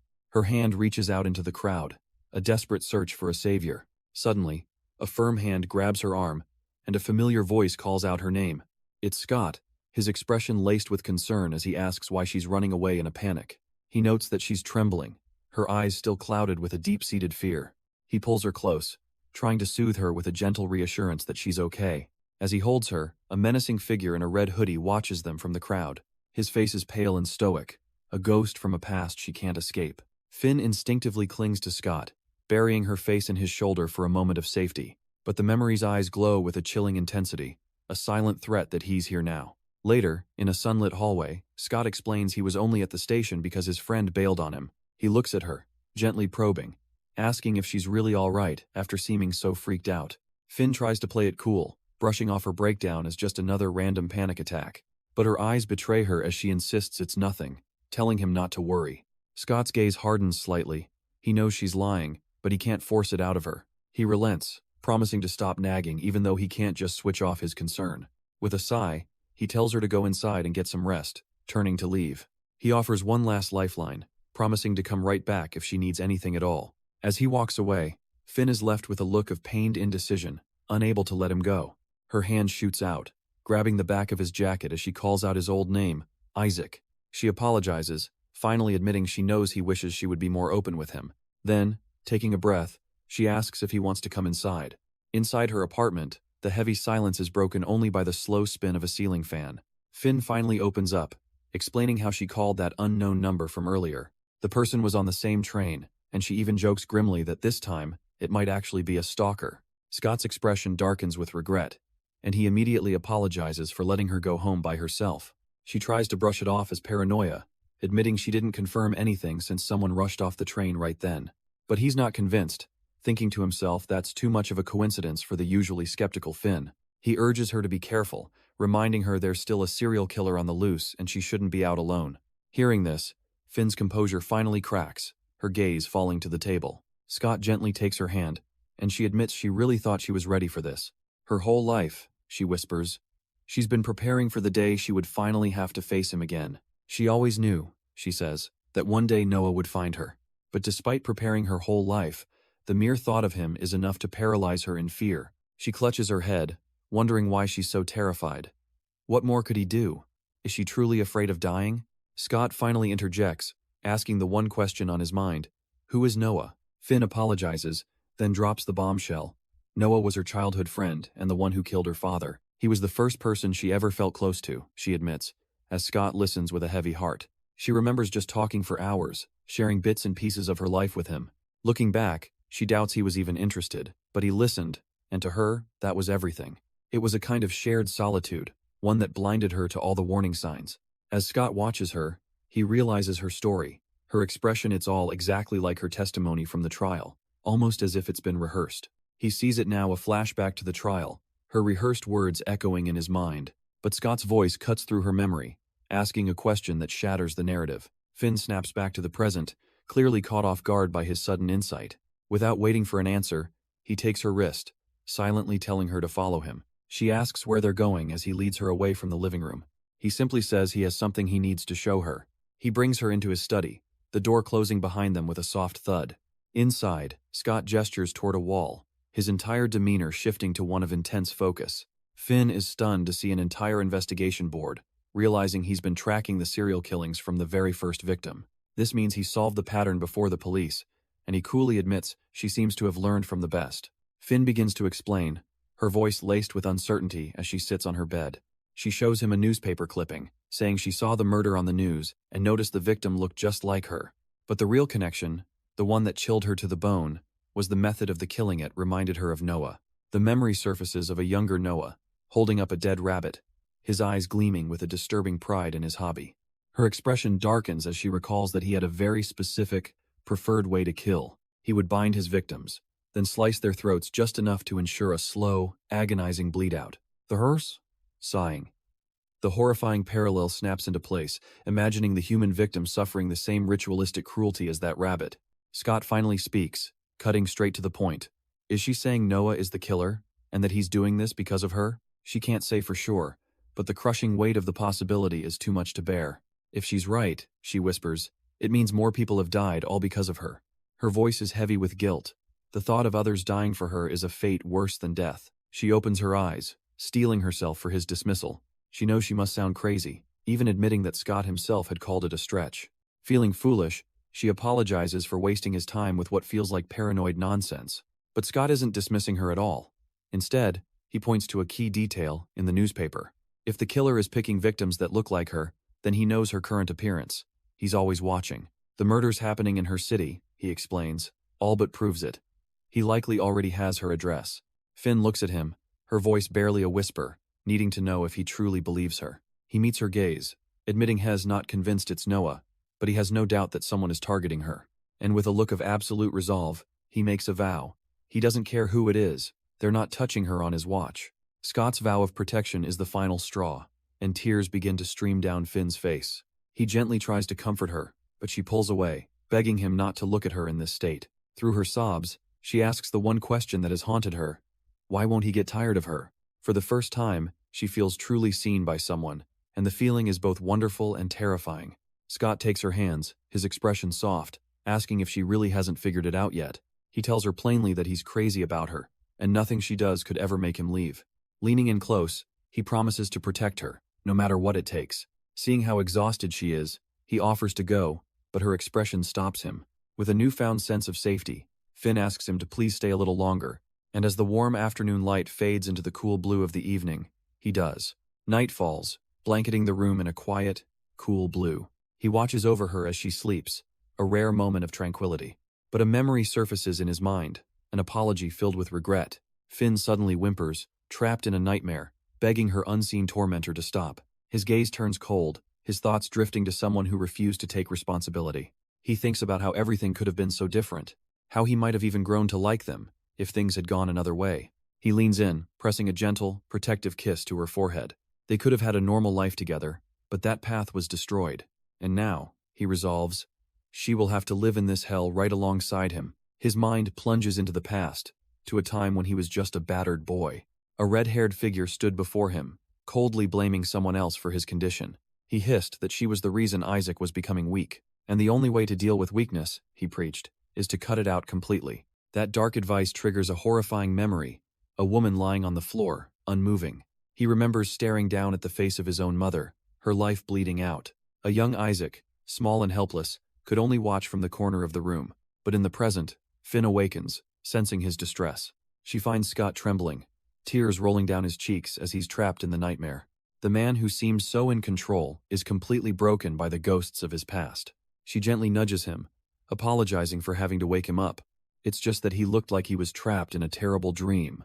He turns to her, still dazed, asking if she's been awake for long. He runs a hand through his hair, trying to shake off the lingering dread. Finn reaches out, pressing her hand to his forehead to check his temperature. His skin feels normal, but she notes Hez sweating, asking if Hez feeling sick. Then she remembers his phone has been ringing off the hook, probably his manager. Scott realizes they slept through the entire day and missed their shift, but tells her he'll explain everything. Trying to lighten the mood, she offers to get takeout, admitting she's not much of a cook. But as she's about to order, she stops, sensing something's off. and asks why he's suddenly in such a rush. She watches him, sensing there's more hes not saying, and asks what he really wants to do. But Scott sidesteps the question, offering a soft smile and simply wishing her a good morning. Caught off guard by his gentle tone, Finn changes the subject, asking if he managed to sleep well. She shyly confirms that she did, still trying to read the sudden shift in the room's atmosphere. He looks at her with genuine gratitude, thanking her for staying by his side all night. Her answer is simple, and without hesitation. Anytime. That quiet moment, however, is a world away from the storm brewing for them back at the office. Their manager immediately confronts Scott, sarcastically noting he's doing a poor job of hiding his annoyance. She clarifies that she's the one who's pissed off, and she's not hiding it at all, especially after they both vanished. Scott shoots back that they already explained the situation and apologized for tanking the team's metrics. But the manager's anger deflates, revealing her true feelings. This was never about the metrics, she was just worried sick. She reminds them she's a friend, not just a boss, prompting a quiet, guilt-ridden apology from Finn. Finn promises that a disappearing act like that won't ever happen again, but Scott steps forward, taking the heat. Hes the one who's sorry for getting everyone so worked up. He tells their manager not to apologize, as long as they're safe, that's all that matters. Then, his attention shifts to Finn. He offers to see what he can do about her shift. Maybe, he suggests, they can even get her a morning schedule instead. Finn looks over, surprised by the sudden, considerate offer. Scott's gaze is steady, a silent promise to protect her from the dangers of working late. And as night descends, those dangers feel closer than ever, lurking in the city's quiet streets. Having seen her home, Scott announces their arrival. He tells her to get some rest, and to call him if anyone gives her trouble. But Finn can sense it, he's not done for the night. He's in a rush to be somewhere else. He admits he's just heading to that meetup that was cancelled, quickly promising he's not timing her. The sudden, defensive comment catches Finn completely off guard, bringing a blush to her cheeks. She stammers that she wasn't thinking that at all, and quickly turns to head inside. With a quiet mumble, she tells him to take care. The door clicks shut, leaving Scott alone in the empty hallway. His gentle expression fades, replaced by a cold, hardened resolve. All right, he thinks to himself. It's time to get this over with. Under the dim glow of a street lamp, the night feels heavy with anticipation. And in a quiet alley, Scott waits, his attention fixed on his phone until a small visitor appears. A stray cat approaches, meowing softly, breaking his concentration. It sits before him, and a voice seems to come from it, asking if he's lost. Then, the voice calls him Isaac, and Scott's head snaps up in disbelief, wondering how anyone found this place. But the voice isn't from the cat. It's from a frantic woman who steps into the light, demanding to know why he's here. Scott coolly explains he's not there for whatever she's thinking. He never signed up for it. He looks up at her, his expression turning to ice as he warns her to listen closely. Whatever she thinks she knows about him, whoever she thinks he is, that person is in the past. Her bravado crumbles into fear as she realizes he's serious, pleading that he's going to get her in trouble. But their conversation is cut short by a new voice, casually remarking that they have a guest. The woman's eyes widen in terror. She knows who that is. A muscular man with red hair emerges from the shadows, suggesting they let Scott inside. He smirks, mocking her silence, and saying she looks like she's been caught. Turning his attention to Scott, he assumes the woman spun some sob story to get a hero. He cruelly points at her, claiming this is just a stunt she pulls to get attention. The man scoffs, doubting they could ever be dating, trying to humiliate her further. But a calm voice cuts through the air, asking what if they were. It's Scott, stepping forward with an unreadable expression, ready for whatever comes next. Meanwhile, somewhere else, a hand clicks a mouse, digging into something online. The focus shifts to a quiet room, where the office manager sits illuminated by her laptop screen. She's researching the meaning of tulips, a flower representing perfect and deep love. With a thoughtful expression, she continues her search, another click of the mouse, taking her deeper down this rabbit hole of floral symbolism. Then she finds another meaning, one that seems to strike a chord. Freedom. The word itself reflects in her eyes as something seems to click into place. But her thoughts are shattered by an incoming call. It's from Isaac. Answering, she asks if he's missing work again, wondering where on earth he is.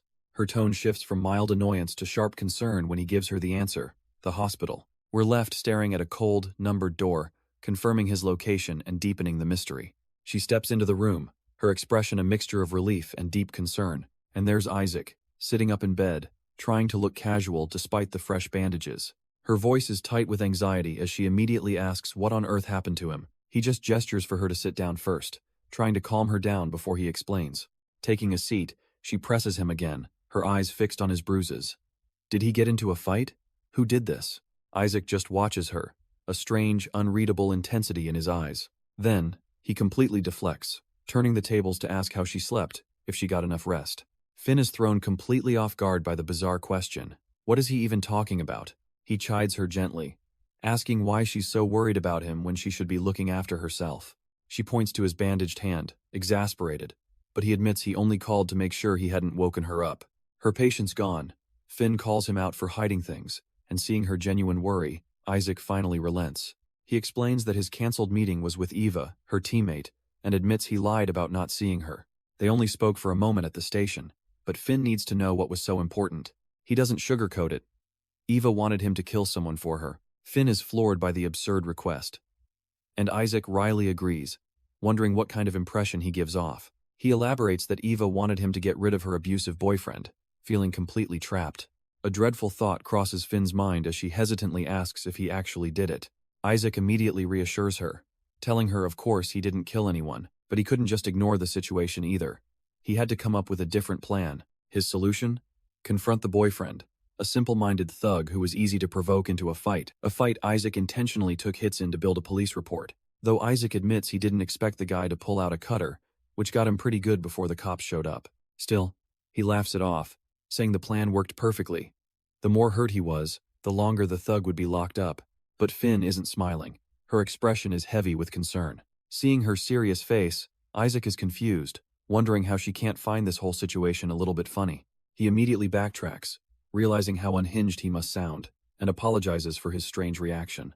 Finn clenches her hands, her voice trembling as she points out he could have died and is in so much pain, so why does he look so happy? Her question hangs in the air, and a quiet realization dawns on her. Isaac's happiness, she understands now, is because he's seeing her worry for him, proof that she cares. He looks away, admitting he might be getting a little ahead of himself. But now, he feels like he finally has a real chance to make her truly fall for him. Finn can't help but blush, caught completely off guard by his raw honesty. Isaac just watches her, his gaze steady, hoping his feelings have finally reached her. She's at a loss for words, finding him utterly and completely unbelievable. Sitting by his bedside, she looks him straight in the eye, a serious request on her mind. He has to promise her he won't get hurt like this again, and he agrees without a moment's hesitation. Sometime later, back at the office, the elevator dings on the 4th floor. The doors slide open, and the office workers know Isaac isn't coming in today either. His absence is the hot topic of gossip, with some colleagues saying he has the look of a troublemaker.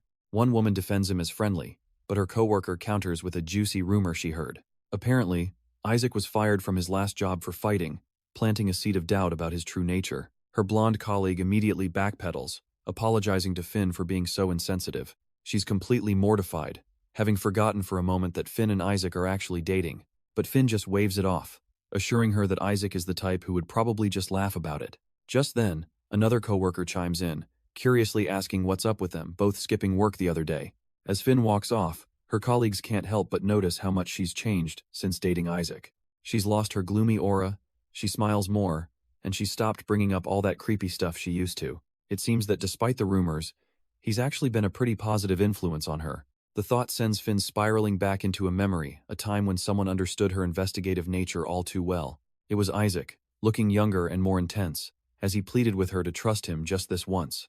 He warned her to stay far away from a woman named Eva, a person living a troubled life surrounded by danger. In another memory, he promised to pick her up from the office, insisting she not go home alone. Back in the present, Finn's blonde colleague realizes their break is almost over, but another coworker with dark hair makes an excuse, saying she needs to fix her hair in the restroom. She heads off down the empty office hallway, looking for a moment alone. Inside the restroom, she begins tying her hair back, lost in thought, but the quiet is broken by the sound of the door creaking open behind her. A different colleague steps inside, staring at her with an unnerving intensity. The woman remarks that she finally understands why she always dresses so covered up. Stunned by the strange opening, she can only wonder what this is all about. But then it clicks, and she realizes with a flash of anger Isaac must have told her.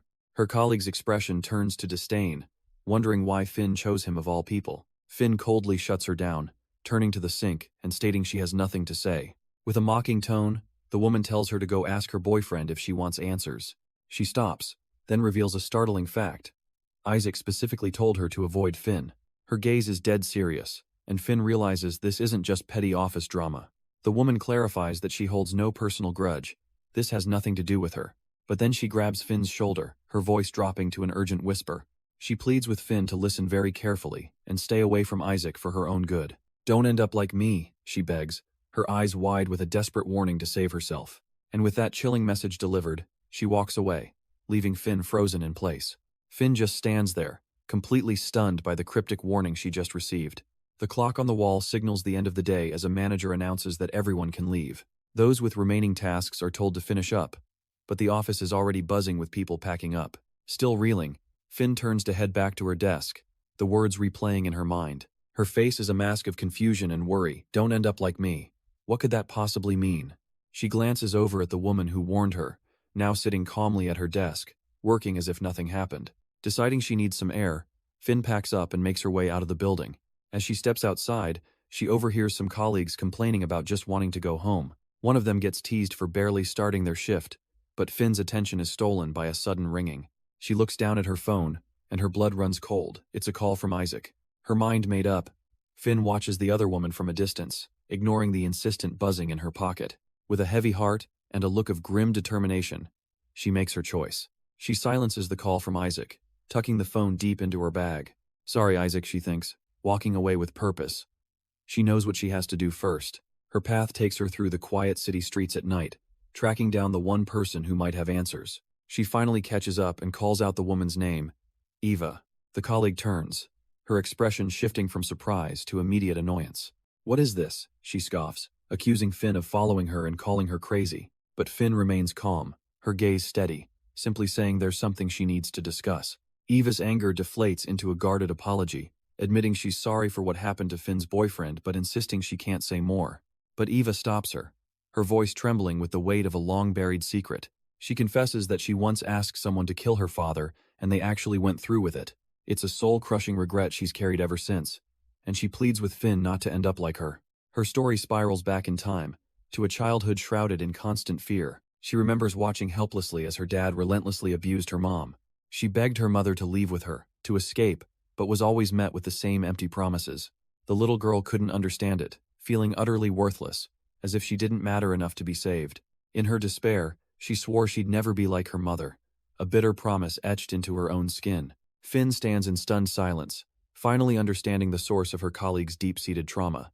But then, Eva's story shifts a memory of a certain someone who appeared and made things feel just a little bit better. This man, she says, made her feel beautiful, whispering all the things a woman would want to hear. For the first time, someone made her feel genuinely loved and happy, a feeling she never wanted to let go of. But she quickly pulls back, questioning what a girl who's only known suffering could possibly know about real love. When you've only experienced pain, she asks, isn't it easy to mistake any small kindness for the real thing? Finn listens intently, her expression somber as the painful confession sinks in. A fleeting memory of a young man with reddish hair flashes through Eva's mind. Finn softly agrees, understanding the tragic point her colleague is making. It was then, Eva admits, that she finally understood her mother. You cling tightly to the good things, even through the pain, because the thought of losing your only source of light is unbearable. But one day, she tells Finn, she woke up and realized she couldn't be a victim anymore. Finn can't help but ask the obvious question. Why didn't she just call the police? With a bitter sigh, Eva explains that she did, but her history of drug use meant they never took her seriously. Once you have a record, she says, you're just an addict to them. They didn't help before, why would they now? The weight of that reality sinks in, and Finn looks down, ashamed of her simple question. To make matters worse, he found out and threatened to leak her private photos, trapping her completely. She was desperate, with nowhere left to turn, so she asked Isaac for help. Eva pauses, the memory clearly still painful to revisit. Finn apologizes, saying she never should have dragged Isaac into her mess. But Eva shakes her head. He did help, and now she must keep her promise before her ex gets out of jail. Hearing this, Finn makes a stand, telling Eva she's coming with her, she wants to help. Finn reveals she knows a detective who might be perfect for Eva's case. The memory cuts to a flashback, showing the moment their plan came together. A younger Finn presents the evidence, his laptop and his phone, everything they need. She lays out the strategy using the blackmail messages to get a restraining order and extend his jail time. Eva is stunned by her friend's sharp legal mind, asking if Shed ever thought of being a cop. But Finn just brushes it off, saying she picked it up from snooping through files at the police station. Eva watches her, sensing there's more to the story than that. She has to ask the real question. Why is Finn going to all this trouble to help her? Especially, she adds, after everything she put Isaac through. A quiet, knowing look crosses Finn's face, a silent answer hanging in the air. Her voice is quiet as she admits to often wondering how things could have been different. She flashes back to her younger self, alone, imagining a life where her father hadn't been killed.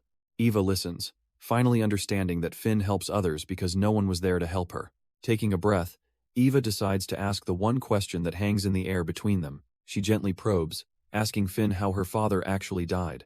But their quiet moment is shattered by a frantic, violent banging at the apartment door. An enraged man screams from the hallway, demanding Eva open the door. Both women freeze in horror. It's him, the stalker, and Hez somehow out of jail. Eva's instincts kick in, and she urgently tells Finn to go hide in the bathroom. She promises to handle the man herself, ordering Finn to stay put until it's safe. With a splintering slam, the stalker kicks the door wide open, roaring his frustration. He steps inside, a smug grin on his face, asking Eva if she's surprised to see him. But Eva just stares back, her expression hardening into a cold, defiant glare. Meanwhile, Scott sits alone in a dark room as the ping of his phone cuts through the silence. His bandaged hand picks it up to see a frantic, misspelled message from Eva, quickly followed by another. The words flash on the screen and his blood runs cold. Finn is in danger. In another part of the city, a dark-haired woman smirks at a man she's cornered. She mocks him, saying she knew her threats would get to him, that she was right about him all along. He tells her to shut up and get to the point, but she just taunts him about his nice guy mask slipping. She offers a deal. She'll stay silent about his past, even disappear from Finn's life entirely. In exchange, he has to do just one thing for her, and it must be done perfectly. Her chilling request hangs in the night air. She wants him to kill her boyfriend. A sudden rustle of leaves is the only sound, as the man stands frozen in shock. He can't believe what he's hearing, asking if she's being serious, but she insists she is. She justifies her demand, calling her boyfriend an abusive monster who's destroyed her life. The only way she can truly be free, she claims, is if he's gone for good. He stares back, his mind reeling. This is insane, completely surreal. But she doesn't care what he thinks, making her final threat clear. Do it, or Finn learns everything. He rubs his neck, almost amused, and admits she might have a point about him. But then he flips the script, asking why she'd risk meeting a killer alone. She scoffs, saying she can handle herself. A wry look crosses his face. He finds the whole situation deeply ironic. He pushes further, wondering why she doesn't use all that bravado against her actual problem. Her confidence shatters as a memory floods back, her voice a whisper, admitting she can't. The reason looms over her in the flashback, her abusive boyfriend, taunting her silent fear. He paces their messy apartment, complaining about his miserable time in a filthy cell. Then he's right in her face, demanding to know about the lunatic she's been seeing. The memory cuts to a flash of brutal violence, proving he's exactly the psychopath she described. She remembers him on the ground, beaten bloody, and yet he was smiling. She thought he was completely insane. The memory shifts to her ex, fresh out of jail, storming into the apartment demanding to know where that coward is hiding. He doesn't buy her lies for a second, accusing her of planning to run away with him. But this story of abuse triggers another memory, in another time, as Finn recalls hiding in a locked bathroom. A man's voice calls her name from the other side, his patience wearing dangerously thin. The memory is scarred with images of her younger self, bruised and terrified from his rage. Huddled on the floor, she can only listen as he promises that he's going to find her. The man outside cracks his knuckles, deciding he's just going to have to break the door down. And all that terror crashes back into the present, as Eva finally snaps, screaming at Scott to get out. Her ex-boyfriend slowly turns, his voice dangerously low as he asks what she just said. But Eva stands her ground, finding a sliver of courage to tell him he has no right to be here. All her repressed anger finally boils over. She works, she pays, while he does nothing but gamble. His answer is a vicious, open-handed slap that snaps her head to the side. He grabs her face, hissing about how ungrateful she is, reminding her that he was the one who saved her. He scoffs that a little bit of money has made her arrogant, that it's nothing compared to what he's spent on her. The blow sends her reeling into another memory, a vision of Finn, trapped and terrified, as a voice from the present calls Eva's name. The sounds of the assault echo through the apartment, her desperate pleas mixing with his furious accusations. Her final, desperate apologies are met with his cold assertion that she brought all of this on herself. He looms over her, his voice dripping with venom, calling her a burden and threatening to end her worthless life. Suddenly, a bottle shatters against the back of his head, stunning him for a crucial second. A voice screams out, a desperate command for Eva to run. It's Finn, bursting into the apartment to drag Eva away from her tormentor. But the stalker recovers quickly, his shock turning to fury as he thunders after them. His eyes are filled with a murderous rage. He's not letting them get away that easily. As Eva flees, he lunges forward, grabbing a fistful of Finn's hair and yanking her back. Even in his grip, Finn's only thought is for her friend, screaming for Eva not to stop, to just get out. Eva looks back in pure terror, frozen between the instinct to flee and the horror of leaving Finn behind. A memory flashes, Finn's voice echoing in Eva's mind, telling her she has to keep running. Snapping out of her terror, Eva makes a desperate, tearful promise to get help and come back. The stalker roars for Eva to return, his grip tightening on Finn, his face a mask of fury. With his prize escaping, he unleashes his frustration, violently shoving Finn into the furniture. He turns just in time to see the empty doorway she's gone, and has been outplayed. His cold eyes land on Finn, crumpled on the floor, blaming her entirely for this setback. He grabs his bleeding head, annoyed by the throbbing pain. Could this day get any worse? A slow, sinister smile creeps across his face as he turns his attention back to his captive. He doesn't know who she is, but he promises she's about to regret ever getting involved. He looks around at the absolute disaster of a room, annoyed at the chaos. Running a hand through his hair, he mutters about how useless Eva is, leaving him to clean up her mess. His gaze then falls upon Finn, whose fiery stare only seems to entertain him. He offers a fake apology for the shove, but quickly dismisses it since she threw a bottle at him first. Crouching down, he starts his mind games, mocking her for how quickly Eva abandoned her. He warns her that she just witnessed Eva's true character, a person who can't be trusted. Gently, he reaches out to wipe a tear from her face, beginning to spin his own sob story. He insists he's not a bad person, pleading with her not to fall for whatever lies Eva told her. His expression darkens, remembering all the times he's had to discipline Eva for not listening. He stands over Finn, ranting about how he fixed Eva's broken life, only to be betrayed and thrown in jail. He tries to downplay his abuse, claiming it's just how their heated relationship works. He paints himself as the victim, insisting he never wanted to hurt Eva, but she just pushes him too far. Finn refuses to listen to his pathetic excuses, her disgust palpable. She sees right through him, realizing he carefully hides the bruises on Eva's body to maintain his facade. With tears of fury in her eyes, she calls him out for trying to control Eva forever. She tells him plainly, his actions are inexcusable, and he is just a bad person. And with that, his manipulative mask completely shatters. He explodes, viciously kicking her for daring to stick her nose where it doesn't belong. He slams her to the ground, easily overpowering her as she struggles against him. His grip tightens on her wrist as he sneers, disappointed she wasn't smarter than Eva. He scoffs that she's no different from Eva, just another woman who doesn't know her place. His hands tighten around her throat, deciding it's time he taught her a lesson too. Pinned down and helpless, Finn struggles for air, his grip feeling like solid iron. But then he starts some creepy monologue, asking if she knows about the meaning of flowers. The strange question triggers a flash of a memory, a younger girl beside a single, broken tulip, a distant echo of a hand reaching out for something shattered and lost. Back in the present, her fingers close around a sharp shard on the floor. With what little breath she has left, she whispers the one thing she's fighting for: freedom. He just looks confused, completely oblivious to the shift in her eyes, and in that split second of arrogance, Finn plunges the shard deep into his side. The stalker sputters, pain and fury twisting his face as he glares at Finn, but his anger is cut short by the sickening thwack of a chair smashing into him from out of nowhere. A tattooed arm belongs to Scott Lee, who follows up with a brutal stomp, not giving the man an inch.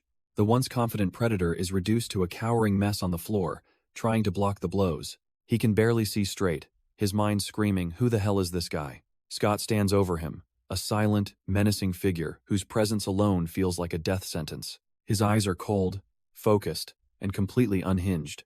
Nearby, Finn finally lets out a ragged cough, the weight lifted from her chest. She's weak, battered, and struggling to breathe, but she's finally safe. Scott's intense gaze then shifts, landing directly on her, but his gaze snaps back to the attacker, his eyes glowing with a chilling promise. The stalker, now a pathetic, bleeding mess, can only stammer and beg for him to wait. There's no mercy here, only the swift, brutal arc of a kick aimed right at his face. He's sent flying across the room, crashing hard into the cheap furniture. Scott looks at his own bloodied knuckles, a cold fury simmering inside him. How dare this piece of trash lay his filthy hands on her? Pinning the man down, he unleashes a relentless storm of brutal, punishing blows. And in a low, possessive whisper, he declares that no one else is allowed to touch his prey. Every punch lands with a sickening crunch, breaking bone and spirit alike. The grim sounds of the one-sided beatdown just echo through the trashed apartment. Lying on the floor, Eva's vision swims. Lost in the chaotic aftermath, her mind flashes back to a chilling memory, a red-haired boy she knew as Noah. But the image glitches. Distorted, he seems older, different from how she remembered him. The vision sharpens for a moment, just long enough to see the blood on his hand. Snapping back to the present, a manic laugh escapes her lips as she looks up at Isaac. Scott stands over her, his own chilling laughter echoing in the room. He yanks her up by her clothes, his voice a low growl, telling her she got off easy before. With a sadistic grin, he promises she'll soon be begging to go back to prison. A fresh splatter of blood hits the floorboards, a dark punctuation to his vow. He turns his attention back to the stalker, delivering one final, sickening crunch. A single, horrified thought cuts through the chaos. He's actually going to kill him. The final thwack echoes in the room as Eva can only watch, frozen in terror. Her hand reaches out instinctively, her voice barely a whisper as she calls out to Isaac. But her mind betrays her, flashing back to a haunting image of a prisoner being led away. She gasps, the past and present colliding in a terrifying vision of what's to come.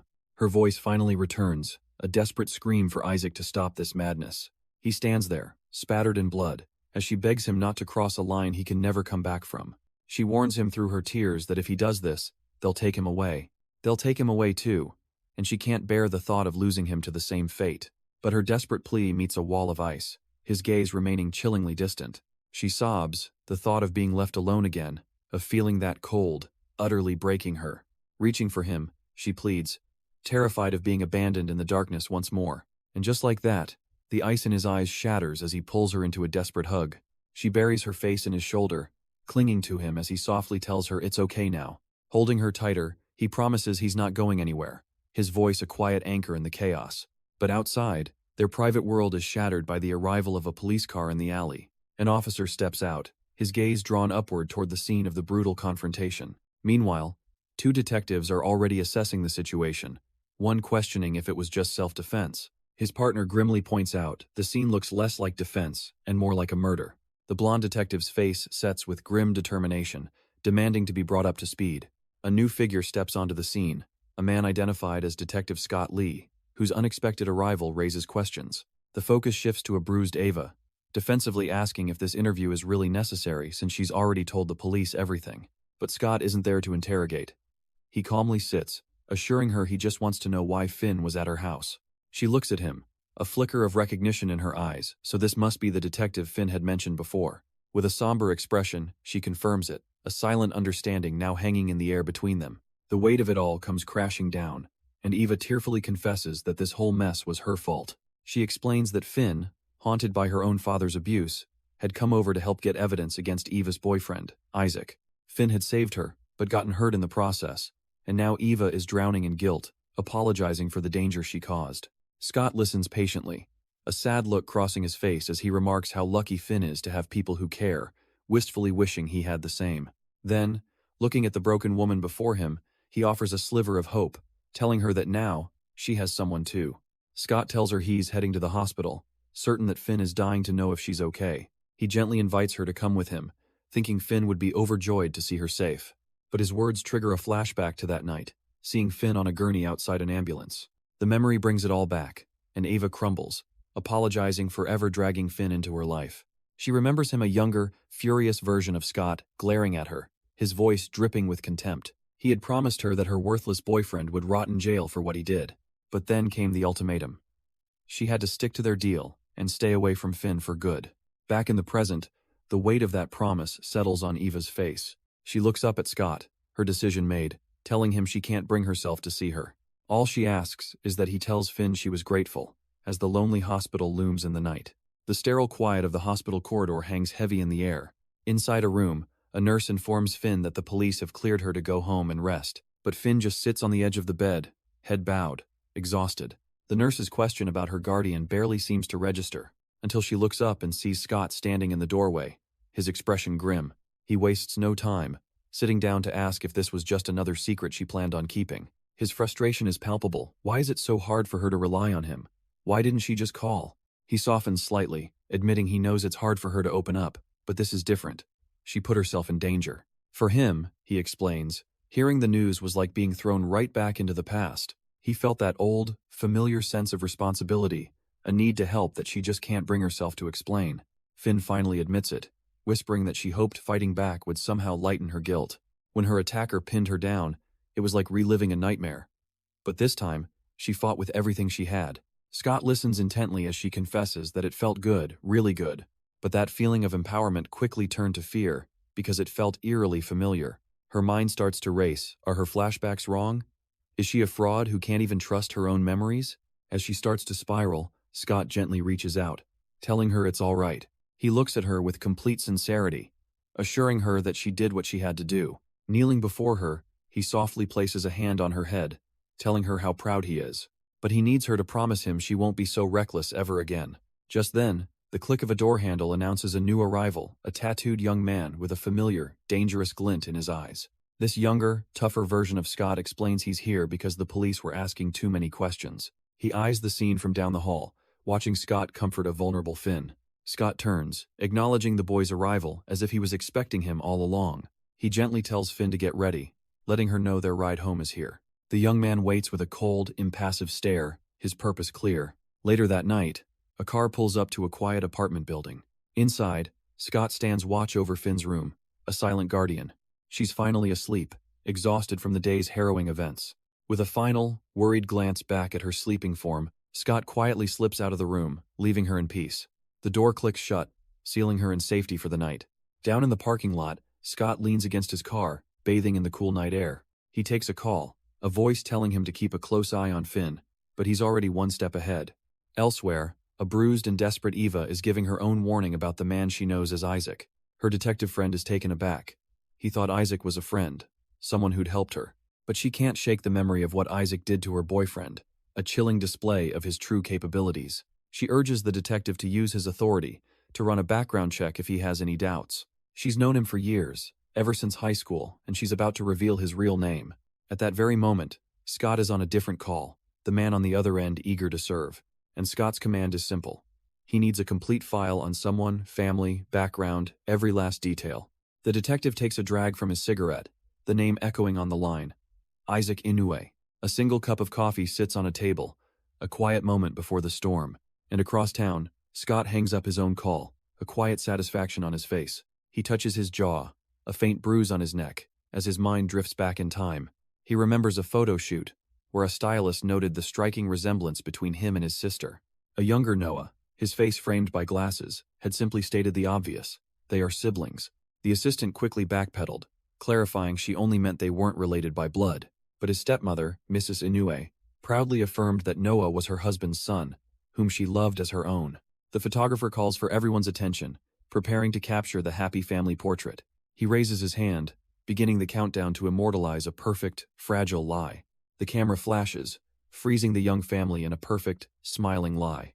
In his mind, that very photo sits on a dusty shelf next to one of his late father, but the memory quickly sours with his stepmother's sharp voice demanding prayer before anyone eats. The scene shifts to a tense dinner table, where she looms over them, frustrated and unheard.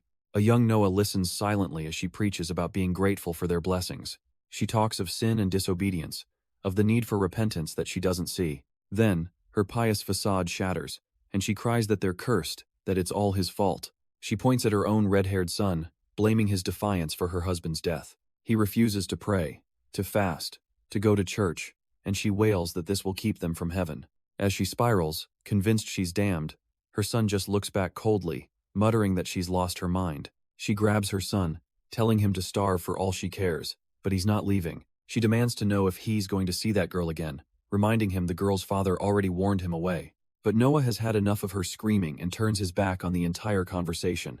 The slam of the door is his only reply.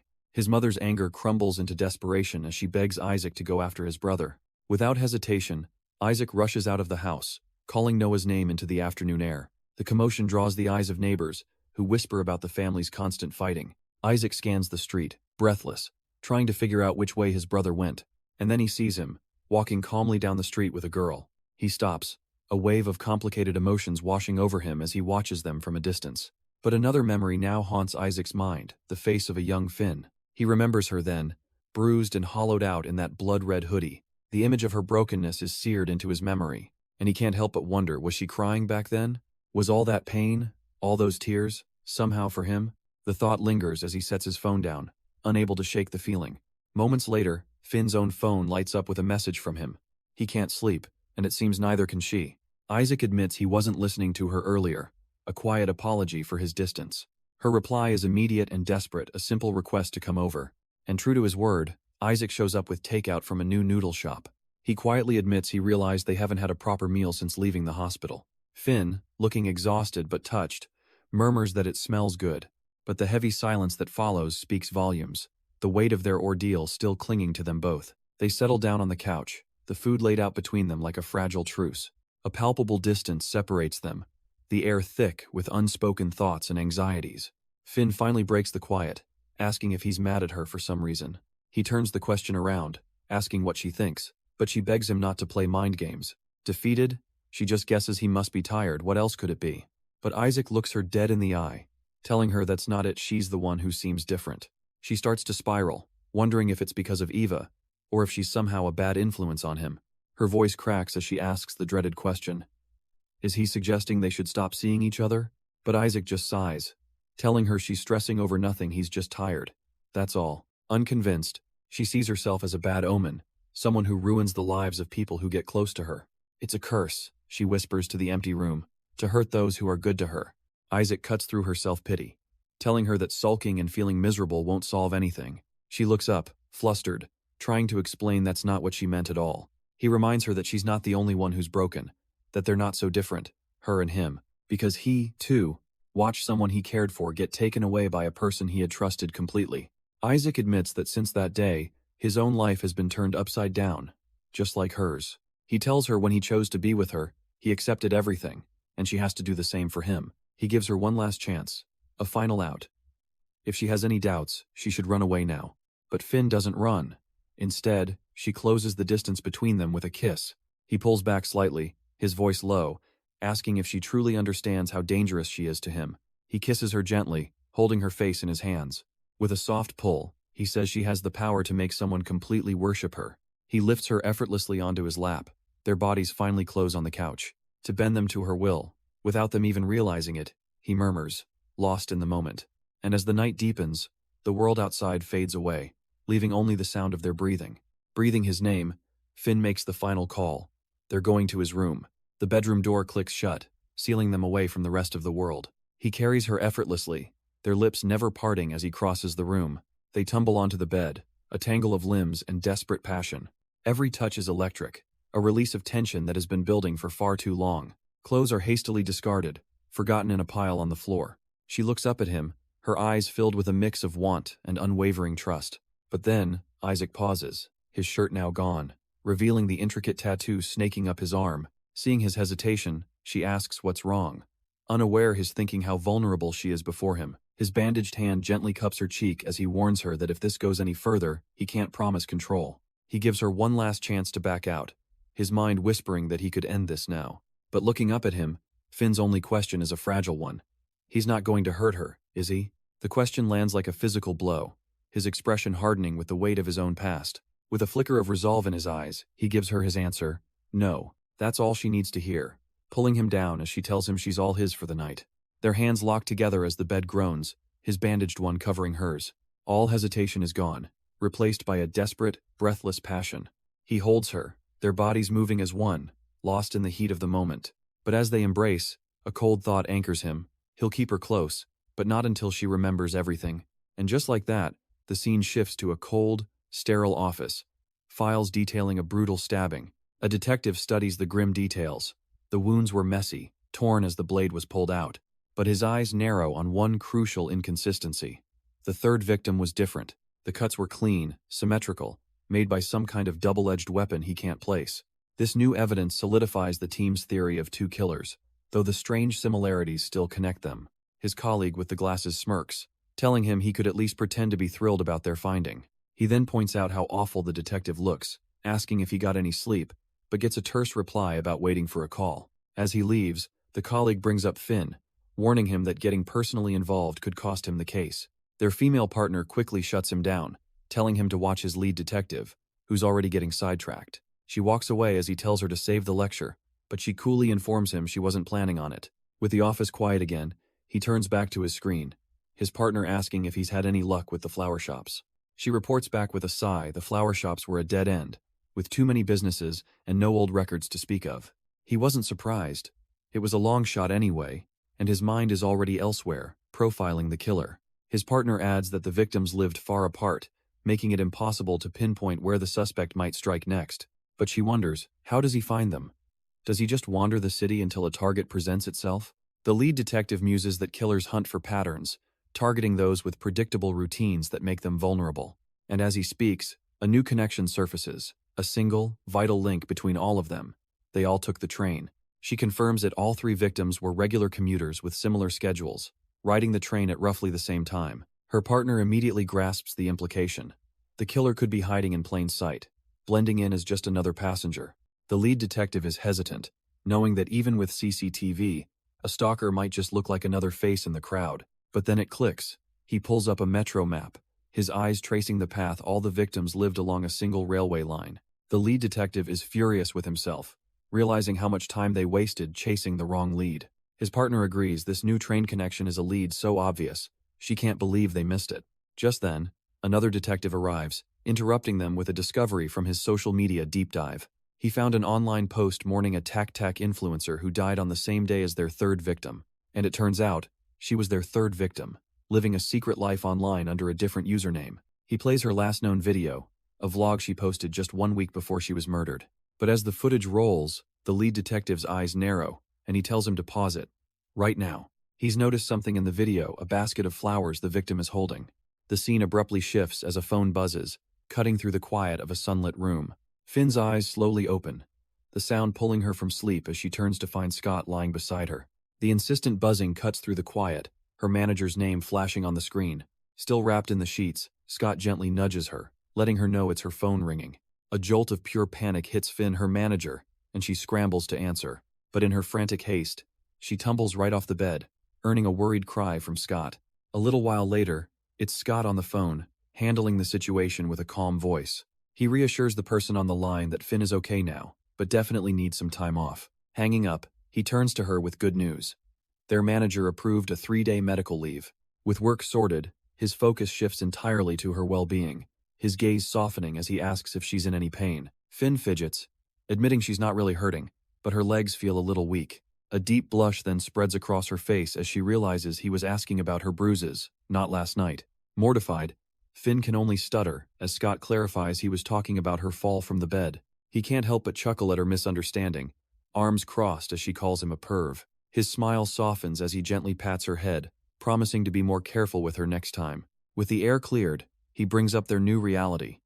They have 3 whole days together. Finn wonders if their romantic getaway will just be instant noodles and convenience store snacks. But Scott has a better idea, suggesting they should try cooking a proper meal together. Hand in hand, they walk down a sunlit street, a perfect picture of a happy couple. A quiet narration begins, explaining how one gives another person the world, piece by piece, nurturing them, protecting them, becoming their everything, until their entire existence revolves around you and only you. And so, their romantic getaway begins not with takeout, but with fresh ingredients on a cutting board. The sound of sizzling meat soon fills the quiet apartment. Scott, looking surprisingly natural in an apron, handles the cooking with ease. Finn just watches him, a soft, contemplative look on her face. In her mind, a younger version of herself looks on, captivated by this peaceful, domestic scene. He pauses for a moment, realizing they forgot to buy pepper. But to Finn, none of that matters. This little moment, it feels so nice. They're just like a regular couple, living together and sharing simple chores. Scott jokes that the routine of adulting is just a trap you work until you're dead. He thinks her view is far too tragic, tossing his apron aside with a playful challenge. He asks her what she wants out of life, if she has any hobbies. Scott has plenty of dreams, but he insists there must be something she wants too. Finn falls quiet, searching for an honest answer. And then, a single thought crystallizes in her mind. Her one and only wish, she says, is to make Isaac happy. Hearing this, Scott doesn't hesitate. He asks her to move in with him. The scene then cuts away, to a lonely street corner in the dead of night. A young man walks alone, his thoughts filled with a bitter monologue. He ruminates on how happiness is given just to be violently taken away. His dark train of thought is broken by a familiar black cat meowing from the sidewalk. The voiceover continues its cruel tale of abandonment, as the cat calls out to the young man. It speaks of a perfect target, Isaac, a boy with no father and a mother lost to madness. It relishes the memory of stripping him of everything, of watching the light fade from his eyes as the cat leads him onward. He's guided to a flower shop, where a mysterious figure greets the cat by name, Jamer. The villain's monologue crescendos, explaining how he turned hope to despair, forging a new purpose from pure hatred. The man in the red jacket finally turns to his guest, calmly thanking the cat for bringing him back. Their paths have finally crossed, and he declares that the young man is finally home. The blue-haired man stands frozen, caught in a trap he didn't see coming. The man in red watches him, a faint, unnerving calm settling in his eyes. But before a word can be exchanged, the sharp ring of a phone shatters the tense standoff. And on the other end of that line, a friend grows frantic, wondering why he's not picking up when it matters most. The ringing cuts through the silence of the flower shop, and for a moment, Isaac is frozen in place. He glances back at the man in red, who waits with an unnerving patience. The call continues to echo, a persistent lifeline from a world this man tried to trap him in. With a final, determined look, Isaac makes his choice. He turns his back on the confrontation and walks out, leaving the shop behind. But he doesn't get far before finding another figure waiting for him in the sterile hallway.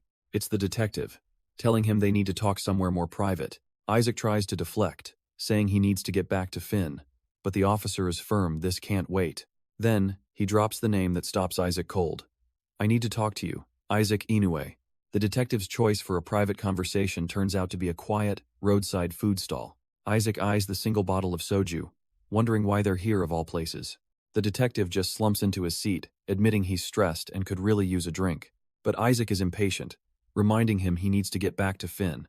The detective cuts him off, getting to the real point. He leans in, noting how Isaac didn't even flinch at his real name, as if he was expecting this all along.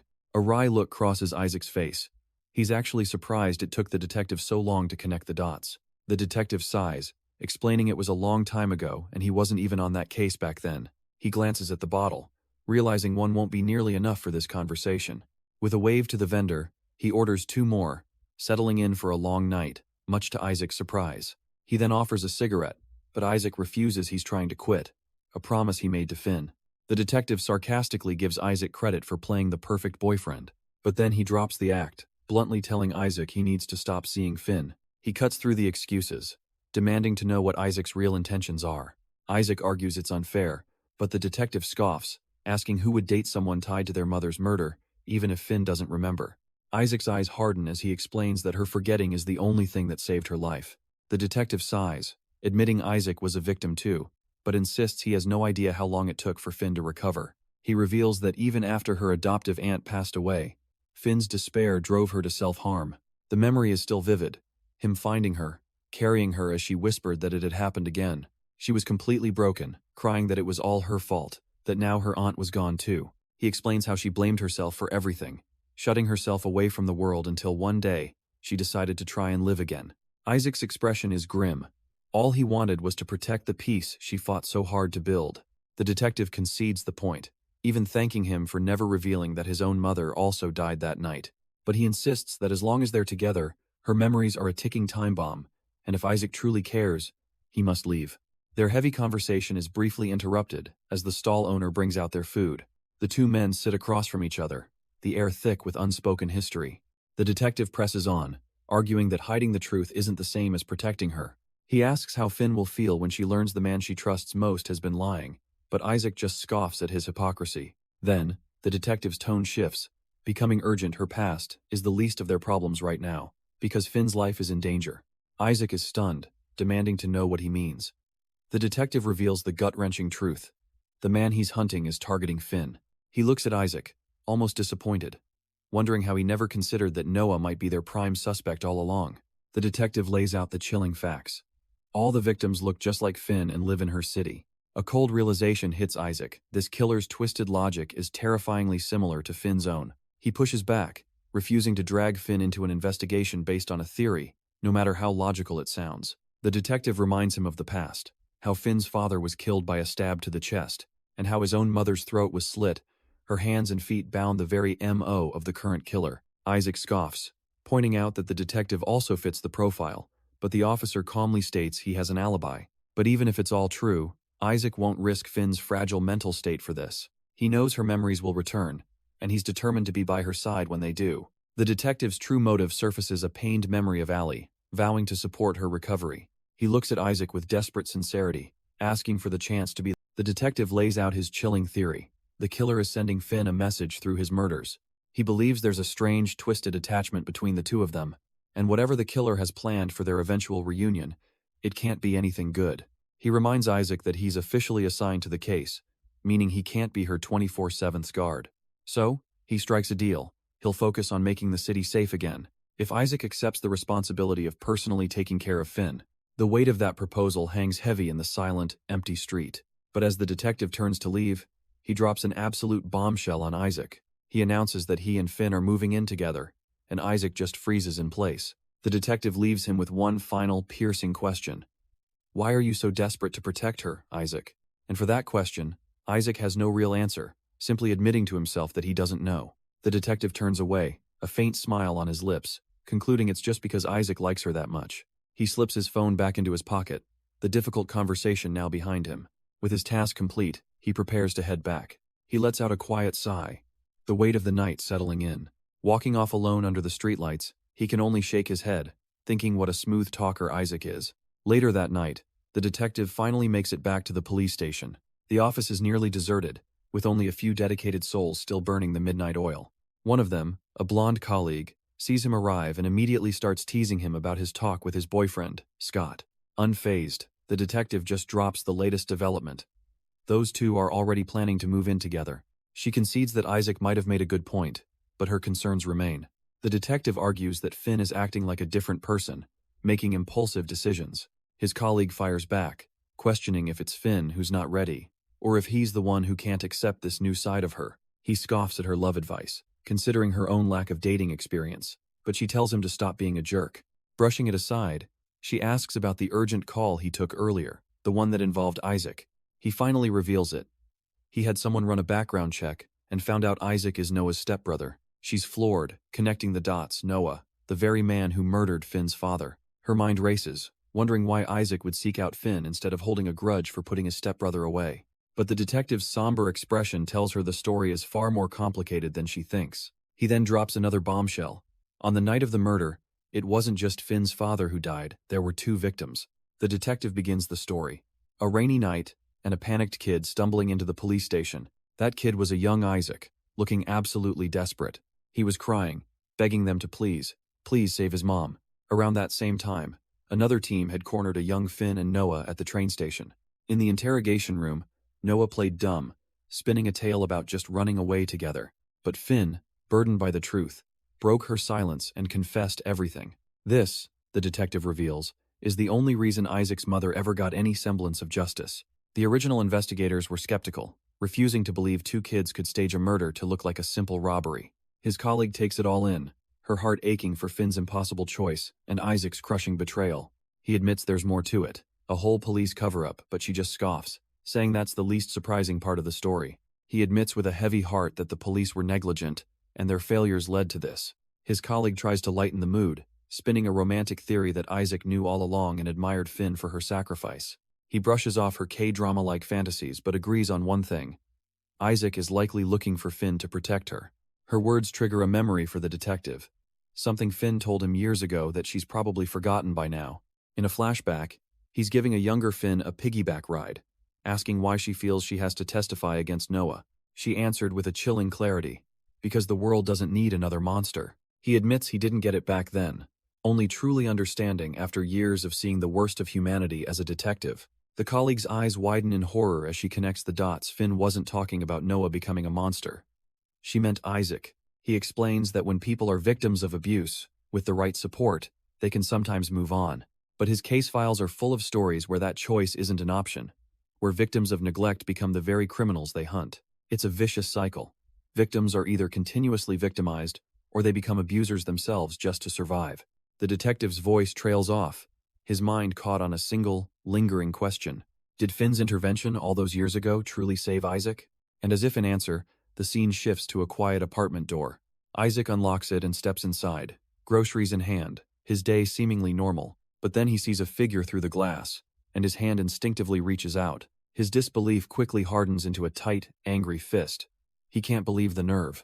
A slow, cynical smirk spreads across his face, thinking he actually dared to show up. He lets out a sharp breath, a mix of contempt and curiosity. What is he even hoping to accomplish? Because there stands the detective, and Isaac knows he's been found. Of course he was. He scoffs internally. Is this detective trying to intimidate him for getting close to Finn? No, that would be a dumb move, and Isaac knows it. Elsewhere, Eva is lost in thought, remembering just how clean and precise her father is. He was so meticulous, so cautious with his crimes to avoid suspicion and get off probation. She knows he has a plan, figured out a way to get Finn and still get away with it. Isaac reins himself in. He was getting too excited, but it's too soon for a confrontation. Finn hasn't remembered everything yet, and he refuses to be the scapegoat in this game. So for now, he'll just play along with whatever the detective is planning. He slides the door open, and Allie immediately rushes to him, wrapping him in an embrace. She asks what took so long, and he lies smoothly, just glad to be back in the safety of home. He tries to ease the tension, asking if she's hungry and making small talk about his day. But Allie's relief gives way to the fear she'd been holding back, admitting she thought he was gone for good. She felt completely helpless, just sitting there, her mind racing with all the terrible things that could have happened. Isaac then tests her, a subtle edge to his voice, asking why she didn't just come find him if she was so worried. Her eyes well up as she reminds him of his own words. He ordered her to stay put, and she trusted his promise to return.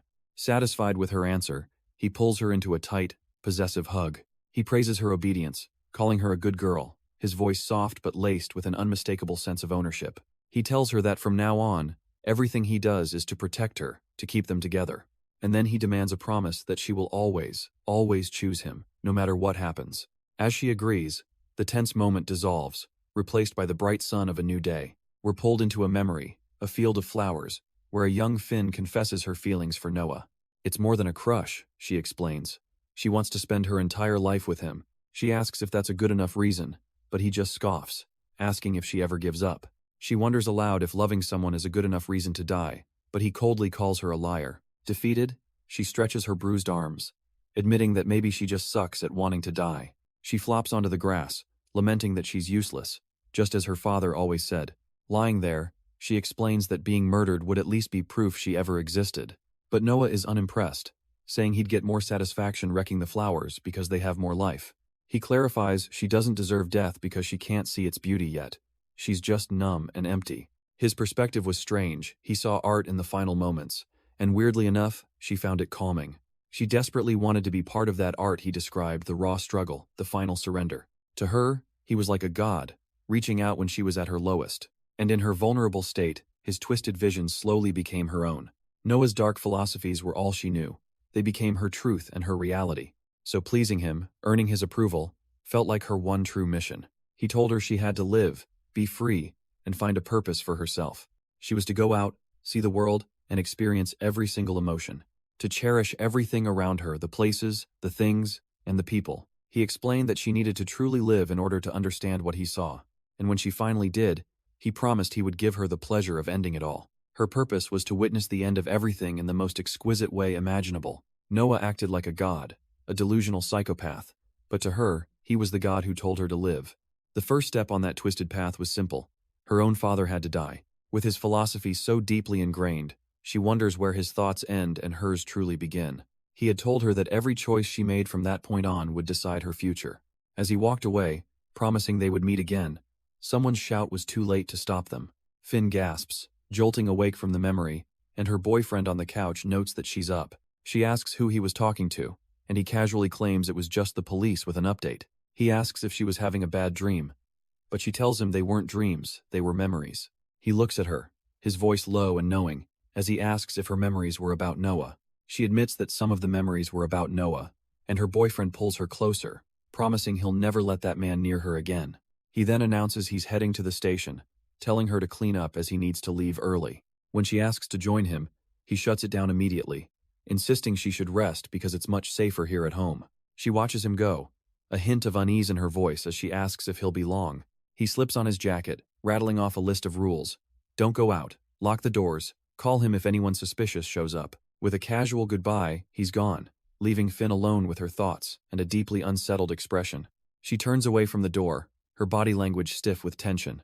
Her hand clenches, a small, involuntary movement betraying the storm brewing inside her mind. Because as she watches him leave, a chilling thought takes root. The man in front of her isn't the real Isaac. The longer she's with him, the more the past comes flooding back, and she resolves to see him for who he truly is. The door clicks shut, and the horrifying truth crystallizes in her mind. The man she's with isn't just similar to Noah, he's actively mimicking him. She thinks back on their time together, recalling that eerie familiarity in his behavior. It was all there, the same disarming gentleness, the identical, chilling smile, his laugh, his gestures, and even that terrifying switch to violence. It was all a perfect copy. She mentally lists the evidence. The same hairstyle, just dyed blue. Contacts to hide his eyes. Hez not even left-handed, he trained his left hand to match Noah's, a deliberate, calculated deception. To pull off such a perfect imitation, she realizes he must have known Noah incredibly well. Suddenly, his earlier words take on a sinister new meaning. That he, too, watched someone he cared about get taken away. Isaac's admission echoes in her mind. His psyche is just as messed up as hers. The pieces start to click into place, forming a disturbing picture. She recalls his strange habit of never finishing his drinks, a small detail that now seems huge. It's a classic trauma response identification with the aggressor. Both she and Isaac were Noah's victims, and she knows a man like that will always be chasing the high of having power over someone else.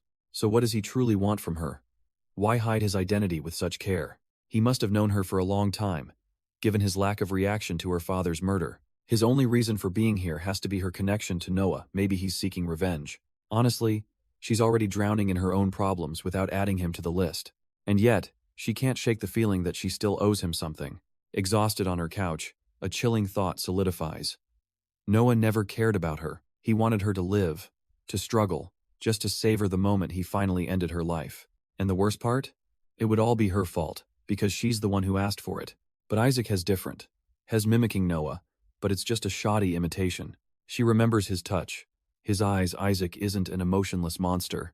There's a genuine humanity in him, a hesitation that Noah never, ever possessed. He can try, but he can't replicate true evil. Psychopaths are born, not made.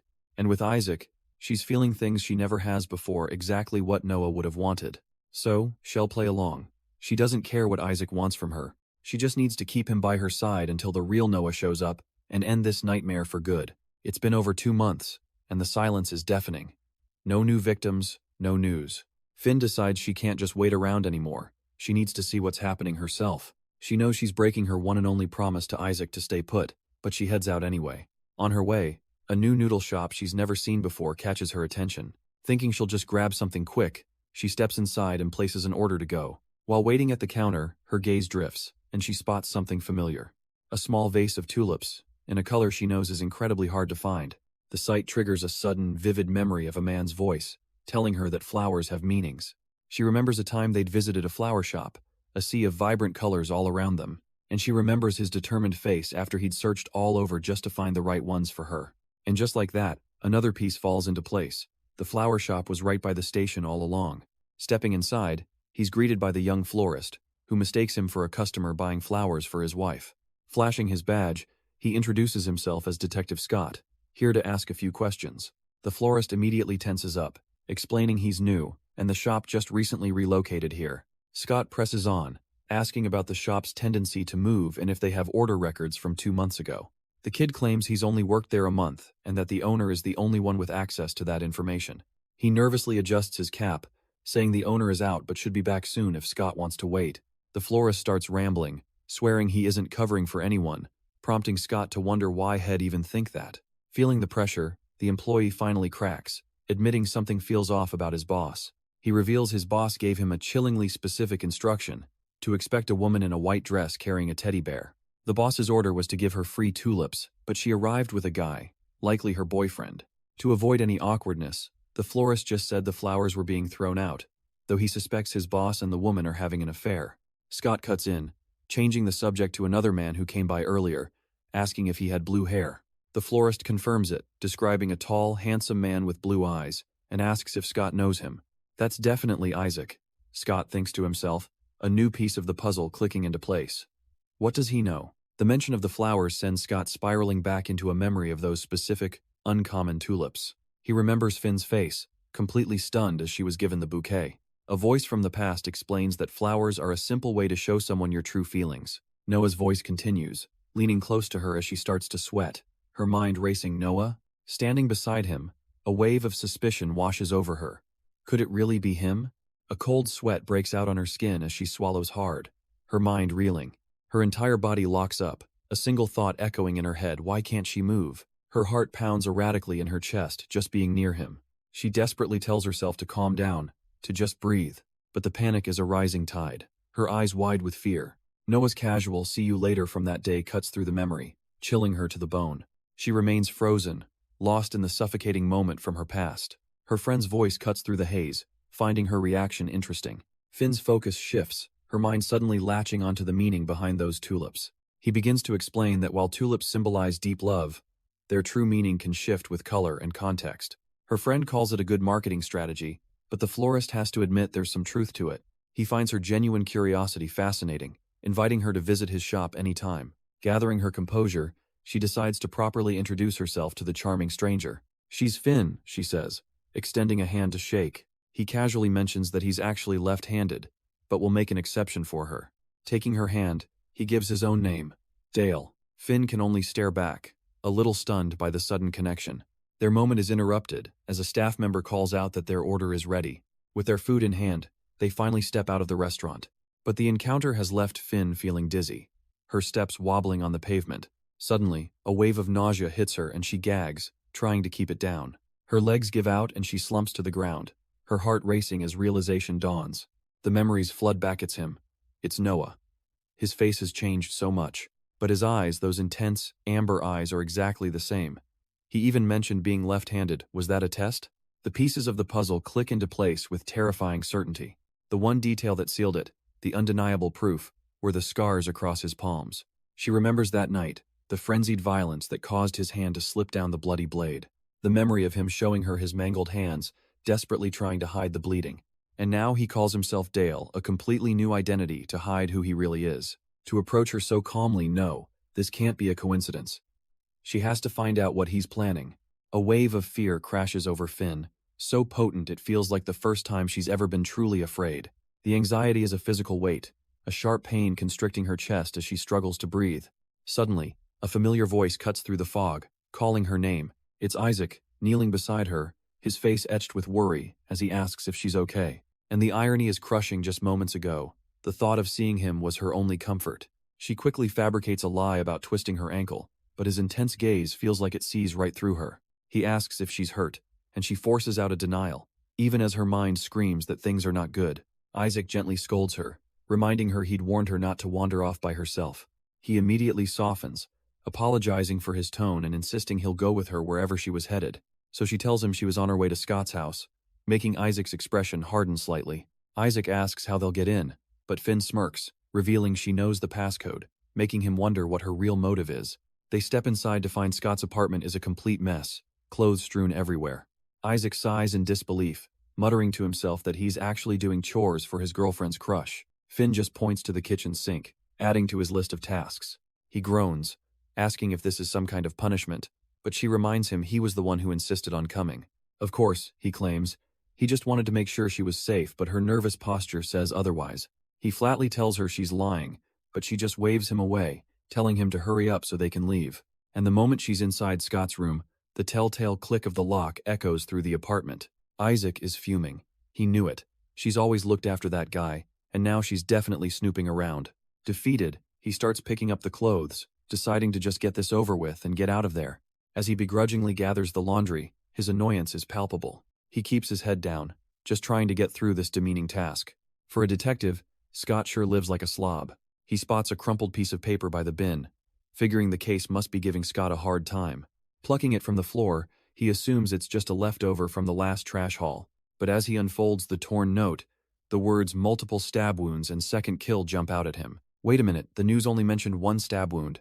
Is this a different case? Another serial killer? A dark memory surfaces, a voice questioning if he, too, should be considered a suspect. The gears in his mind grind to a halt as a horrifying possibility emerges. What if there are two killers? His hand clenches around the paper, the chilling realization dawning on him: a second killer, a copycat, an accomplice. It all makes sense now. The third victim wasn't at home like the others. It's a perfect way to mislead the police, creating chaos while the original killer walks free. This must be why Scott's so confident. He thinks he has a scapegoat lined up. But even if Noah is caught as one of the killers, Isaac realizes with dawning horror, His own knowledge makes him the prime suspect for being the second. He lets out a bitter chuckle. He's just painted a massive target on his own back. The time for playing games is over. A sudden thud from the other room breaks his concentration. He calls out Finn's name. Meanwhile, a frantic knocking echoes against a closed door. Inside, Finn is collapsed on the floor, as her friend's worried voice asks if she's okay. The door creaks open, and she lies, claiming she's fine and ready to go home.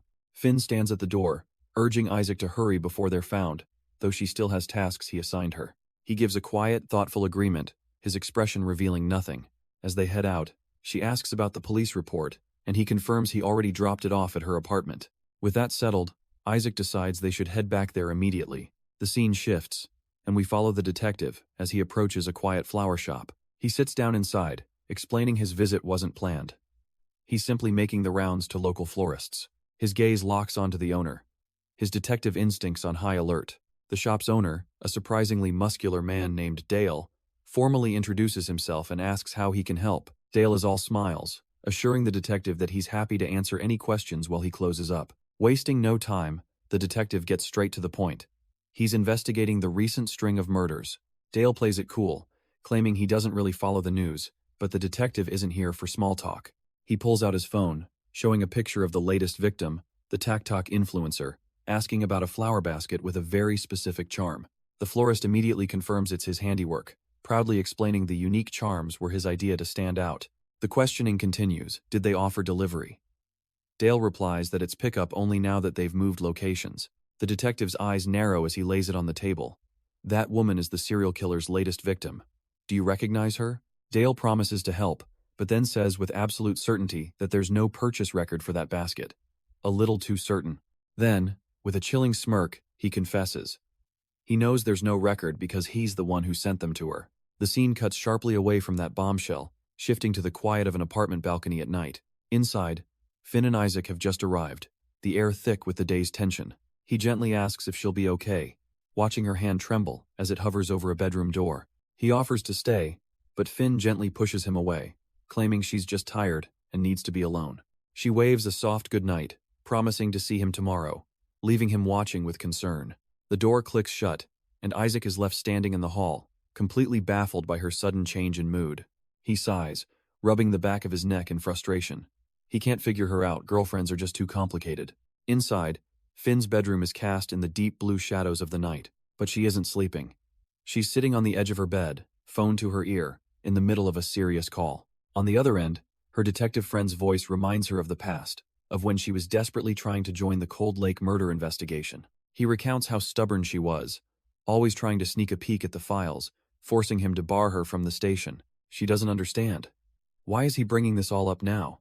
She just remembers being upset that he was always too busy. Because, he explains, her incredible tenacity taught him a lesson. He can't hide anything from her, because she will always find the truth. And he was right. Standing in her room, Finn admits she never changed her old work passwords. She knows Jay is going to hate her for this, but she has to know the truth. On her screen, a confidential email from an old colleague who broke the rules for her. Attached is the one file she was never supposed to see. Isaac Inoue's background check. The memory floods back, a stormy night at the police station long ago. A younger Jay is seen sprinting down the hallway, rushing towards a scene of tragedy. He stops before a small girl in a red hoodie, a young, traumatized Finn sitting alone. But her attention is on the boy next to her, as she quietly asks if his name is Isaac Inoue. She tells him his aunt is coming to pick him up, trying to offer a sliver of comfort. But the boy, a young Isaac, just sits there in silence, lost in his own world of grief. Finn remembers that day clearly, her own face bruised and swollen. But Isaac, the boy who'd seemed so stoic, had broken his silence. He was sobbing, tears streaming down his face as he clutched his glasses. He was crying for his mother, the same mother Noah always claimed was abusive. Suddenly, another memory surfaces: his mother seeing Finn's injuries, asking in horror if her father was responsible. She remembers the woman's gentle kindness, promising that everything would be all right. And that's when it all clicked for Finn. The devastating realization that Noah was a complete monster. Back in the police station, her younger self turns to the grieving boy beside her. She offers him the same words of comfort his mother once gave her. Staring at the case file now, Finn understands why she testified against him. She knew he'd lied about everything. It all clicks into place. She couldn't remember Isaac because her mind had merged him with the monster, Noah. He had played the part of an abused, lonely boy perfectly, just like her. It was all a calculated strategy, preying on her sympathy to earn her complete trust. As she scrolls through her old testimony, she sees the holes in his story he never once mentioned a stepbrother. The weight of this forgotten truth presses down on her, the memories churning in her stomach. The prosecution's questions from back then flash on the screen, confirming that yes, she'd seen his bruises. Her fingers tighten on the mouse, relentlessly scrolling through the painful cross-examination. But the prosecutor twisted her words, asking if the bruises were from hunting, then pivoting to his stepmother, confusing her. In the memory, Noah's own lawyer objects, accusing the prosecutor of leading the young, vulnerable witness. But the objection is overruled, and the court zeroes in on a young Finn, demanding to know if she stated Noah was abused by his mother. With tears in her eyes, young Finn is forced to confirm what she said.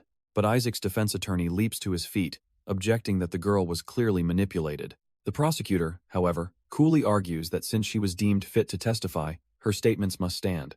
The court records flash across the screen, showing the defense's plea that Isaac's abuse was real and had damaged his psyche. Back in the present, the laptop screen goes dark, but the heavy questions linger in Finn's mind. She curls up on her bed, tormented by what he must think of her now, wondering if he resents her. The fear is palpable if he finds out she remembers everything. What could she possibly do? Utterly overwhelmed, she realizes her mouth is bone dry. She slips out of her room, the floorboards creaking as she heads out for a glass of water. But she stops dead in her tracks, finding Isaac passed out on the living room couch.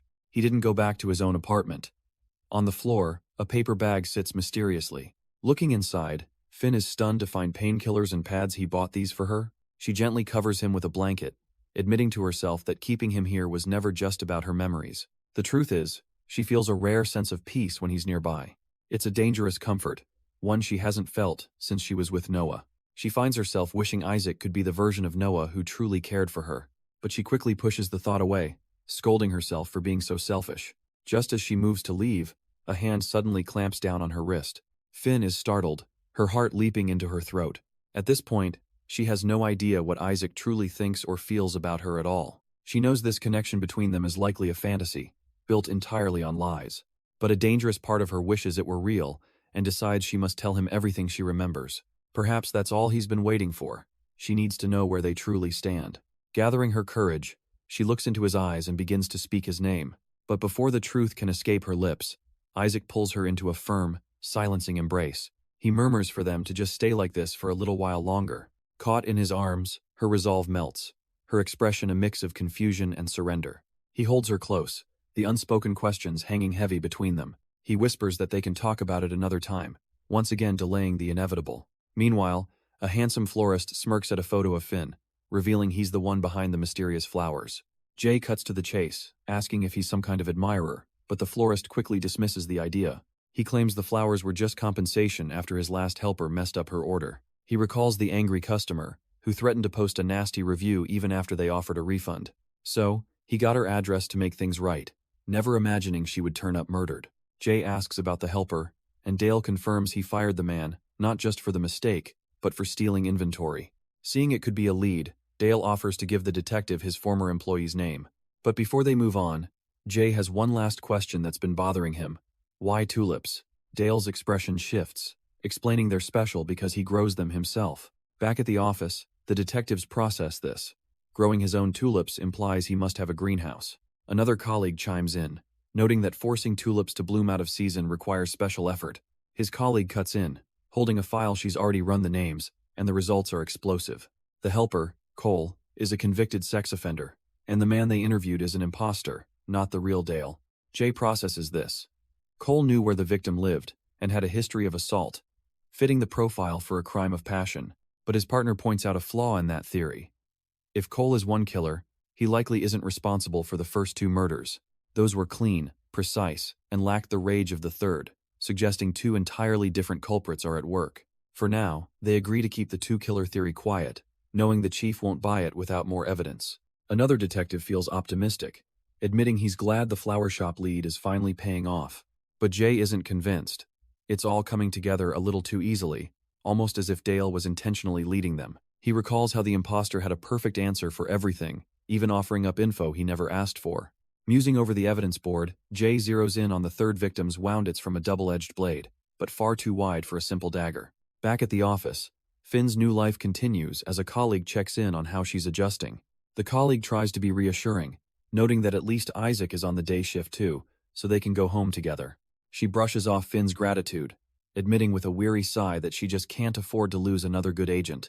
Her gaze drifts to an empty desk, telling Finn not to feel bad about Eva's station being vacant. Finn's mind races Eva just up and left, and she's certain it's somehow connected to Isaac's mysterious past. In another moment, a friend finds Finn waiting alone in a cafe, immediately guessing she's there for Isaac. Finn explains he had to meet someone, but told her to wait so he could see her home safely. Her friend can't help but think he should have just taken her home first instead of making her wait around. Elsewhere, a phone lights up with a menacing text from someone named Scott. "Get here now, or I'm arresting you for the murders." The recipient is none other than Dale, the florist, who stares at the message, a flicker of disbelief on his face. He has no idea who this is, but the threat is real. Seeing that Isaac was in a rush, her friend suggests Finn just take the train home instead of waiting around. She then brightly offers to go with her, saying it's the perfect chance to catch up like old times. Finn thinks for a moment, and a walk with a friend sounds much better than sitting here alone. As they stroll down the sunny street, her friend happily chats about how much the team has missed her at work. She then asks to make a quick detour, needing to grab some noodles for dinner. A few moments later, she emerges with her takeout, thanking Finn for her patience. The two continue on their way, walking comfortably side by side. As they near a residential area, the friend tells Finn this is far enough, she can get home from here. But Finn insists, turning the tables by saying she'd worry about her getting home alone. She then smirks, admitting she lied, she just wanted to see where she lived, and tells her not to worry, her boyfriend is already on his way. Her friend admits she didn't want Finn putting herself at risk, especially since she's waiting for Isaac. She confesses that at first, she never understood why their manager was so patient with Finn. In her eyes, Finn was just an eccentric loner, a snob who didn't care about anyone else. But seeing how she stood up for Eva changed everything that was truly awesome.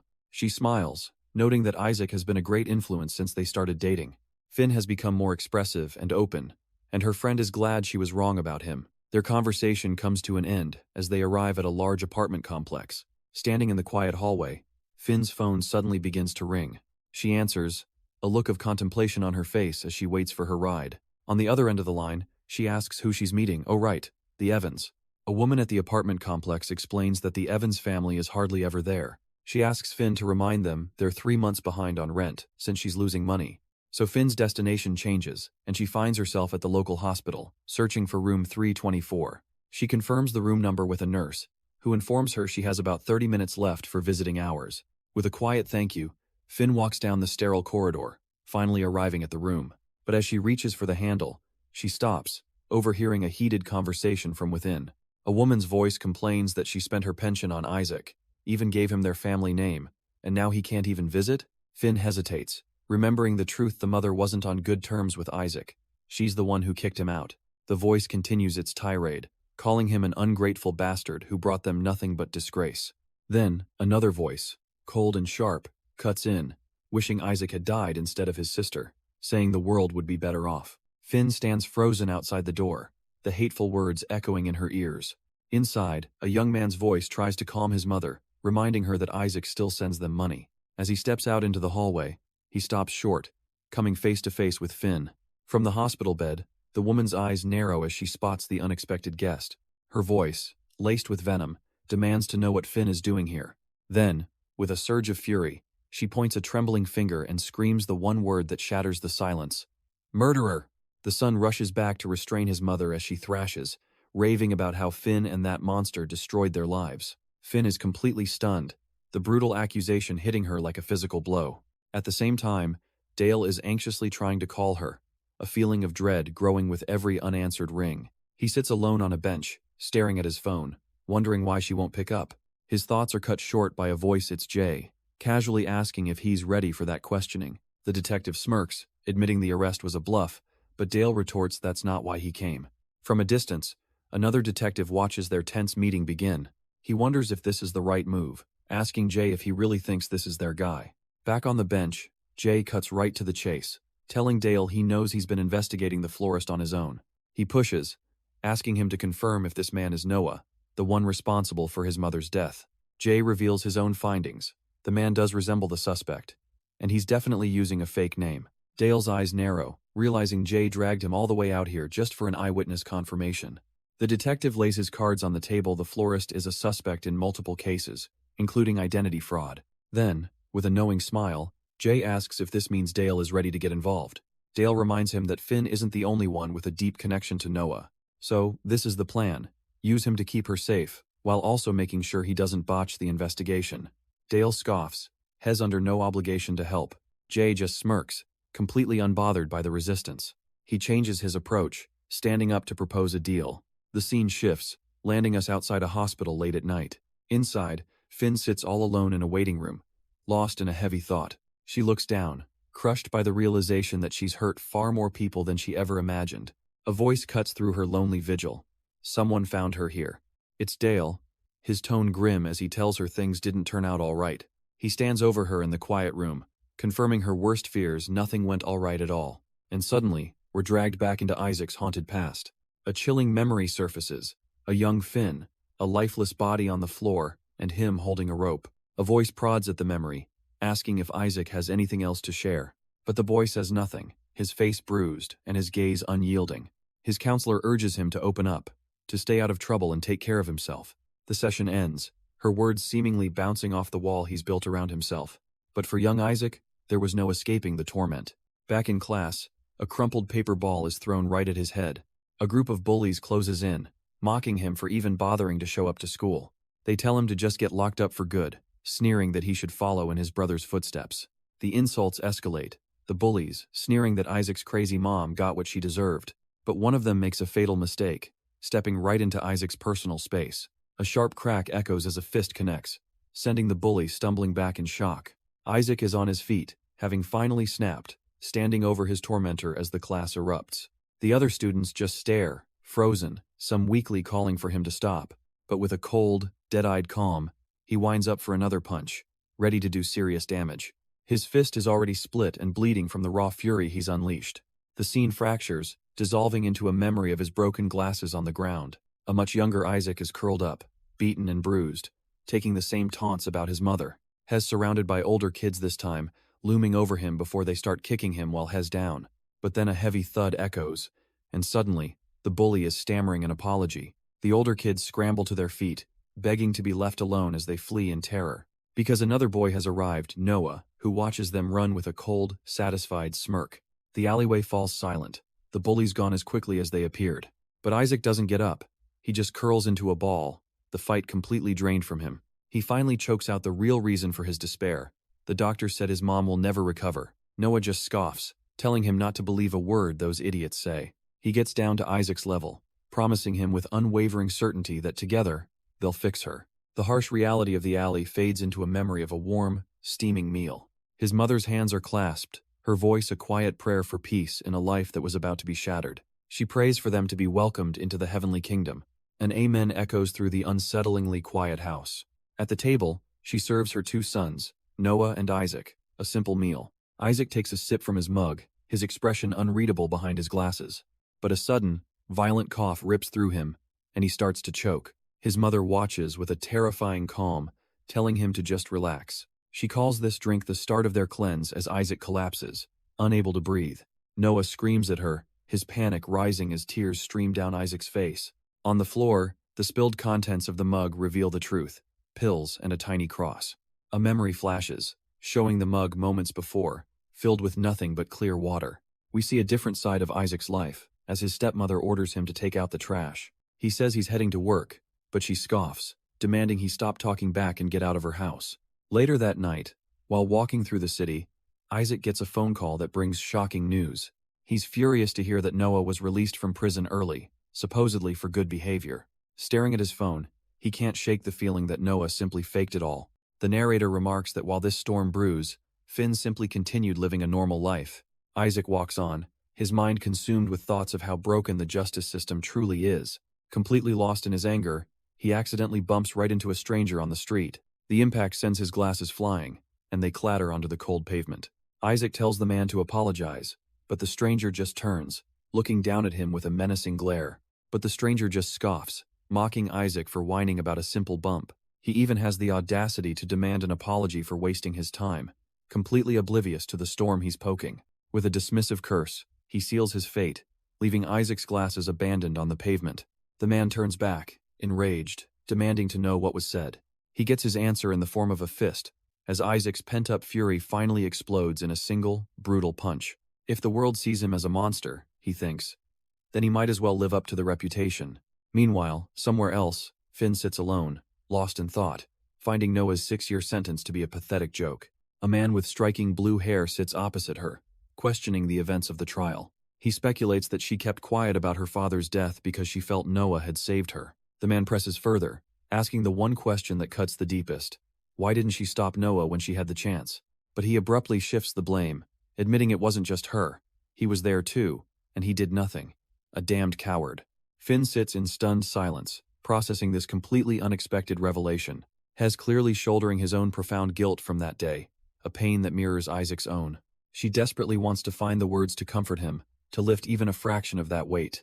But as he waits for her to speak, the heavy air between them remains unbroken. She looks down, completely lost, unable to offer him any solace. He lets out a quiet sigh, taking her silence as his final answer. The clock on the wall ticks away the last moments of their tense meeting. Finally, he stands, announcing that it's getting late and hell, take her home. The conversation hangs unfinished in the cold, sterile light of the empty room. He drops her at the door, starting to give a warning before cutting himself off, saying he doesn't care. He wishes her a good night, but his words trigger a sudden, horrifying memory. It wasn't him, it was her hand on that door. She was the one who tied that rope, and he was there, in the shadows, watching the entire thing unfold. He saw everything she did that day, a silent observer to her devastating actions. Her bag plummets to the floor as the shock of her own forgotten guilt paralyzes her. A deeper, more terrible memory emerges. The girl was still alive, but Noah had told them what they had to do. He turns back to face her, his expression no longer conflicted, but sharp and knowing. He mockingly says it took her forever, that he's been waiting ages for her to finally remember. He'd always wondered if she truly forgot, and now that she knows, he leaves the unspoken threat hanging as he shuts the door. He turns his back, casually suggesting they can deal with all this tomorrow, as he heads for the door. But Finn remains frozen, a single drop of cold sweat dripping onto the floorboards. The horrifying realization finally dawns on her: he came here to kill her. His piercing blue eyes confirm it without a shred of pity. That's exactly why he hunted her down. Tears stream down her face as she understands this was never a coincidence. It was a reckoning. She pleads, asking if he's going to hurt her for what she did, but he just scoffs at the display. As her sobs echo in the quiet room, he orders her to stop. He pinches the bridge of his nose, clearly irritated. He has no time for this emotional breakdown. But then, his expression shifts into something unreadable, and he quietly apologizes. The unexpected words shatter her completely, and she collapses, choking out how truly sorry she is. Through her sobs, Finn confesses she didn't want to remember, didn't want to do it. But he's had enough, coldly stating they'll deal with this tomorrow. Her tears continue to fall as she whispers that she should have stopped him, and with that, his patience completely shatters as he screams at her to shut up. The raw fury of his voice stops her cold, clutching her chest in shock and fear. All she can manage to whisper through the terror is another broken apology. He watches her complete meltdown from the doorway, his expression unreadable. Seeing the puddle of tears at her feet, he asks, almost confused, why she's still crying. He can't understand it, his frustration growing with every sob he hears. Then he takes a step inside, and she begs him not to, realizing he's finally crossed the threshold. But instead of more anger, he gently touches her face, silencing her sobs as he whispers her name. He closes the distance in an instant, pulling her into a desperate, all-consuming kiss. With a surge of raw emotion, he lifts her up, their embrace tightening as he carries her further inside. A table clatters to the ground, knocked aside in their feverish haste. They're lost in the moment, clinging to each other as if it's the only thing that makes sense. He sets her down on the kitchen counter, the world outside their embrace completely fading away. Much later, the apartment is silent, bathed in the cool blue light of the night. He stands alone on the balcony now, taking a long drag from a cigarette, his thoughts a mystery. Crouching by the plants, he seems burdened, the earlier passion replaced by a quiet melancholy. Back inside, she sleeps on the couch, wrapped in a blanket, a silent, unspoken distance now between them. Finn's eyes slowly open, the reality of the cold, quiet room setting in. She spots him on the balcony, still lost in thought, and quietly calls out his name. He steps back inside, claiming he didn't want to wake her, but the distance between them is palpable. She looks at him, her heart heavy, needing to ask the one question that haunts her. Do you hate me? He meets her gaze, his own expression unreadable, simply asking if she'd leave if he did. Her answer is instant, a firm no that hangs in the silent air. A flicker of something crosses his face as he admits he feels he's already hurt her enough. He then begins to speak, his voice low, venting about the people he can't stand in this world. The privileged, the comfortable, the hypocrites who've never known real suffering. He gently holds her face, explaining they're the first to judge you for a struggle they will never understand. He looks away, lost in his own dark thoughts, muttering that they don't know anything. He scoffs at the injustice of it all, how they get to move on while he's stuck paying for it with a life sentence. His voice drops to a chilling whisper as he wonders if he should just even the score by killing both her and her friend. He asks if she'd beg for her life, imagining what a pathetic sight that would be. But as his hand closes around her throat, her mind is calm. She doesn't believe things happen for a grand reason. She knows it's all just the outcome of actions, theirs and others, not some cosmic plan. Holding his hand against her neck, she looks him dead in the eye, admitting that if she had to die, she'd want him to be the one to do it. He sneers at her acceptance, mocking her for trying to take the easy way out.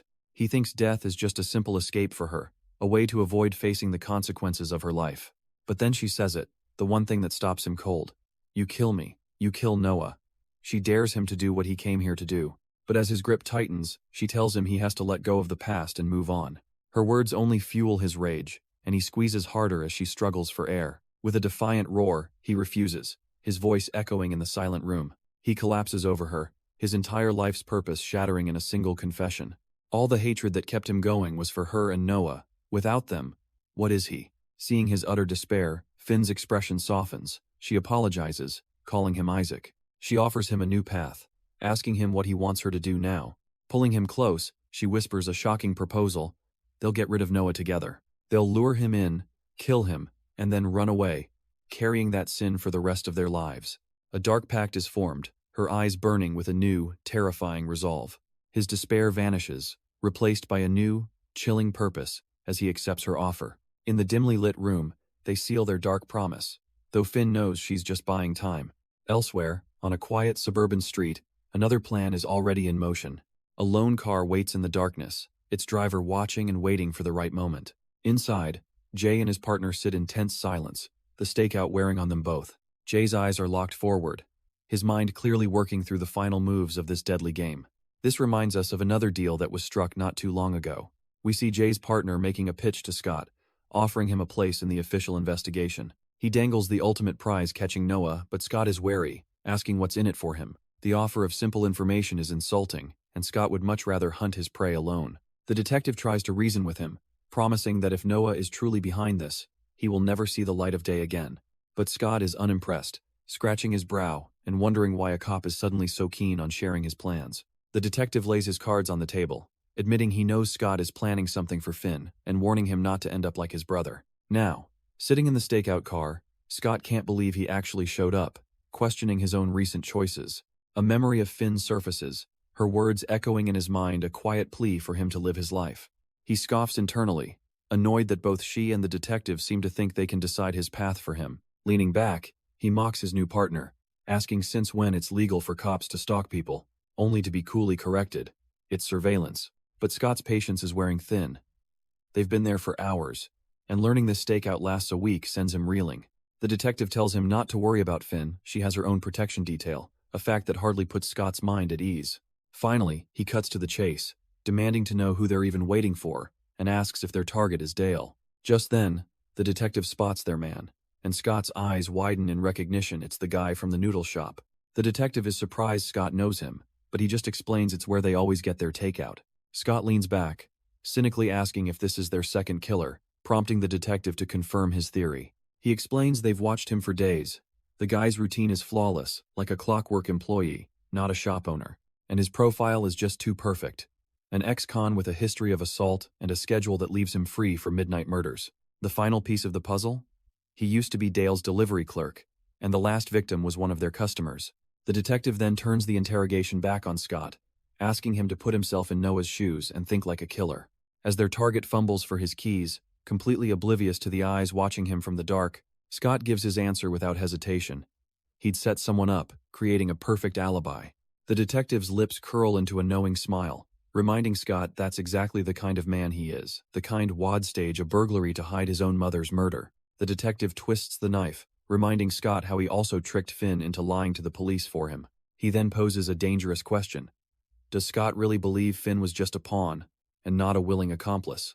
The question hangs in the dead air of the car as they watch the silent neighborhood. The detective presses on, asking if Scott truly sees her as innocent. The empty street offers no answers, only the low hum of their surveillance equipment. Scott remains silent, his expression unreadable, lost in his own dark thoughts. But the detective's hardened expression softens with a hint of regret. He confesses that the real reason he became a detective was because of what happened that night. He's always carried the weight, feeling like it was somehow his fault. He explains that he knew Finn when she was just a kid, a withdrawn girl wad hang around the station, bruised and wearing clothes that didn't fit. He admits the police did a welfare check, but found no abuse and simply ignored her after that. By the time he was assigned to that station years later, Finn was gone, and the next time he saw her, it was too late. Scott smirks, sarcastically noting that it sounds like the detective is partly to blame and that they finally agree on something. But he twists the knife, retorting that cops aren't exactly known for getting things done anyway. His partner reveals the ugly truth. Detectives covered up their incompetence by convincing Finn to stay silent about her father's murder. They pressured her to become a witness against Noah in exchange for not charging her in her mother's death. But the offer wasn't even necessary because although Finn hesitated, she agreed for a completely different reason. Scott's face darkens as he learns the devastating irony. Her testimony is what got Noah a shorter sentence. The detective insists she had good intentions and answered honestly, unaware of how things get twisted in a courtroom. Scott snaps back, questioning how he could know what was in her head, because no normal kid gets involved in a murder.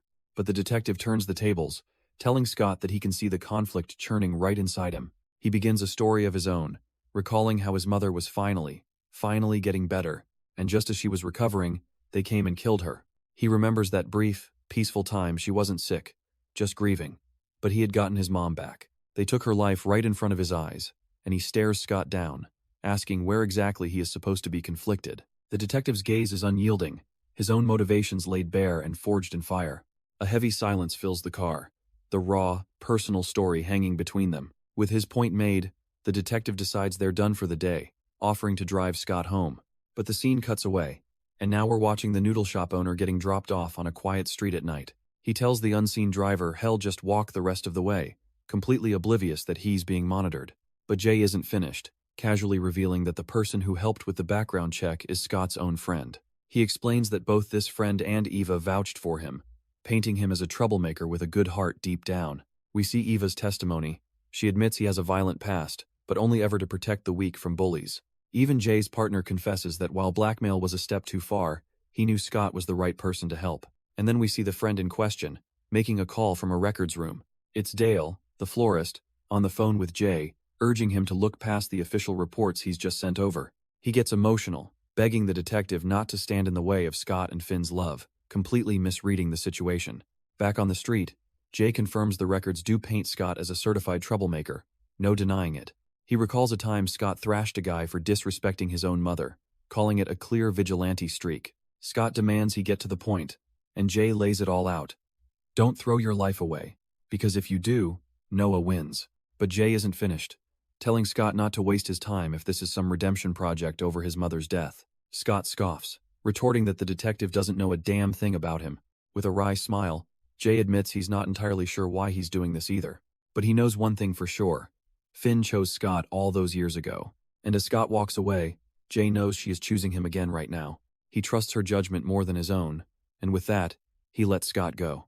As Scott enters the apartment, Jay's final words echo, telling Isaac has not meant to destroy. The sound of sizzling eggs greets him, a simple, peaceful moment.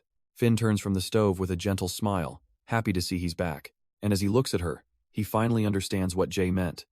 He's meant to protect the ones he cares about. She tells him he's finally home, reminding him not to lose sight of this feeling.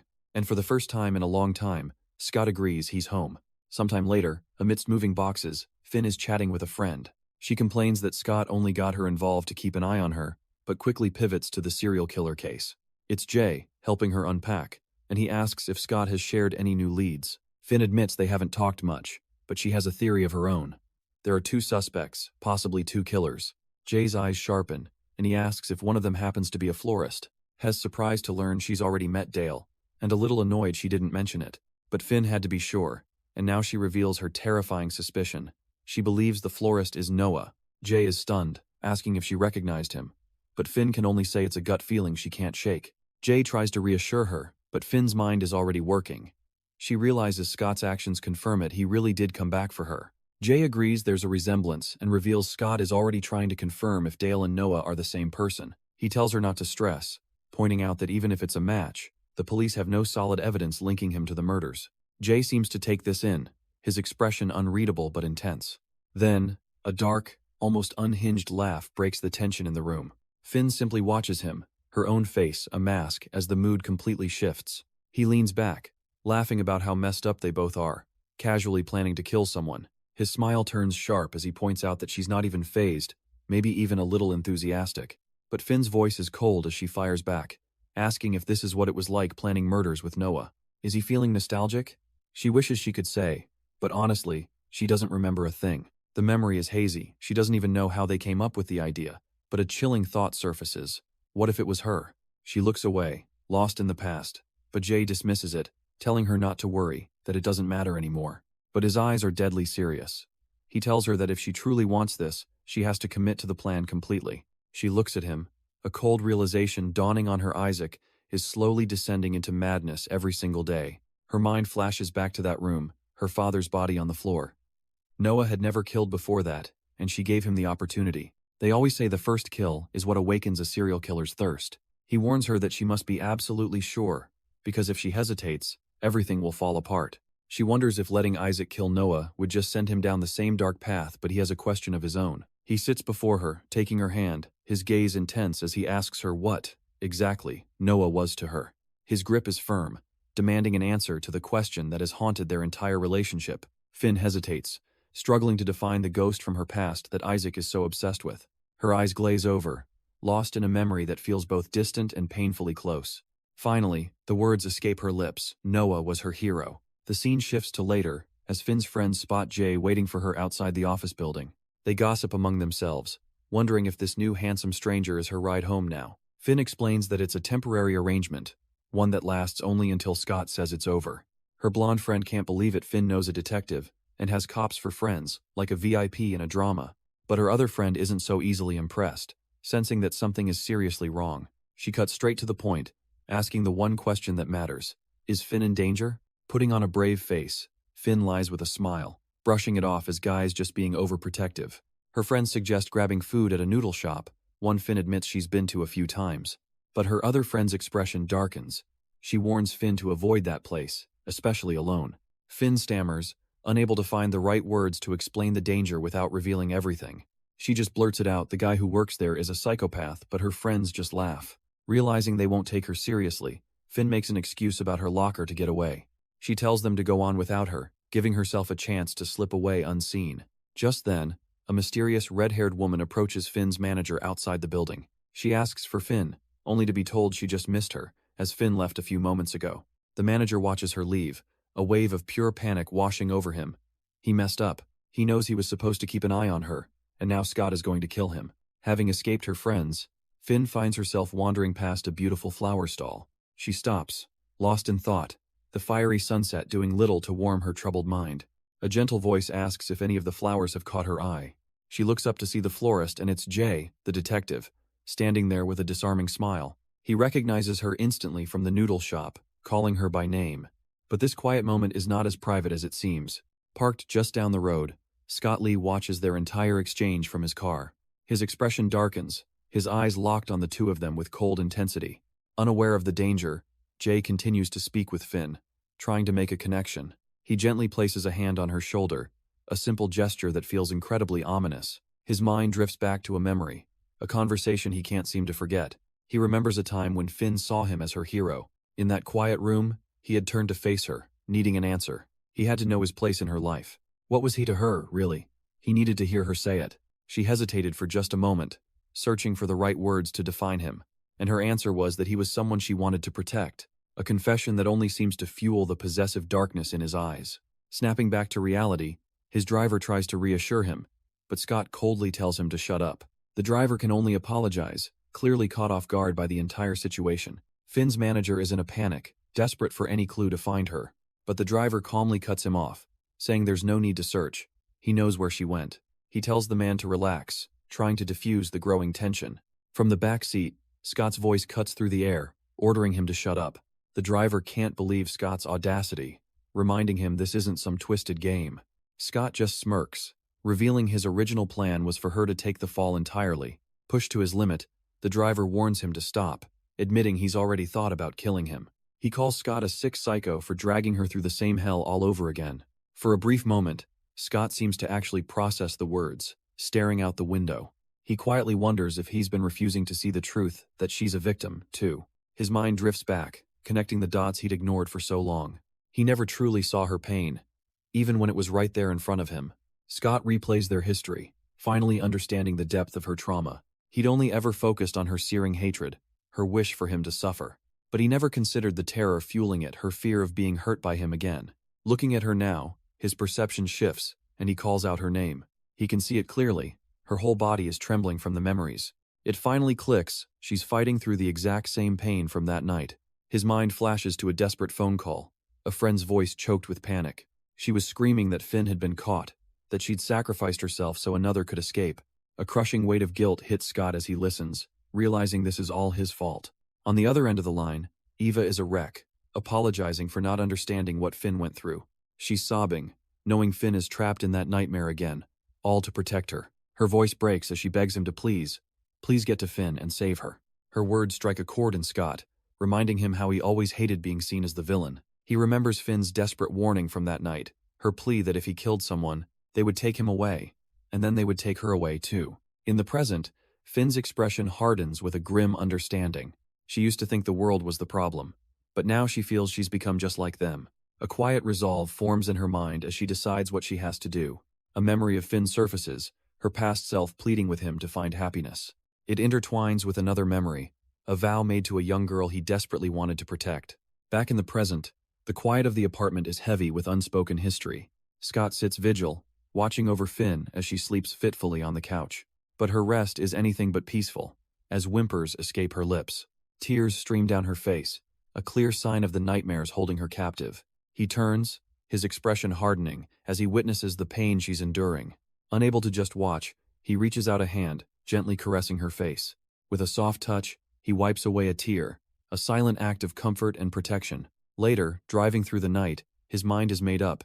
He knows exactly what comes next. His associate's voice echoes in his mind, thinking of Finn's own words that any goodness she once had is long gone. The driver broods, lost in his own dark past, convinced that Noah ruined him and now he's just stopped giving a damn. But Scott just smirks, telling his partner not to get ahead of himself. He never said the guy was a good person. The associate shrugs it off. It doesn't matter. It seems Finn is finally going through with it, which means Scott got what he wanted. Still, he can't shake the feeling that Finn, despite her hatred for Noah, has a strange connection to him. The scene shifts to Finn, her expression troubled. She acts tough, but her emotions are always just under the surface. Scott listens quietly, his partner certain that no matter her plan, it's all for the sake of the people she cares about. Because contrary to what she thinks, she's not the protector here. She's the one who truly needs saving. Scott finally breaks the silence, cutting straight to business. So, what's the plan? The two men sit in tense silence, arms crossed. The associate reminds him, don't forget your end of the deal. The associate lays out his simple, determined plan. He's taking Finn away from here. He'll move her somewhere safe, far away from all this until the nightmare is finally over. He'll do whatever it takes to help them catch Noah, but they have to promise he's locked up for good. After that, hell vanish from Finn's life completely. Scott listens, a flicker of suspicion in his eyes. He asks what could have possibly changed his mind. He even mocks him a little, wondering if this is the part where he forgives Finn and becomes the hero. A wry smirk plays on Scott's lips. He scoffs at the idea, saying this isn't some cheesy drama. He's not looking for that kind of closure. That night, he explains, is a permanent stain on all of them, and no amount of forgiveness will ever wash it away. They'll never get to live a normal life, and he knows Finn understands that better than anyone, and yet, a small part of him would love to see her try to defy their fate and prove him wrong. And with that, Scott's words hang in the air as a new day dawns. Sometime later, Finn arrives at a flower shop, where she's greeted by a familiar face. Jay confirms her identity, asking if she's really here to learn the art of floristry. He begins to explain his passion, telling her it's as if every flower has its own language. He speaks of lilies for remembrance, and daffodils that symbolize rebirth and new beginnings. Then he holds up a single red rose, the timeless symbol of passion and love. He catches himself, apologizing in case his rambling is getting weird for her. But Finn reassures him, saying this is exactly why she came, she loves his passion.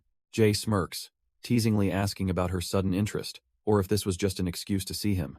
She looks down, fidgeting as she admits it just reminds her of someone else who loved flowers, too. Trying to keep the mood light, Finn asks why there aren't any tulips on display. Jay seems impressed that she noticed, explaining they take a few months to grow. She playfully asks if he's just got them growing in his backyard. With a sly smile, he reveals he has a whole greenhouse where he cultivates most of them himself. He then casually offers to take her there sometime, and in that instant, her world stops. The invitation, the gentle tone, it's classic Noah. Her mind is dragged back into a memory of this dangerous boy and his surprising fascination with flowers. She remembers them walking through a vast, sunlit field, a bizarre combination of darkness and light. Noah was always so eager to talk about the things he truly loved, and for a young, broken girl, his focus in those moments was the only thing that made her feel like she mattered. Jay's voice cuts through her memories, casually asking what kind of flowers her boyfriend usually gets for her. Finn turns, her expression guarded. How did he even know she was seeing someone? He just shrugs it off as a hunch, but she calls him out for flirting, though he correctly guesses she's not just a regular customer. The air crackles with their banter, a back and forth about how good looks can let someone get away with being a creep. He apologizes if he came on too strong, admitting he was just trying to figure out if she was available. But Finn shuts that down immediately, claiming her personal life isn't worth talking about. Undeterred, he asks what she is interested in, and she warns him her tastes are unconventional. His eyes lock onto hers as she leans into the darkness she knows so well. With a cold confidence, she mentions one of her interests is murder, for instance. Jay doesn't even flinch, a small smile appearing as he clarifies he's not talking about some simple thrill killer, he's listening. He continues, explaining it's the feeling that drives someone to do it, the thing that pushes them over the line. Or perhaps, he wonders, the reasons are just fancy justifications we tell ourselves in the end. Finn, caught off guard, apologizes for being so strange, admitting she came here because she felt he might truly understand. Just as she finishes, he calls her way of thinking perfect. Her eyes widen, a flicker of disbelief and vulnerability washing over her. He's suddenly closer, his voice low as he leans in and repeats himself, his gaze intense. He tells her she gets it, how it's not just the act, but what it represents that pulls you in. She's completely still, listening as he speaks of the layers, the purpose, and the dark beauty of it all. He assures her that she isn't crazy or weird for seeing things in a way others can't. He turns away slightly, admitting he knows that same itch in the back of the mind, those questions that just won't leave you alone. He admits he's had those same thoughts, that he even acted on them once or maybe twice. It's hard to keep count, he whispers, when the thrill is so all-consuming that you just lose yourself. It was never about the number, but about the forbidden knowledge it offered, a sight he couldn't stop craving. His eyes glint with a dangerous light as he tells her they're the same, special people who see the truth. But a cold clarity cuts through Finn's fascination. A firm, internal voice declares they are not the same at all. Her hand clenches, a desperate command to herself not to let him get inside her head. This isn't a confession, she realizes. It's a trap he's testing her, waiting for her to slip. Suddenly, Jay leans back, the intensity vanishing as he laughs it off, saying he just got carried away. He apologizes if his prank went too far, acting as if he hadn't just laid his soul bare. He finishes with a smirk, saying it's too bad, but is no murderer, so he can't satisfy her curiosity. But Jay's demeanor shifts, reminiscing about someone who once supported his passion for floristry. He even claims he wouldn't have this life if it weren't for that person's belief in him. Finn's mind churns. Is he blaming someone else for his darkness? Yet she keeps her cool, extending her offer to talk. He deflects with an invitation to his greenhouse, joking that he won't encourage any homicidal tendencies. Finn agrees without missing a beat, calling it a fun date while keeping her true thoughts hidden. She mentions wanting to see the tulips he's growing, and his intense expression softens just a little. The air is suddenly filled with the scent of flowers as they move deeper into the shop. He starts to lead her through the vibrant arrangements, the strange tension momentarily forgotten, but they're interrupted by the other florist, Dale, who recognizes Finn from her last visit, Hez holding a small black cat, explaining that Hez just returning Jay's little escape artist. And then Dale drops the other shoe. He's also here to pick up his girlfriend. The scene shifts, and soon Finn is walking with him under the cold moonlight. An uneasy quiet settles between them as they walk down the empty street. But inside Dale's head, who we now see is actually Scott Lee, thoughts are racing about how calm Jay seemed. He knows just how much hatred Jay holds for him, and that composure was unexpected. Back in the shop, Scott's declaration hangs in the air amidst the vibrant flowers. Jay's reaction was a quiet, almost bored, "Oh," his true feelings masked. Finn, caught in the middle, could only play along, remarking on what a small world it is. Their goodbye was a dance of veiled warnings, with Jay hoping Finn's talkativeness hadn't tired Scott out. As he hands the cat to Scott, Jay teases that he seems to like Finn, but she cuts in, coolly replying that someone already owns him. With Jay gone, Scott turns his full, unnerving attention back to Finn. He softly asks if she's ready to go home, and her expression tightens at the loaded question. He offers his hand, a gentle gesture that feels anything but. She can only marvel at how Jay managed to keep his composure. Left with no other choice, she takes his hand, their fingers interlocking in a chillingly fake display of intimacy. As they walk, Finn's mind races. Has gotten so good at hiding his true feelings, and she knows this monster is definitely planning something. Hez fully committed to this Isaac persona, refusing to drop the act even when they're completely alone. She knows for sure now he's just playing with them when he suddenly suggests they should get a new bed. The one they have now, he muses, is just too small for the two of them. He then escalates, proposing they move entirely, get all new things for a fresh start. He even wants to take a day off and move by the weekend, leaving Finn to wonder why is he in such a rush. Scott casually announces a change of plans, telling her to just forget everything they'd discussed. Finn is floored. What does he mean? Are they not going to stop Noah anymore? He says they'll just let the cops handle it, telling her to have more faith in Jace's investigation. But she can't shake the feeling this is a trap, that Noah is just luring them out for his own sick amusement. It's exactly what he's always done, a twisted game he plays over and over. Scott's solution is simple. The best way to win is to keep their distance, and he orders Finn to stay away from Noah. She stares at him, completely baffled by his sudden and unpredictable reversal. What was the point of running away together? What was the point of any of this? Why did he go through all this trouble, only to abandon her when he could have just left for a normal life? The sudden shift is too much. The confusion twists into a sharp pain, and she can't think straight anymore. She asks him if he's given up on revenge, then why not just leave and live a normal life? But Scott coldly brushes her off, saying they're moving soon to start over, telling her not to worry. Finn's frustration boils over. He's not even listening to what she's saying. She pleads with him to stop, insisting he can never move on as long as he's with her, torturing himself. Voice trembling, she begs him to let her go because she knows he must hate her more than anyone. His expression darkens as he finally confesses, of course he hates her for her part in his mother's murder. He explains that if he had stayed near Noah for even a few more seconds, he can't say what he would have done. His fist clenches as he admits his only impulse was to snap the man's neck right then and there. The only thing that stopped him was his refusal to become the very monster he despises, because that's what Noah has always wanted.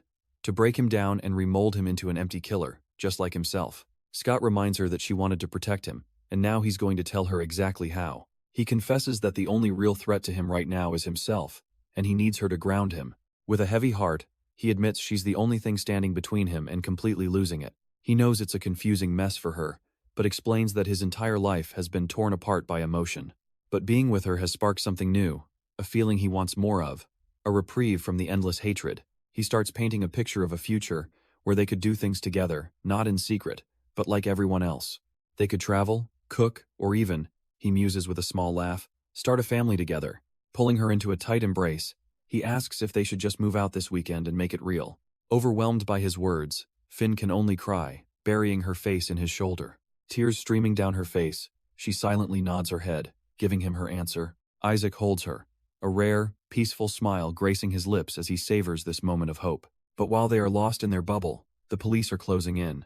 A call comes through with a major break. They've confirmed Dale is really Noah Inoue. The bad news, however, is that they can't charge him with identity fraud. It turns out he's close with the real Dale, the actual shop owner, who lets him run the business. But Jay has another angle. They can detain him for violating Finn's restraining order. He contemplates the move, 2 months detention, no warrant required. The only question is when to strike.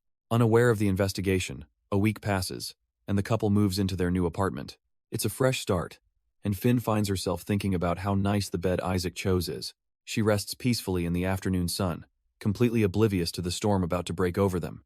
The bed is so comfortable that getting up feels like a crime.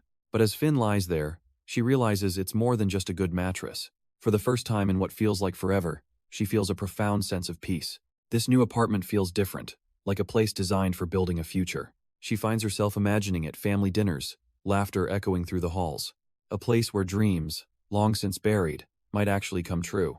It gives her something she'd thought was lost for good, a reason to be hopeful. She gently touches the flowers, a small, grounding gesture in her new reality. Lost in this quiet contentment, she begins to prepare a meal, the rhythmic chopping filling the silence. In this peaceful bubble, the dangers of the outside world feel a million miles away. And across town, Isaac is having a similar realization while cooking that this feeling of home has nothing to do with the place itself. A soft gaze is on him, and he turns to see Finn watching. A quiet warmth between them. He asks if she's still meeting with Scott later, but assures her there's plenty of time for him to make her something first. She tells him she slept fine, though she's stuck on work leave for security, unable to even leave the apartment. It gets lonely, she admits, especially since he's gone so much of the time. Hearing that vulnerability, a sly, playful look crosses his face. He's got an idea. She asks what they could possibly do, trapped in here with so few options. He scoffs at her innocence, closing the distance and pulling her into a sudden, firm embrace. She protests, flustered, reminding him he'll be late, but he just whispers that this is worth it, the cooking can wait. But the playful moment fades as she looks up at him, her voice laced with genuine fear for the danger he's putting himself in. He tries to soothe her worries, promising he's just watching from a distance, nothing more. But her only concern is him. She pleads for him to be careful and come home in one piece. His gaze intensifies, asking only that she promise to be here waiting when he returns. She holds him tighter, wishing he could just stay, just for today. He whispers back that it's the one thing he wants more than anything in the world. The unspoken feelings finally overflow into a deep, meaningful kiss. It's a familiar feeling, yet somehow this time it feels like the very first. All the fear and uncertainty of the outside world melts away in their embrace. His touch feels different now, warmer, softer, more desperate. And without another word, she helps him pull his shirt away, choosing this moment. He pulls her close, whispering that they don't have much time. The kitchen counter becomes their entire world, a stolen moment of fierce passion. But the story cuts away, shifting to a quiet, unassuming apartment building. Inside one of the units, a sink overflowing with grime tells a story of neglect. And we meet its resident, a young man with eyes that have seen far too much. He glances at the chaos of his home, sighing that he'll deal with it later. With a heavy sense of resignation, he grabs his bag and heads for the door. He walks down the empty corridor, lost in his own bleak thoughts. Just another lonely figure moving through the mundane backdrop of the city. But he's not as alone as he thinks from across the way. A man in a green hoodie is watching him intently. A voice cuts through an earpiece. The coast is clear. The target is gone. Scott Lee, shrouded in a dark hoodie, confirms the signal and prepares to move. He slips silently through the unlocked balcony door, a ghost entering the lion's den. Inside, he immediately gets on the phone with Jay, confirming he's in, just as they planned. Surveying the absolute filth of the apartment, Scott can't help but crack a joke about the mess. But Jay's voice comes back sharp and serious. This isn't playtime, and there is zero room for error. From his own location, Jay reminds him that this whole dangerous operation was his idea. Scott then lays out the theory they've been working on. The target is trying to get caught on purpose. Jay agrees, realizing a small charge is the perfect way for the suspect to get an alibi, while his accomplice, the real second killer, commits another murder, making their primary suspect look innocent. And this is how that plan was born, with Scott insisting they couldn't just arrest Noah. They had to get proof against his accomplice, Cole, and catch them both. But the lead detective isn't having it, turning to Jay to ask why a civilian like Scott is even in the room, talking about we. Jay remains silent, letting her challenge hang in the air as she stares him down, demanding an explanation. She can only conclude that he must be getting truly desperate to involve an outsider in an official investigation. The case files prove her point. Their hands are legally tied. They can question Noah, but without hard evidence, they can't make an arrest.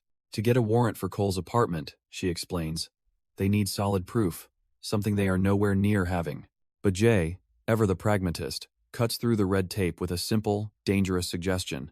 Then let's get it illegally. Scott smirks, seeing his opening and volunteering to take a little tour inside Cole's apartment himself. The detective is horrified, immediately shutting him down. He's talking about trespassing, a serious crime. She insists he can't be involved, but Scott just listens, knowing the decision had already been made the moment Jay said the word illegally. Scott calmly explains the grim reality: the killer's typical cooldown period is over, and a new victim is due any day. With the changing MO, he warns, the next target could be anyone, even Finn. The detective immediately sees through it, accusing Jay of letting his personal connection to Finn cloud his judgment.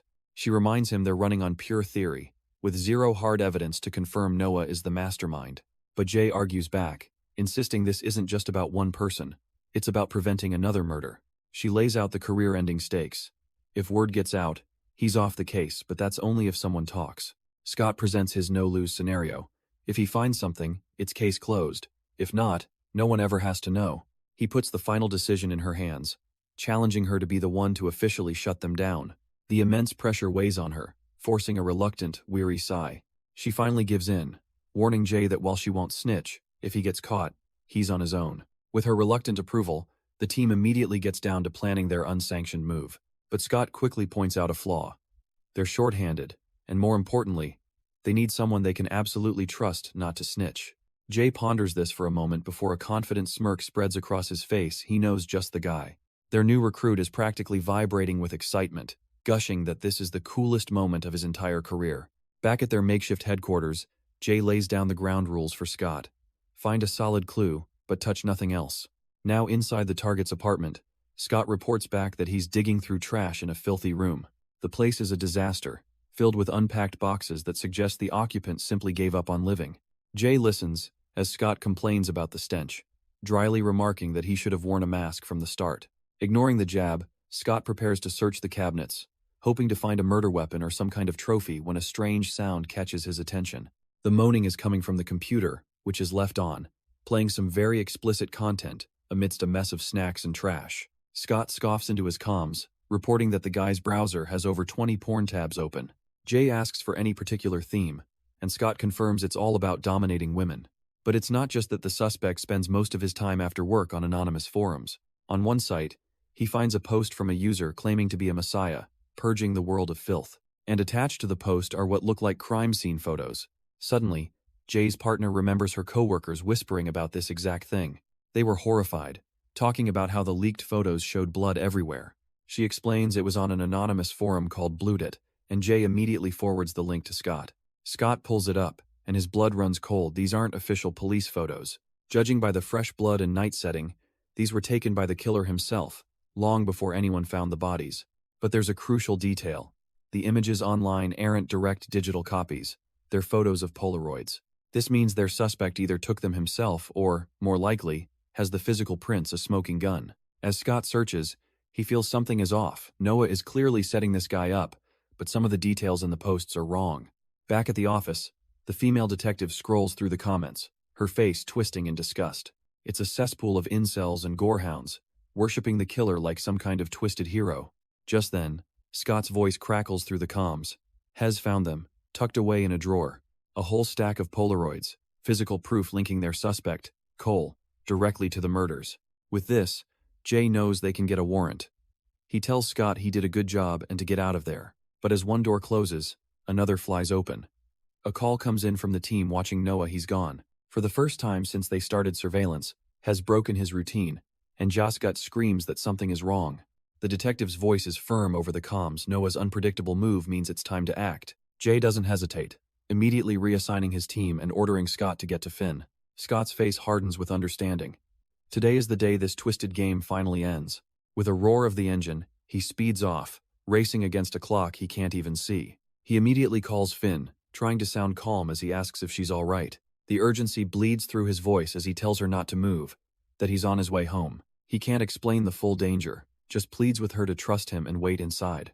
On the other end, Finn casually agrees to wait for him and ends the call. But the second the line goes dead, a voice remarks how surprising it is she actually came. And standing right there is Jay, a smug grin on his face, asking if her boyfriend would mind this little meeting. And as Jay taunts her, her mind flashes back to another time, another place, a field of white lilies. It was where she first met him, a boy with reddish hair, who approached her battered, younger self. He'd simply asked for her name, then cheerfully declared that they should be friends. The very concept was so foreign to her. He introduced himself as Noah, guessing he was 10, maybe 11. She glared back at him, insisting she wasn't lying about her own age when he called her too short.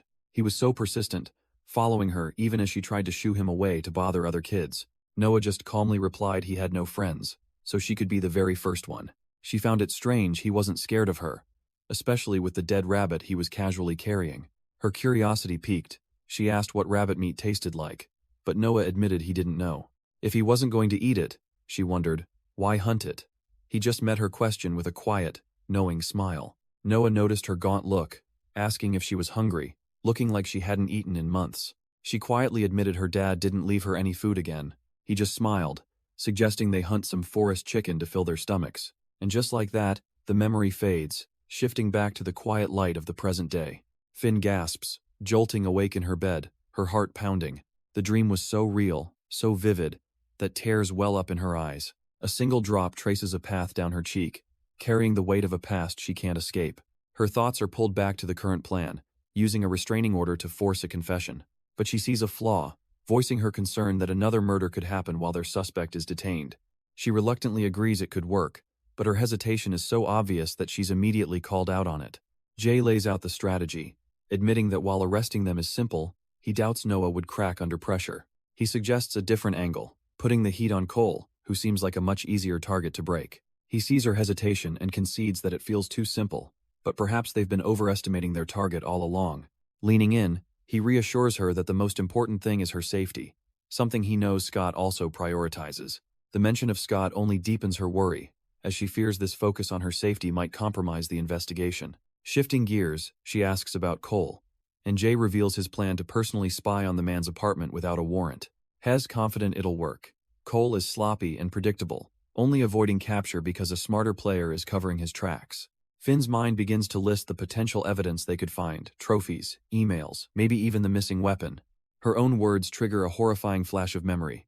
A bloody knife, gripped tightly in a violent struggle. The vision burns in her mind, her eyes wide with the chilling reality of what they're truly up against. Still shaken, Finn needs to know the plan, asking Jay when this is all going down. His gaze is fixed, his answer short and absolute. Tomorrow. The operation begins, with Ali posted outside Cole's noodle shop, getting an update on his status. Jay's partner, watching from his car, reports back that so far, there's nothing out of the ordinary. Cole is still inside, business as usual, completely unaware he's being watched. Back at the station, a senior detective tells the team to stay put, confirming Jay is en route to make the arrest. He gets another call. Isaac came through, tracing an IP right to Cole's doorstep. They just need the warrant. And just like that, the female detective arrives with a folder and a confident smile. They've got it. But the moment of triumph is cut short by an urgent call from Jay's partner. Their target is closing up shop early, flipping the sign as the last customers leave. Time just ran out. The senior detective relays the update, telling the team to hold their positions and wait for instructions. With a firm, unwavering gaze, the female detective gives the final order: Jay, go get him. Elsewhere, a phone rings through the silence of a sunlit apartment. The call from Scott goes unanswered, and he can only laugh bitterly, convinced she'll always choose the other man. Jay's frustration finally spills over. He feels like every time they try to escape their past, she drags them back in. But Scott is lost in his own despair, clutching a letter, admitting he was happy just talking to her. He breaks down, a bitter laugh escaping his lips as he realizes he was right all along. He can't believe he let himself hope, even for a second, that things could be different. With a final, weary sigh, he accepts his fate. He tried, but this outcome was inevitable. His hand closes around a multi-tool on the table, a dark resolve settling in. Scott's resolve hardens. Fine. He'll just finish what he started. The scene shifts, and night falls over a quiet little noodle shop. The sign on the door clearly says they're closed for business. But inside, someone is still waiting with a patient stillness. It's Ali, sitting alone amongst the empty tables, looking perfectly composed. After waiting for a full hour, she finally approaches the owner, Cole. He immediately fumbles for an excuse, blaming a non-existent dinner rush for the delay.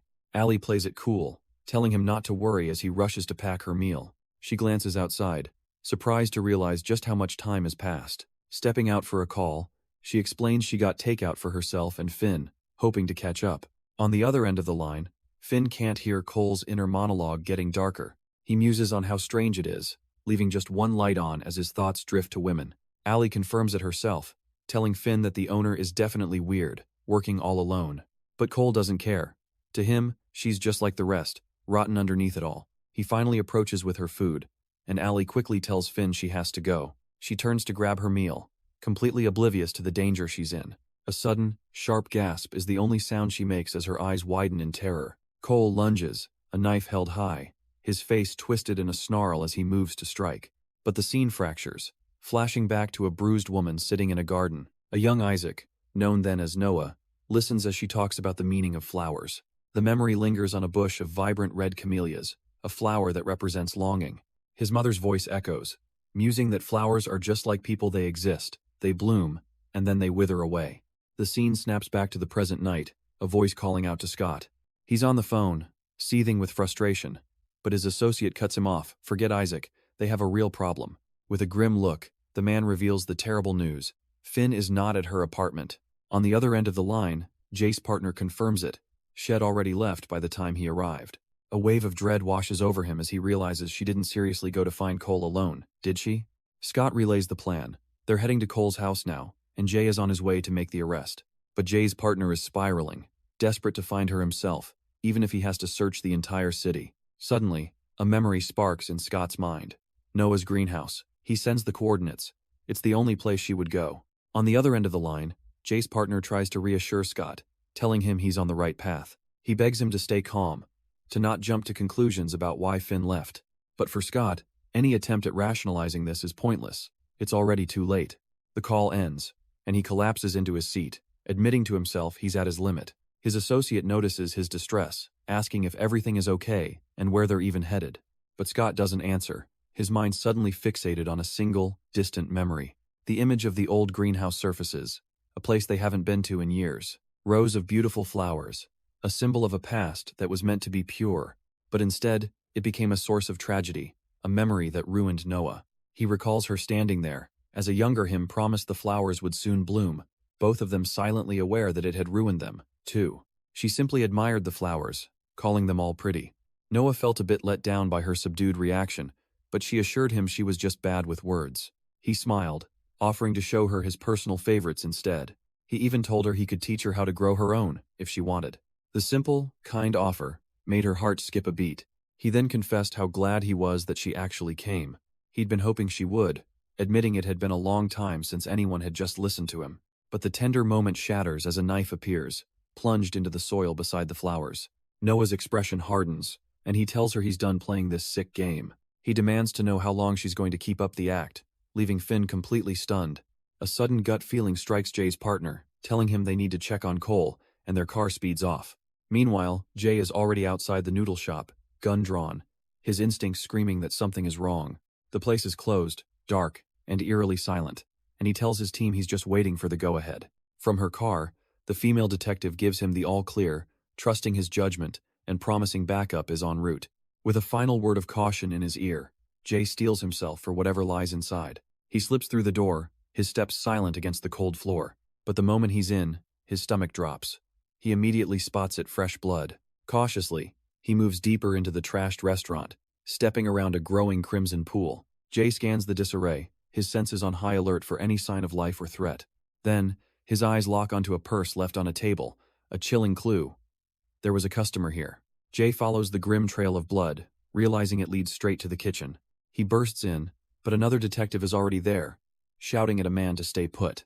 His partner has his gun trained on a suspect, splattered in blood, ordering his hands up.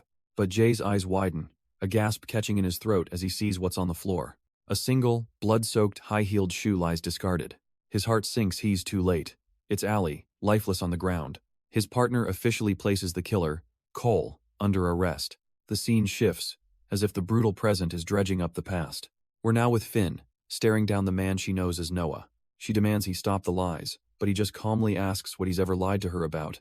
He casually introduces himself as Dale, before trying to steer the conversation back to the flowers around them. Finn can only stare, stunned by his audacity. She can't believe it. Is he really just going to pretend their entire past never happened? But he just smirks, leaning in and challenging her to tell him what she really remembers from that night. He reminds her how in court, she conveniently couldn't recall a single thing. Gathering her nerve, Finn accuses him of killing 2 people that night, her hands trembling. A chilling grin spreads across his face as he asks if she's sure he acted alone. He plants a seed of doubt, suggesting her memories are a lie fed to her by a town desperate to hide its own sins. Or perhaps, he muses, it's a lie she tells herself to escape the guilt of wanting her own father gone. She recoils, shouting that he's wrong, that someone like him could never understand what she went through. Finn admits that while her memory is flawed, the crushing guilt from that night has never once faded. He holds her gently, trying to soothe her, insisting she doesn't have to carry that burden alone because they both wanted it. Her father deserved his fate. Pulling away, he casually dismisses the past, saying he's done his time and even forgiven her. So why can't they talk like old times? But she sees right through him, calling him a liar and reminding him of his promise from all those years ago, the promise that he would kill her. She accuses him of twisting their shared past, making her believe it was something special when he was just manipulating her all along. He scoffs at her pain, brushing it off as childish nonsense he barely remembers. If that's true, she demands to know why he's here now, and he plays the victim, claiming it's just a coincidence. He even adds that if had known she was here, he wouldn't have come after all. Legally, he isn't allowed near her. With feigned concern, he tells her she looks tired and confused, suggesting she should just go home. But his gaslighting finally pushes her over the edge.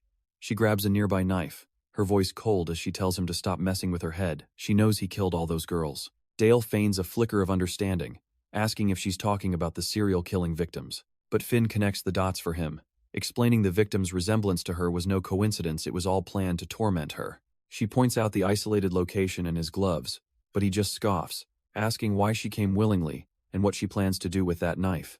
He offers a condescending olive branch, slowly pulling off his gloves as if to prove he'd never dream of hurting her. Holding the glove, he lectures her, expressing his disappointment that she's not the girl he used to know. Finn's face hardens with resolve.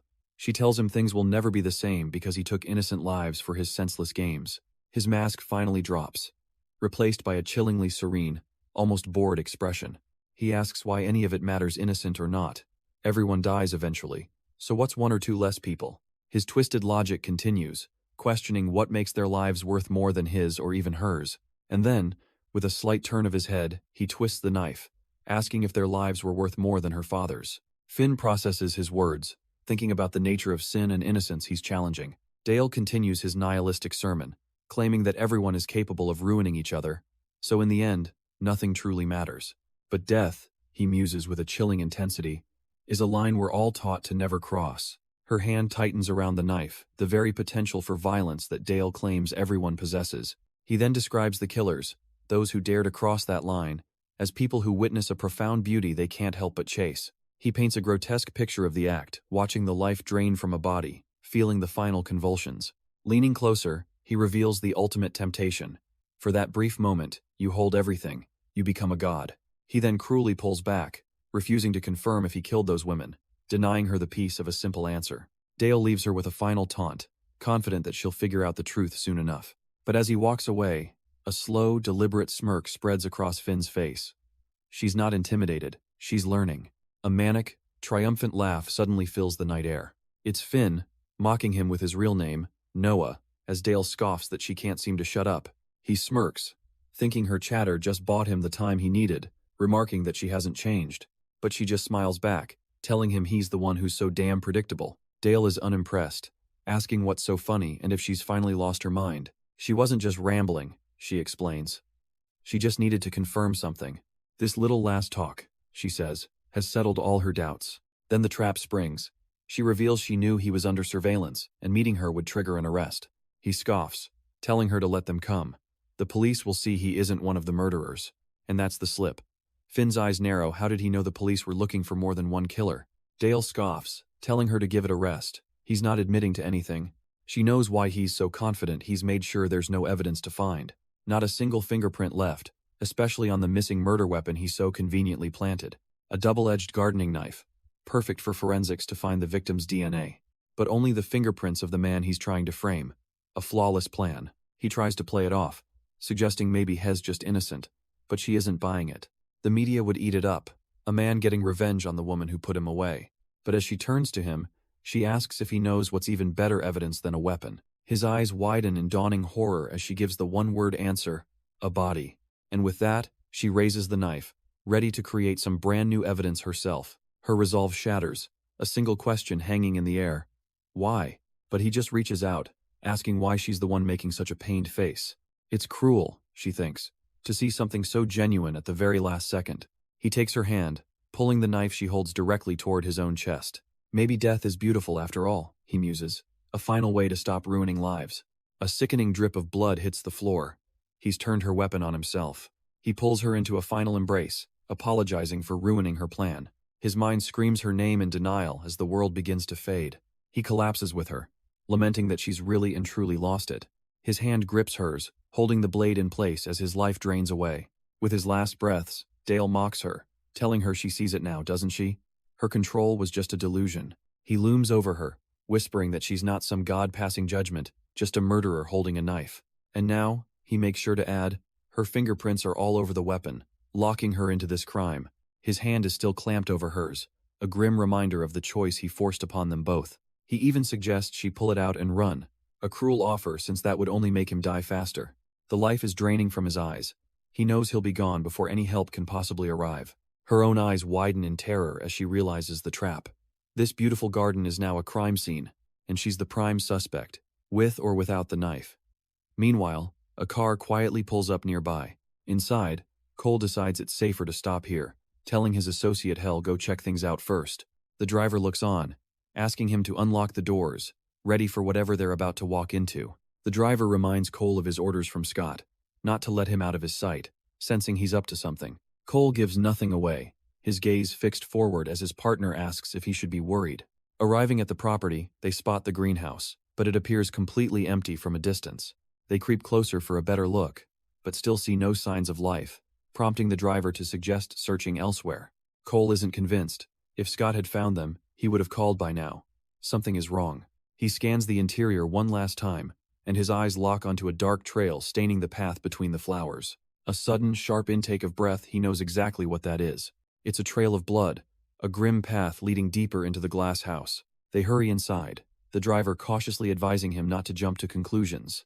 But Cole freezes, staring down at a discarded piece of clothing lying in a fresh pool of blood as his phone starts to ring.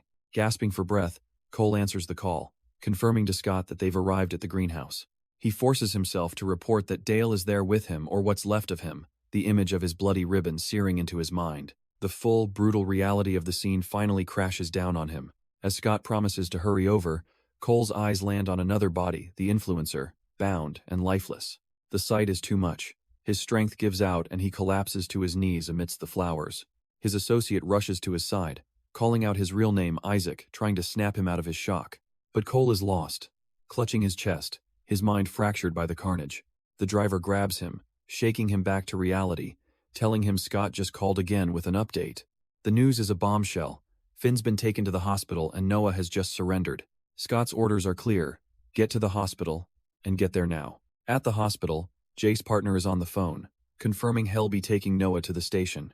He hangs up, his expression heavy with the weight of the night's events. His eyes land on the man who surrendered Noah, sitting alone in the waiting area, nursing a bloody arm. The detective approaches, his voice cold as he tells Noah it's time to get locked up. Meanwhile, the stark reality of the situation hangs heavy over the doors of the intensive care unit. A chilling voice echoes in someone's mind, mocking the secret talks they had with Noah while planning the murders. The taunt is aimed at Scott, who stands in a vision of the hospital room, asked if he's feeling nostalgic yet. His gaze falls on Finn, lying unconscious and fragile in her hospital bed. A phantom memory flashes his hands resting on her, a moment from a different lifetime.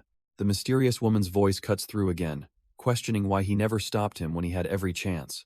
The voice twists the knife, asking if he was really going to snitch on the one who saved him from his father.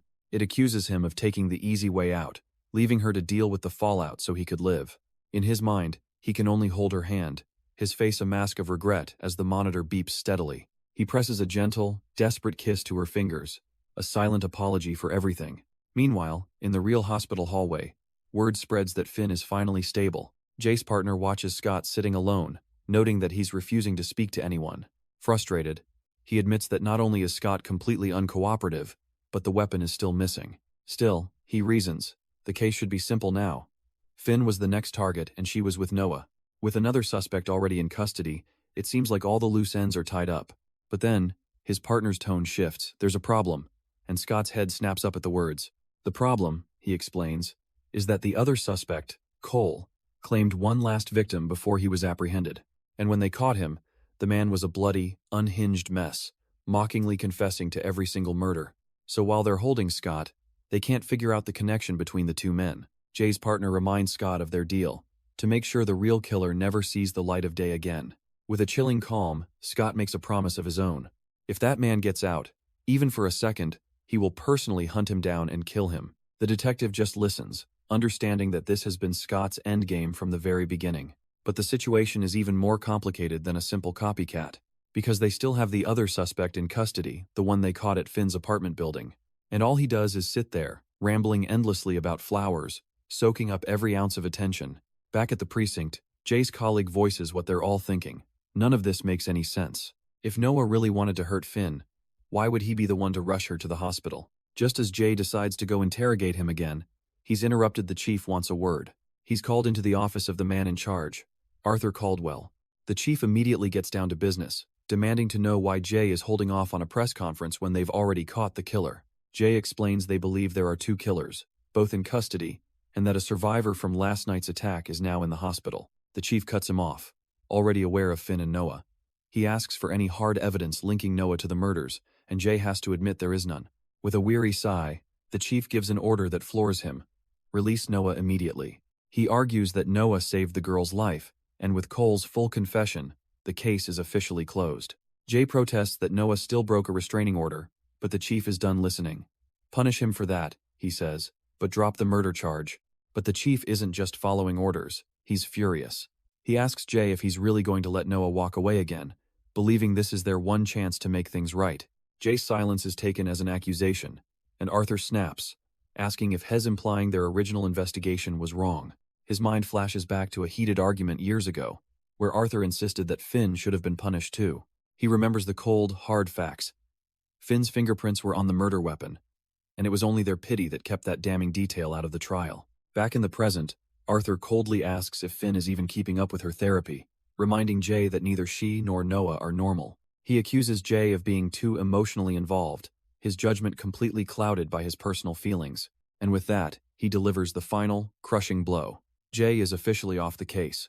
The world seems to fall away as the weight of that order settles in. Sidelined and powerless, Jay finds himself back at the hospital, quietly watching over the still unconscious Finn. His partner asks what his plan is now. Jay's resolve hardens. He'll stick to their original agreement and stay away from her. But staying with her only made Jay realize how hard she was trying to vanish from his life. He watches over her, the silence heavy with unspoken history. As Finn lies unconscious in her hospital bed, Jay stands guard. He can't keep his promise, leaning over her sleeping form, his expression a mix of sorrow and concern. He gently rests his forehead against hers, a quiet, desperate plea for her to be okay. But in the darkness of her mind, a voice echoes, commanding her not to dare die on him. A terrifying memory surfaces, a bloodied man looming over her, declaring she's not allowed to die. He gave her a reason to live, and only he would decide when it's over. He promised to give her a new, desperate reason to stay alive. He would destroy everyone she loves. Her only choice was to survive if she ever dared to try and stop him. His voice echoes in the nightmare, a final, chilling verdict from her past. He sneers that she made her bed, and now she has no choice but to lie in it. A single tear escapes as Finn's eyes snap open, pulling her back to reality. She slowly sits up, taking in the sterile, sunlit room. She's in a hospital, but the memory isn't done with her. His face flashes again, threatening everyone she loves. Isaac, the name is a pained whisper, the ghost she can never seem to outrun. She can't just lie here and wait. She has to do something. Ignoring her body's protests, she slips out of the room into the cold hallway. Barefoot and unsteady, she stares down the corridor with desperate resolve. But the simple act of standing is too much, and she gasps, clutching her gown in a wave of pain. A single thought cuts through her pain. They can't let him go, no matter what. She stumbles to the nurse's station, weakly asking to borrow a phone as a nurse voices her concern. Finn insists it's an urgent call she must make, just as a news report flickers to life on a nearby TV. The broadcast announces the arrest of the serial killer, a 8-year-old noodle shop owner named Cole Fisher. Her head snaps up, her eyes wide with disbelief. That's not Isaac. The news continues, displaying a photo of his final victim, a woman named Aiko Tanaka. A single tear traces a path down her cheek as the reporter adds that Fisher was a recently paroled sex offender. Rooted to the spot, she listens as the report confirms he confessed to all the murders, while Jay watches her from the doorway. A police spokesperson appears on screen, beginning a press conference with a declaration of justice. He thanks the community for their patience, officially bringing the city's nightmare to a close. But for Finn, there is no peace, only the chilling echo of a past that defines her. Her story begins simply enough: my name is Finn, and this man, with the piercing eyes, was Isaac. She started dating him, even with a nagging suspicion that he might be a psychopath. It was her creed: suspect everyone until they give you a reason not to. A philosophy born from the one terrible truth she held on to, the truth about Noah, her childhood friend. He was the one who murdered her father when she was only 14. The sight of him, drenched in blood and laughing manically, is a memory that never fades. And so, she did the only thing she could. She testified against him. And so, with her testimony, Noah was sent away to prison. But even years later, Finn has always lived with the chilling belief that he'll come back for her. The problem is, her memories of that night are fractured, riddled with gaps she can't explain. So much time has passed that she doubts she would even recognize the monster from her past. It's at this time that a new, terrifying series of murders begins to unfold. The victims all share a disturbing profile. They look exactly like her. The crime scenes are a gallery of horrors, each one a potential preview of her own fate. At the station, Jay's partner asks him if he really believes in coincidence. As a detective, she muses, "You have to assume nothing is a coincidence, especially when the clues form a clear pattern." Jay silently agrees. It's the same logic has always drilled into Finn, which is why she reports anything odd directly to him. And just as that thought crosses her mind, a hand grabs her arm, yanking her back to reality. A man with striking blue hair asks her what's wrong, why she was running like that. Finn can't even answer, her body racked with tremors she can't control. He sees her terror and gently pulls her into a hug, telling her she's safe. He holds her close, trying to soothe the panic overwhelming her. But in her mind, another figure is there, watching them from the shadows. She clutches his jacket, trying to ground herself in the here and now. But a voice in her head whispers a chilling warning. Noah is close. Her memory flashes back, not to Noah, but to the day a boy named Isaac stumbled into her life. A seemingly innocent meeting that marked the beginning of her long nightmare. Her mind drifts back to another night, another man walking away from her. A voice cuts through the memory, asking if she was all right. He was waiting for her, asking if she was coming. But she just stood there, paralyzed by a feeling she couldn't yet place. Then the image fractures, replaced by a boy with a battered face telling her it was time to go back. A sudden, terrifying clarity hits her. The missing pieces of her past begin to slot into place as she hears him call her name. Snapping back to the present, she stares at her own reflection, barely recognizing herself. The face staring back is a blood-soaked girl in a red hoodie, asking if she's forgotten who she is. And the memory finally returns in full, his chilling proposal to kill her father and run away together. Her mind tries to reject it, telling herself she must be remembering it wrong. But her reflection, a bloody specter of her past, hisses that she is the real monster here. The guilt had become so unbearable that she'd clung to Isaac, hoping he could help her remember. She'd asked him then, wrapped in his arms but drowning in her own self-doubt, if he could possibly still want to be with someone like her. His response was immediate, pulling her closer without a moment's hesitation. He'd whispered that, of course he did, that he didn't want anyone else. But the more time they spent together, the more a chilling pattern began to emerge. There was an eerie familiarity in Isaac's behavior, a phantom echo of the boy named Noah. He had the same disarming gentleness she remembered from her past, the exact same smile that had once put her at ease. His laugh, his mannerisms, and even that terrifying streak of violence, it all lined up. Finn was almost certain.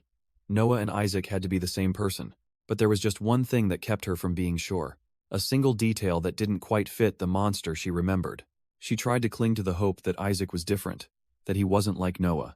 A belief that, unfortunately, didn't take long to prove completely wrong. Because eventually, the facade cracked, and Noah finally showed himself. And to her horror, she recognized him the very moment he appeared.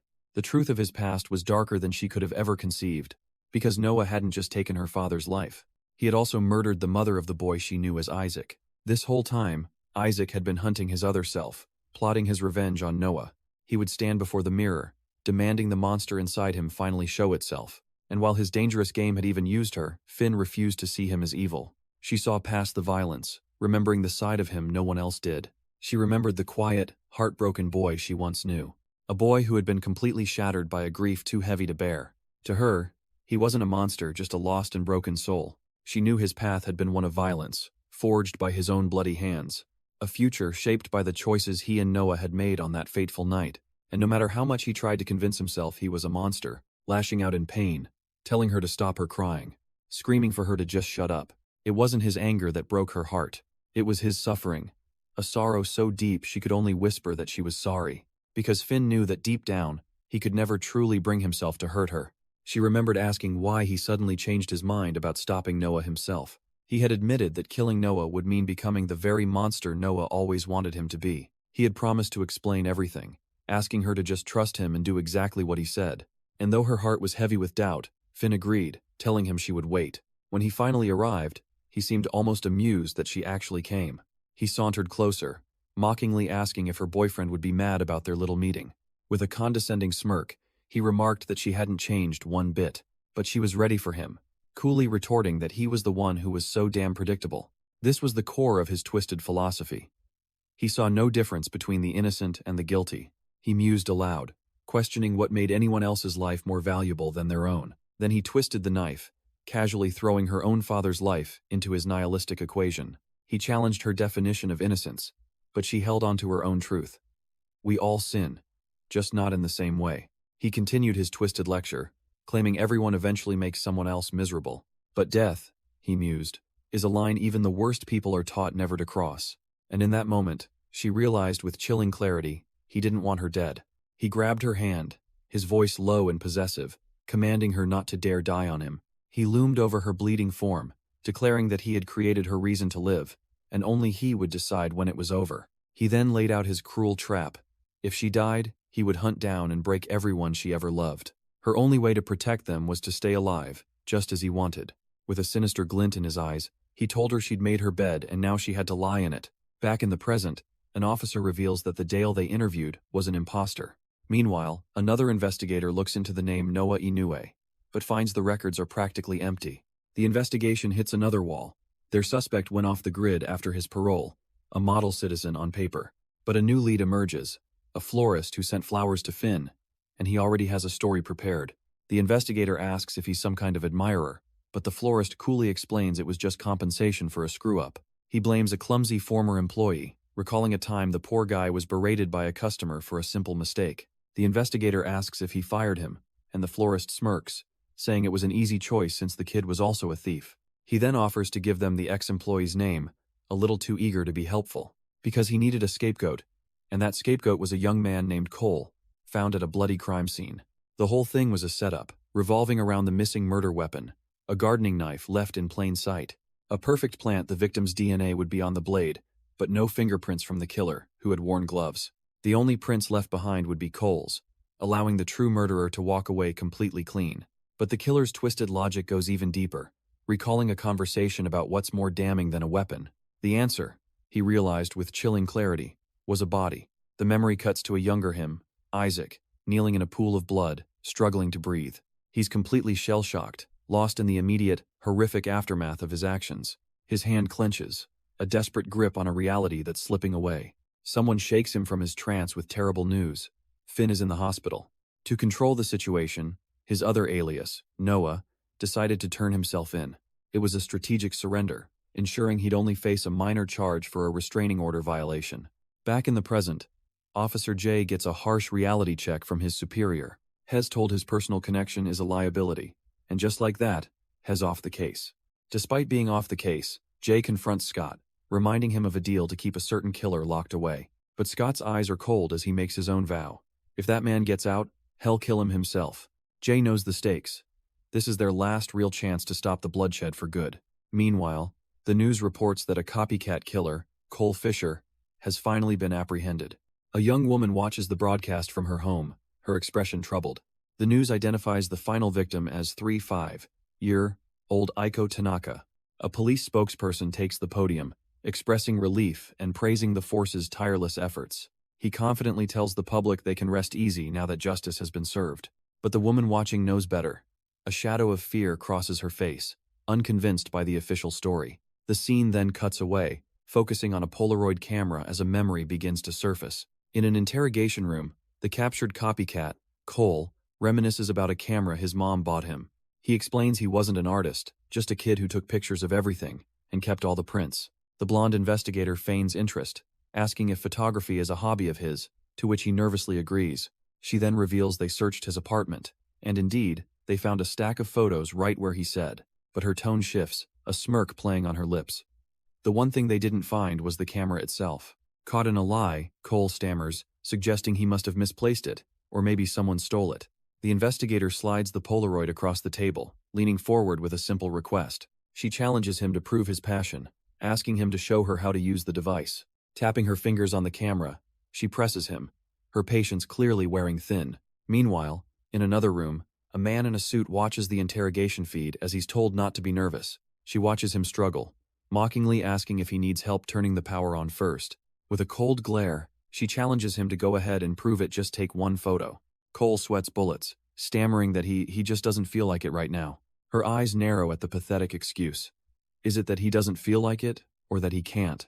The sweat drips down his chin as she leans in, ready to lay out her theory. She's certain he isn't the one who took the photos, because he has no idea how the camera works. If he wants to keep lying, fine.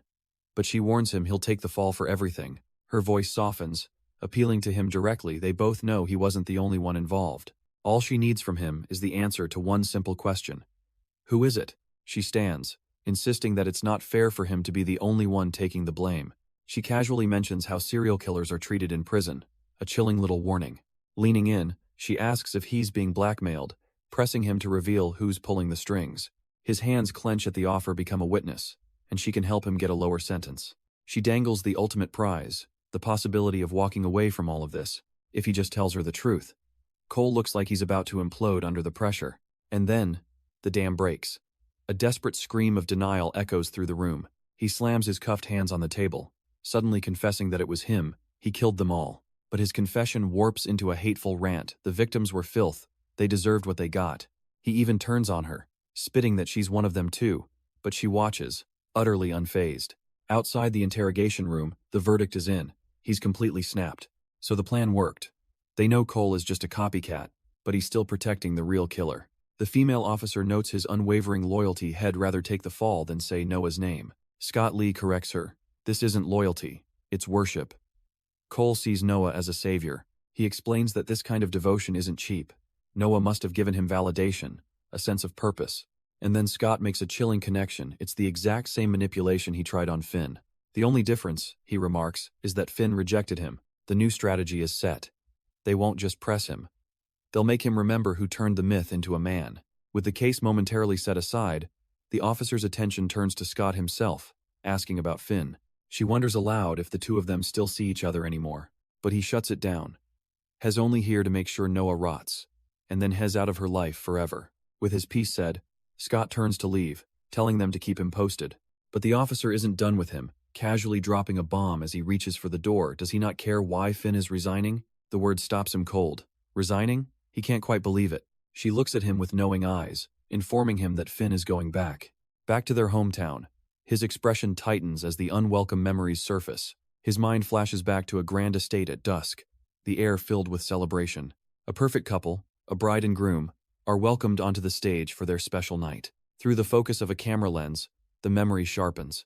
He was there, working as the photographer, capturing their perfect moment. The officer's words echo, pulling him from the past. Finn is heading back to where it all went wrong. He can't wrap his head around it. What in the world could she be thinking? Back then, he was just Isaac. The handsome photographer the wedding guests were all whispering about. They traded rumors, wondering if he was single again, though no one really knew his story. But Isaac was lost in his own world, his gaze distant and unfocused. Abruptly, he shoves his camera into his assistant's hands, telling her he has to go. She's completely baffled. The event isn't even over yet, and he's just leaving? With a wave, he's gone, casually announcing he'll be taking a month off. His memory then drifts further back, to the quiet, sun-soaked town Finn is now returning to, a place filled with winding roads and the ghosts of their shared history. He remembers a much simpler time, a carefree chase with a young Finn's laughter in the air. A voice from the past calls out, recognizing the familiar redhead running through the streets. The town's gossips watch her go, whispering about the drunkard's daughter always causing trouble. They cluck their tongues, saying her poor father loses his mind looking for her when she sneaks into the woods. As she disappears, they mention another local tragedy, poor Noah, covered in scratches and bruises. The memory fades, and now, an older, more composed Finn walks those same streets, returning home. Her destination is a familiar one, a simple brick house with a green gate, number 24. Back in the past, a young Isaac finds her barefoot in a field, asking how she can even run on such beat-up feet. She just shrugs it off, explaining she has to sneak out quickly before her father notices. He looks at her, his expression turning serious as he tells her that people have been talking. When she asks who, he confirms her worst fears. It's the villagers, and their words are never kind. He relays the cruel village gossip. They're saying her own mother is the reason for her bruises. Finn quickly denies it, insisting the marks are real but just from chasing rabbits all day. Isaac leans in close, his expression serious, asking her to do him a favor and say nothing. He puts a finger to his lips, sealing the pact this has to stay just between them. She stares back, her young face holding a gravity far beyond her years. He reaches out his hand, a silent offer to lead her away from it all. Their fingers intertwine, a small moment of solidarity against the world. As the memory of them walking away plays out, the adult Finn watches the ghosts of her past. She's completely lost in the moment, the wind carrying the weight of that old promise. But her trance is broken as a voice calls out, pulling her sharply back to the present. A young woman with blonde hair approaches Finn. Guessing she's not from around here, she politely asks for directions, looking for the local police station. Soon enough, she arrives at the Fishertown police station, ready to start her search. But she's immediately met with a roadblock at the information desk. Officer J explains that releasing records isn't so simple, especially for a case over a decade old. He then smoothly offers to take her number, promising an update if he finds anything. His colleagues in the back can't help but snicker, seeing right through his little game. He presses on, asking if she's a relative, implying that might just change things. But she's had enough of the runaround and decides she'll just come back another time. Standing outside with her luggage, she feels a wave of frustration. No one here seems to take her seriously at all. She has to admit, maybe that officer had a point. Finding records this old won't be easy. As the sun sets, she decides her first priority should be finding an inn for the night. But before she can take a step, a man's voice calls out, begging her to stay right there. He rushes forward, wrapping her in a tight embrace, asking where on earth she's been all this time. He tells her that his mother is going to be so happy to see her, but all Finn feels is confusion. The man says someone never gave up hope, never stopped waiting for her to come home. His words hang in the air as his gaze drifts past the missing posters. Posters with her own face on them. Finn's eyes widen, the pieces of this bizarre encounter clicking into a terrifying picture. Sensing her stiffness, the man pulls back, his own face filled with dawning horror and regret. He stammers an apology, realizing he must have mistaken her for someone else entirely. He trails off, his voice heavy with disappointment, admitting she just looks so much like her. But before another word is spoken, a cold, sharp voice cuts through the air. It's a clear warning. He has the wrong girl, and he better let her go before he's forced to. Finn's heart stops. That voice, she knows that voice from somewhere deep in her past. She turns, and standing there with an unreadable expression is a face she never expected to see again. Isaac. He's here, looking at her with an intensity that pins her to the spot. The other man immediately backs off, raising his hands and admitting that it was all his mistake. Isaac gives him a condescending look, offering a bit of advice to avoid such trouble in the future. Flustered, the man tries to explain he got carried away because she was the spitting image of his sister. A sister who disappeared years ago, leaving him to apologize for his brief moment of desperate hope before turning away. But Finn stops him, her eyes fixed on a nearby bulletin board covered in missing person flyers. She points out that his sister must be one of them, and he confirms it, asking if she sees the resemblance. He explains bitterly that the police were no help, leaving his family to plaster posters that nobody seems to notice. But then, a calm voice cuts in Isaac, offering to help, suggesting he might be able to find her. He tells the man he'd like to hear more about the disappearance and proposes they meet up on the weekend. The man eagerly agrees, and Isaac smoothly offers his phone to take down his contact information. As the sun dips below the horizon, a strange new alliance has been formed on the quiet streets. The alleyways empty out, the golden light of dusk washing over the neighborhood. And then we see Finn, walking with purpose, the clacking sound of a rolling suitcase behind her. She's not alone. Either Isaac is right there beside her, matching her pace into an uncertain future.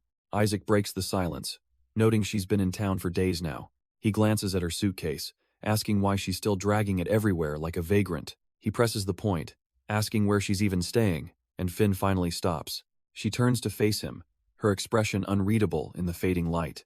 Isaac explains that after that night, he woke up in the hospital and she was just gone. He gently asks if she wants to talk about what happened, offering an olive branch, but she brushes it off, saying it was just the lack of contact, before questioning why he's really here.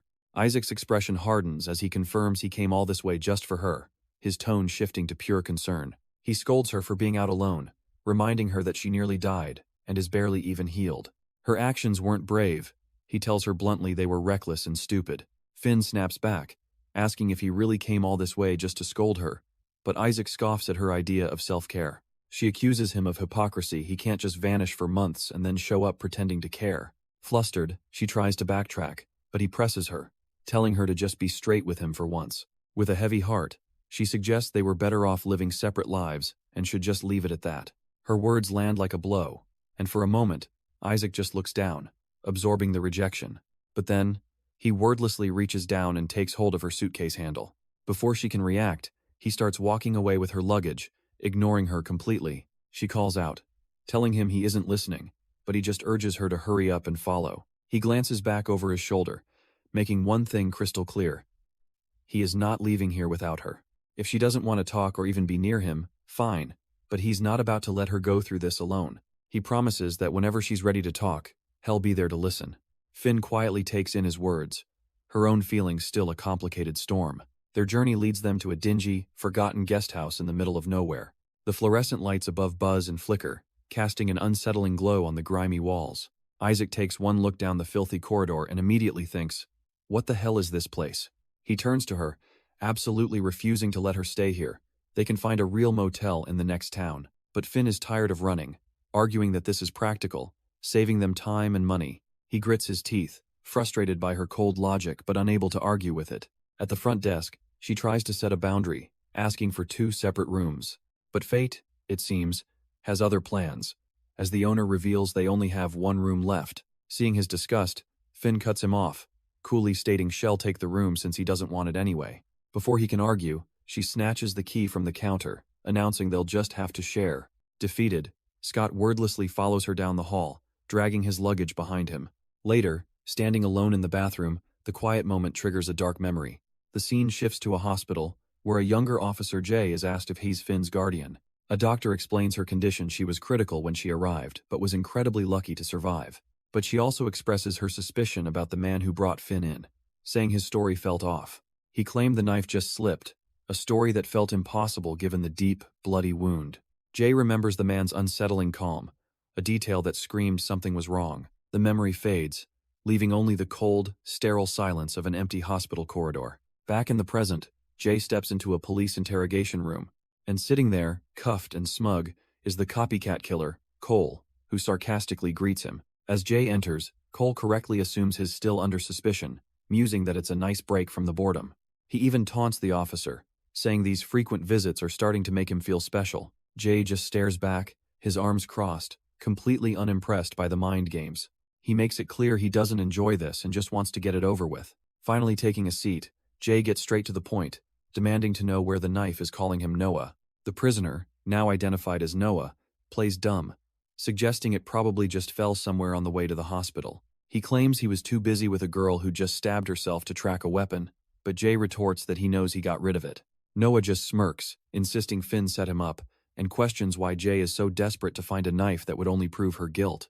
Jay leans in, his voice low and intense, refusing to believe Noah just panicked and dropped it. Noah just smirks back, feigning innocence, suggesting maybe he really did panic while trying to help a dying girl. The officer cuts through the act, laying it out plainly. That knife is the missing murder weapon. He explains it's the same double-edged blade used on 3 other women, with identical wound patterns. And now Finn has those exact same injuries, which means she must have found the weapon in his greenhouse. Jay spells out the stakes. That knife connects everyone, carrying Finn's blood, the victim's DNA, and Cole's prints. And most importantly, it would have Noah's fingerprints all over it. But Noah just scoffs, calling it a messy party that the police weren't invited to, earning a sharp rebuke from the officer. He then flips the script, questioning if this is Jay's theory or just a story Finn fed him, suggesting she's setting him up again. He insists Finn is the master manipulator, playing the victim while having the detective completely under her spell. Jay just looks tired of the act, sarcastically noting how everyone's a manipulator except Noah, of course. Noah leans back with a smug grin, claiming he's just a simple florist who's been living clean since he did his time. He calmly states that without new evidence, this is just harassment, and taunts Jay about getting a lawyer. But the detective calls his bluff, confidently stating that Noah has the right to a lawyer, but he won't use it. Because he's so arrogant, so convinced of his own lies, that he actually believes he can talk his way out of anything. Noah deflects, twisting the accusation back towards Finn, reminding Jay that she already admitted to stabbing herself. He casually wonders just how many times she's tried to end it all, suggesting her psychologist misjudged her instability. And with that, Noah's words finally find their mark, igniting a dangerous fury in the detective's eyes. Jay slams his hands on the table, his patience finally snapping. He declares this conversation over for today, hoping Noah might actually tell the truth next time. With a final warning that they will talk again, the detective turns his back. He promises that he'll be right here, waiting, and with a heavy thud, the interrogation room door closes. Noah sits there alone, his smug expression completely unfazed by the detective's rage. Then, the scene shifts, pulling us back into a memory of a cheap, rundown room. A much younger Noah stands with a girl, who seems shocked by how bad the place is. He asks if she's having second thoughts, but her resolve is firm. She's not leaving. Later that night, moonlight streams into their small, humble room. The two lie in bed together, a quiet distance separating them under the covers. While Allie feigns sleep, Isaac stares at the ceiling, his mind clearly racing. He watches her, the silence of the night feeling heavy between them. His gaze is filled with a restless, complicated emotion he can't seem to shake. He can't help himself, his hand gently reaching out to touch her hair. A frustrated sigh escapes him, a quiet moment of vulnerability. But the silence is broken when she calls out his name, Isaac. Turning over, she reveals she's been awake this whole time, just like him. She sees right through him, asking if he's planning to investigate the missing person cases. Isaac's mind races. Head tried to track Noah after he got out but found nothing. Realizing he must have come back here, how could he have missed it? Of course, this is the only place Noah would go. Finn presses on, sensing they're close to answers, asking if he thinks Noah is connected to the missing women. She reminds him of the posters, of the victim who looks just like her. It's too much to be a coincidence. Isaac stares at the ceiling, absorbing the dangerous implication of her words. He turns the question back on her, his voice low, asking why Finn really came here. Sitting up, he tells her she hasn't let go, that she's here to try and stop Noah again, but she's not ready for it. His fists clench tightly, the memory raw as he reminds her that they almost lost her before. Finn's gaze doesn't waver as she asks him flatly, is he going to try and stop her? Isaac lets out a dry laugh. He knows better than to think he could stop her, she's far too stubborn. But his expression shifts as a new thought takes hold. He turns to her, suggesting that this time, she could be stubborn with him. Her eyes widen slightly with understanding. She agrees, insisting on no more secrets. They do this together. He finally concedes, telling her they'll go to the station first thing tomorrow morning as she lies down. Isaac watches over her, the weight of their new pact settling in the quiet room. With their truce established, she finally settles in to rest, whispering good night. The moon shines through the window, a silent promise for the difficult day ahead. But the next morning, standing before the Fishertown police station, a critical flaw in their plan emerges. The police won't release details to strangers, so their only path forward is to speak with the victims' families. Isaac, ever the stoic guardian, confirms he's coming along, much to Finn's slight annoyance. She asks if he's mad, but he just points out the obvious. Without him, she'd be meeting a total stranger alone. He mocks her lack of a concrete plan, and she has to admit she's just going to figure it out as they go. Their meeting is with a man named Gino, who seems genuinely grateful that someone is still trying to help. He offers to find them a better place to talk, but Finn politely declines, eager to get to the point.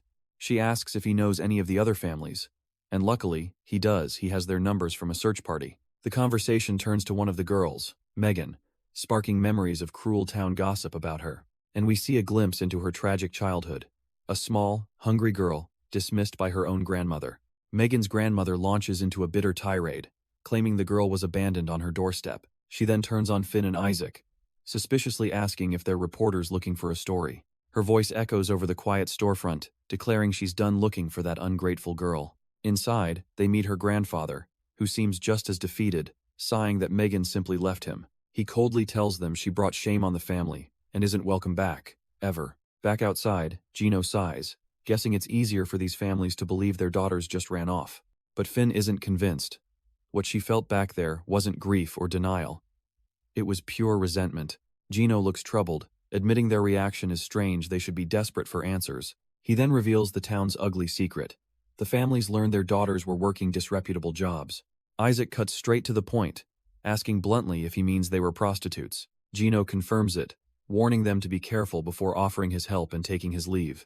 As night falls, the town is cast in an unsettling purple glow, and a heavy silence settles between them. Isaac notices Finn has gone quiet, gently suggesting they can pick this up tomorrow if it's too much. He looks away, admitting his own guilt is starting to weigh on him. Finn confesses with a heavy heart that deep down, she already believed all the girls were gone. She'd told herself this was for justice, a way to find Noah, but now she fears she was just obsessed with being right. Isaac thinks of Gino, who still clings to the simple, desperate hope that his sister will come home. But a new resolve hardens in Finn's eyes. Even if this isn't about Noah, she wants to help them. Isaac smirks, asking why she's saying it like she needs his blessing. He simply turns and walks away, telling her to do whatever she feels is right. Isaac gently cups her face, promising that no matter what, he'll be right there with her. The scene shifts to a different part of town, where a group of women are gossiping on a corner. They laugh about their clients, complaining that the married ones are always the clingiest. Suddenly, a man's voice cuts through their conversation, asking if any of them are free. It's Isaac, with Finn standing just behind him, looking completely out of place as he shuts down their flirty advances. A woman with short, light hair eyes him suspiciously, asking if he's a cop and refusing to talk if he is. She tells him to get lost, explaining she's got bills to pay and can't afford trouble from talking to strangers. But Isaac presses, warning her that silence won't keep her safe if another girl goes missing on her watch. Before she can answer, another woman with long red hair steps forward, calling her friend a buzzkill. She then spots Finn and brazenly offers Isaac a threesome in exchange for information.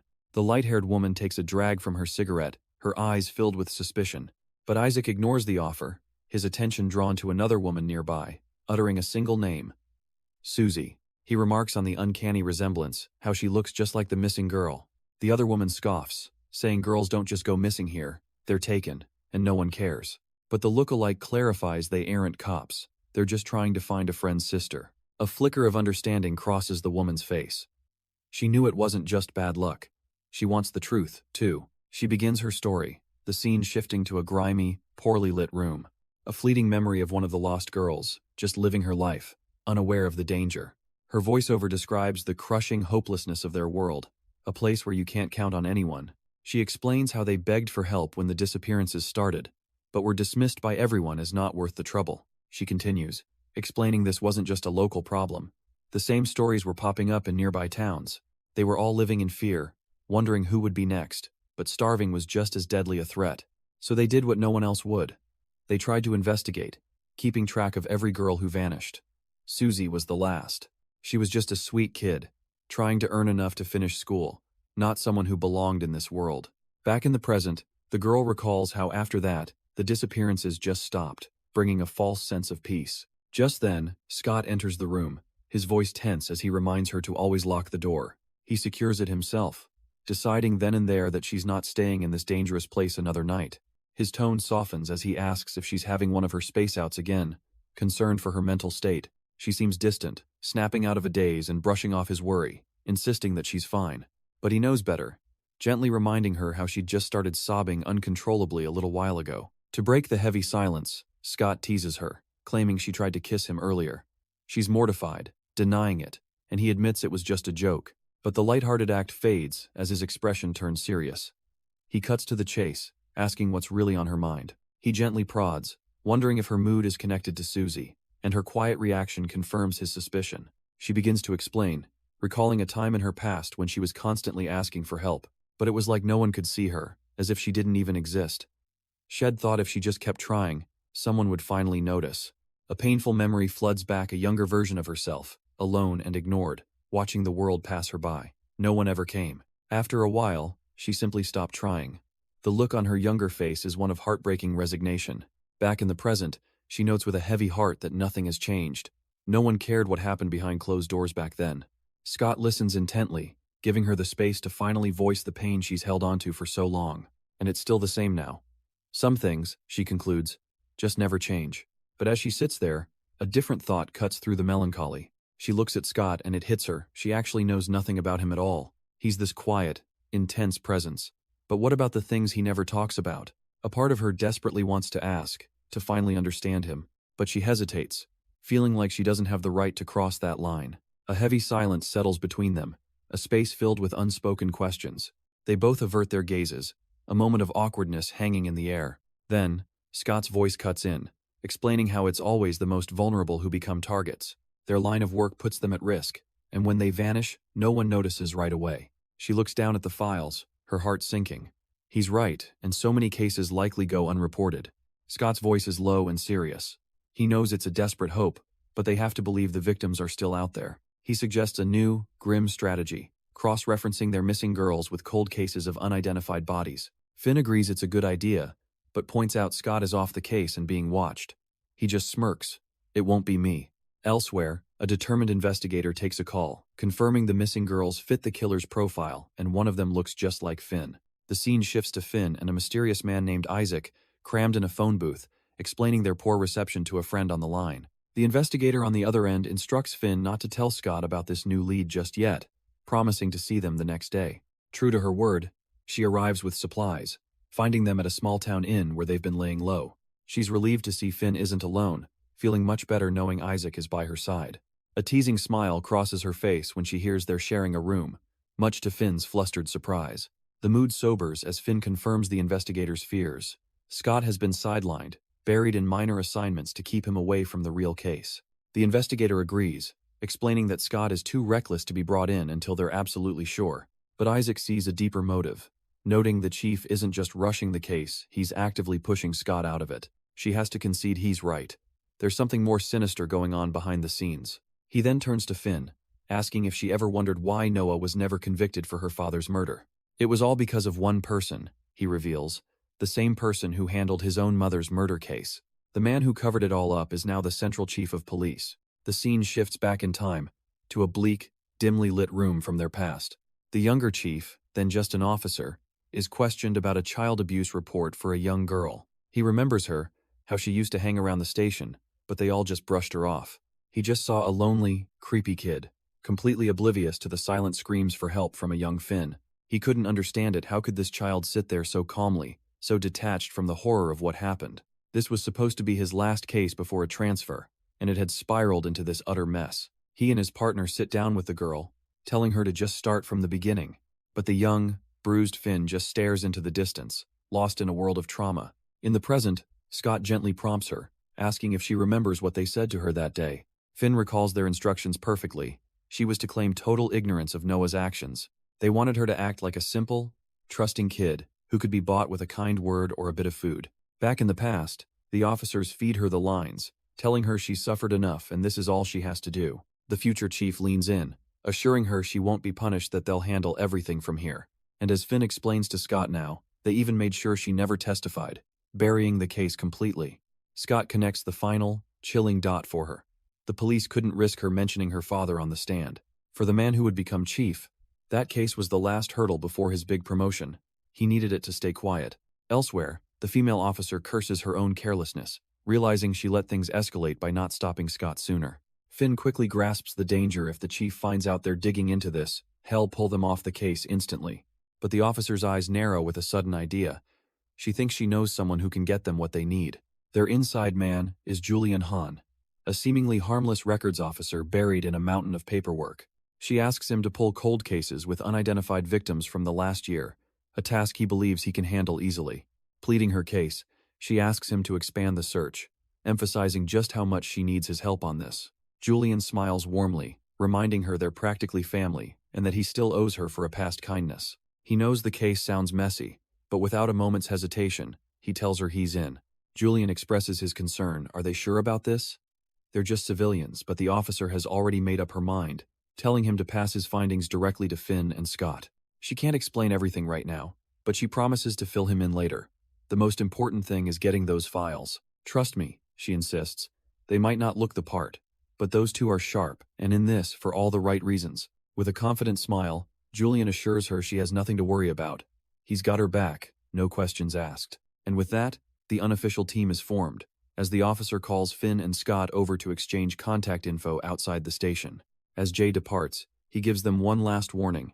Be careful, stay quiet, and call him the second anything comes up. Now, it's a waiting game. Finn turns to Scott, realizing all they can do is wait for Julian's call.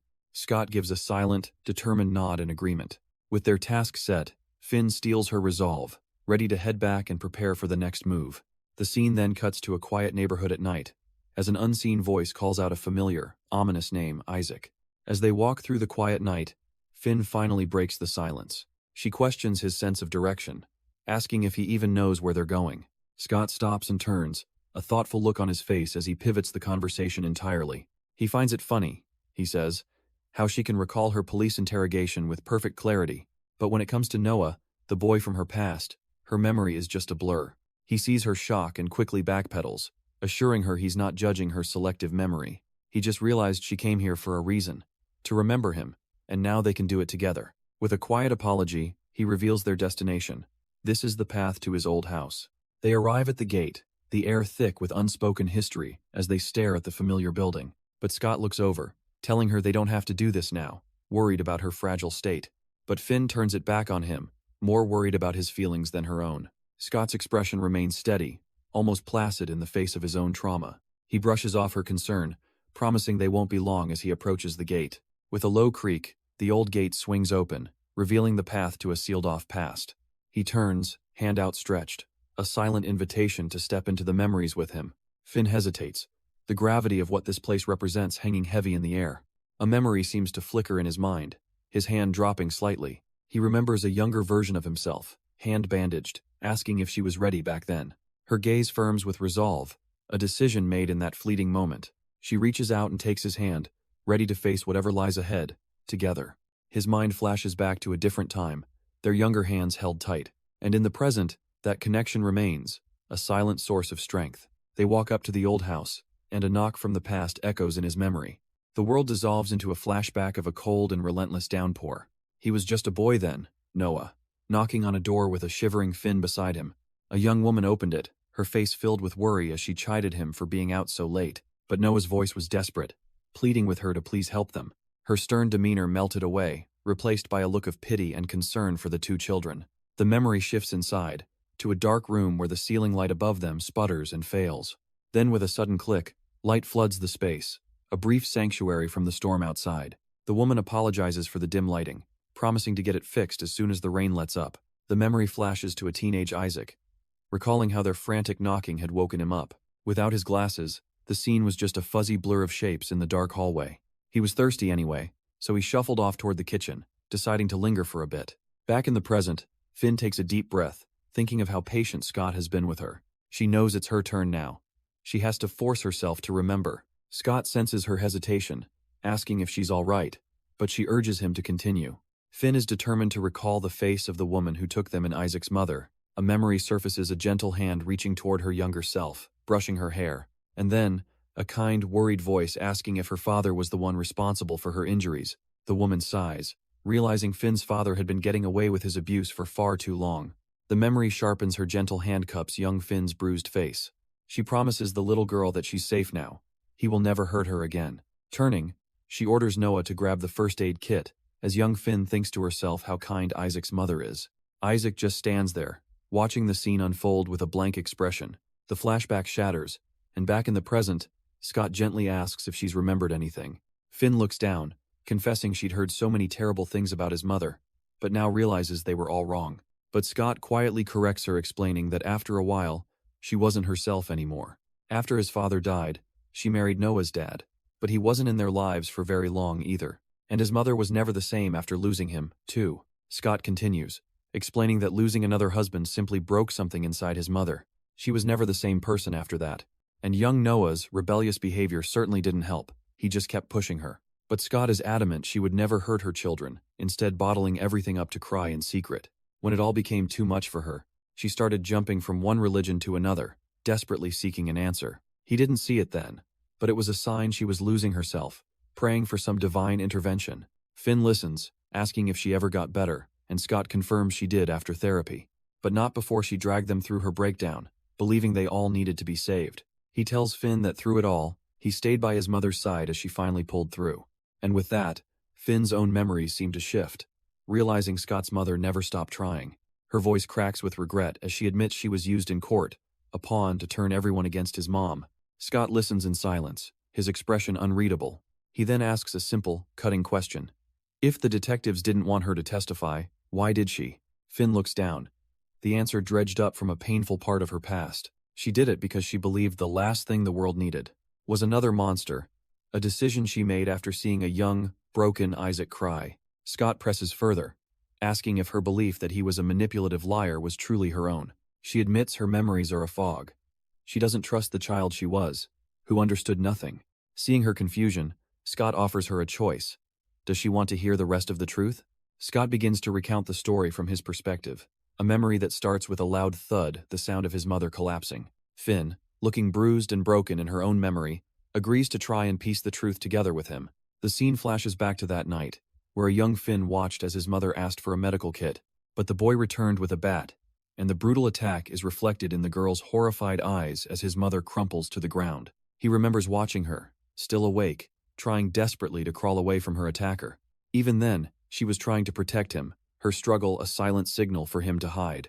Back in the present, Scott stands before a door, explaining this is where the worst part of the memory is buried.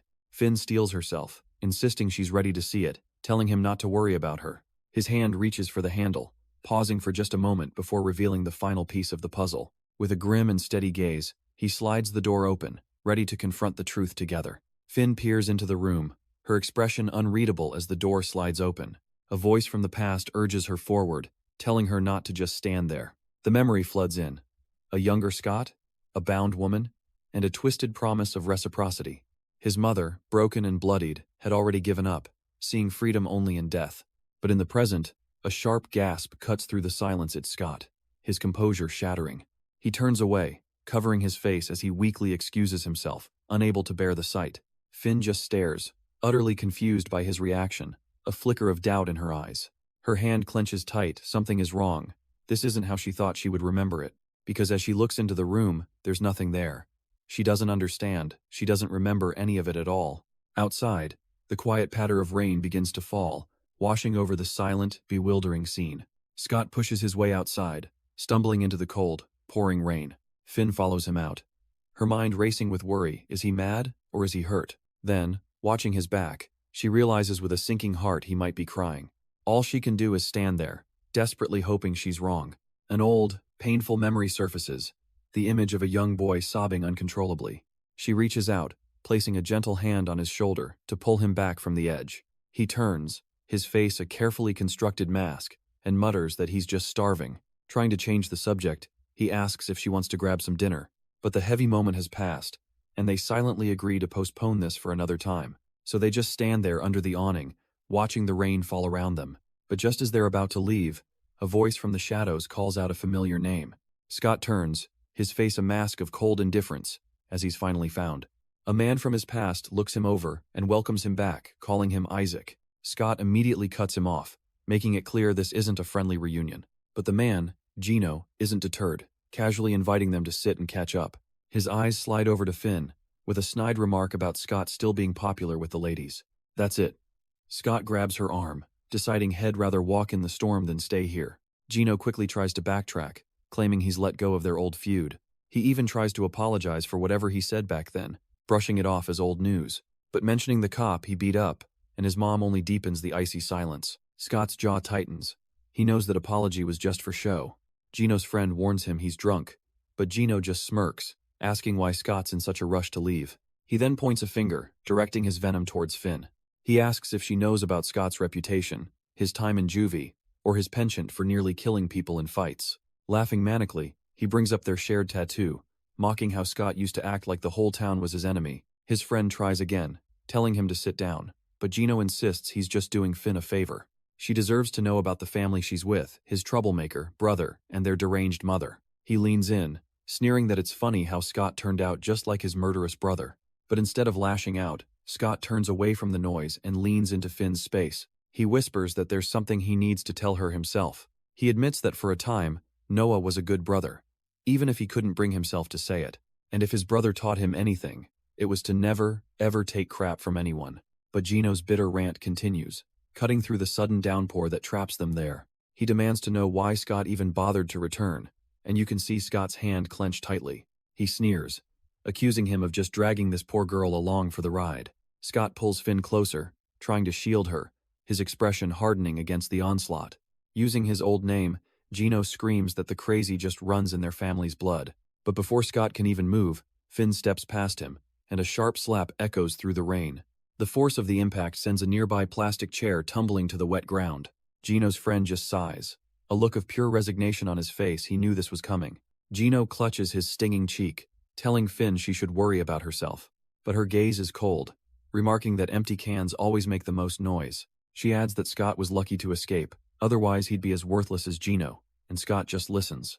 Gino lets out a derisive scoff, a twisted smirk forming on his lips. He bursts out laughing, mocking her, asking who she thinks she is to lecture him. His tone shifts, demanding to know her real story, because nobody sticks with Scott out of pure kindness. He leans in closer, probing, asking if she just has a thing for pathetic lost causes.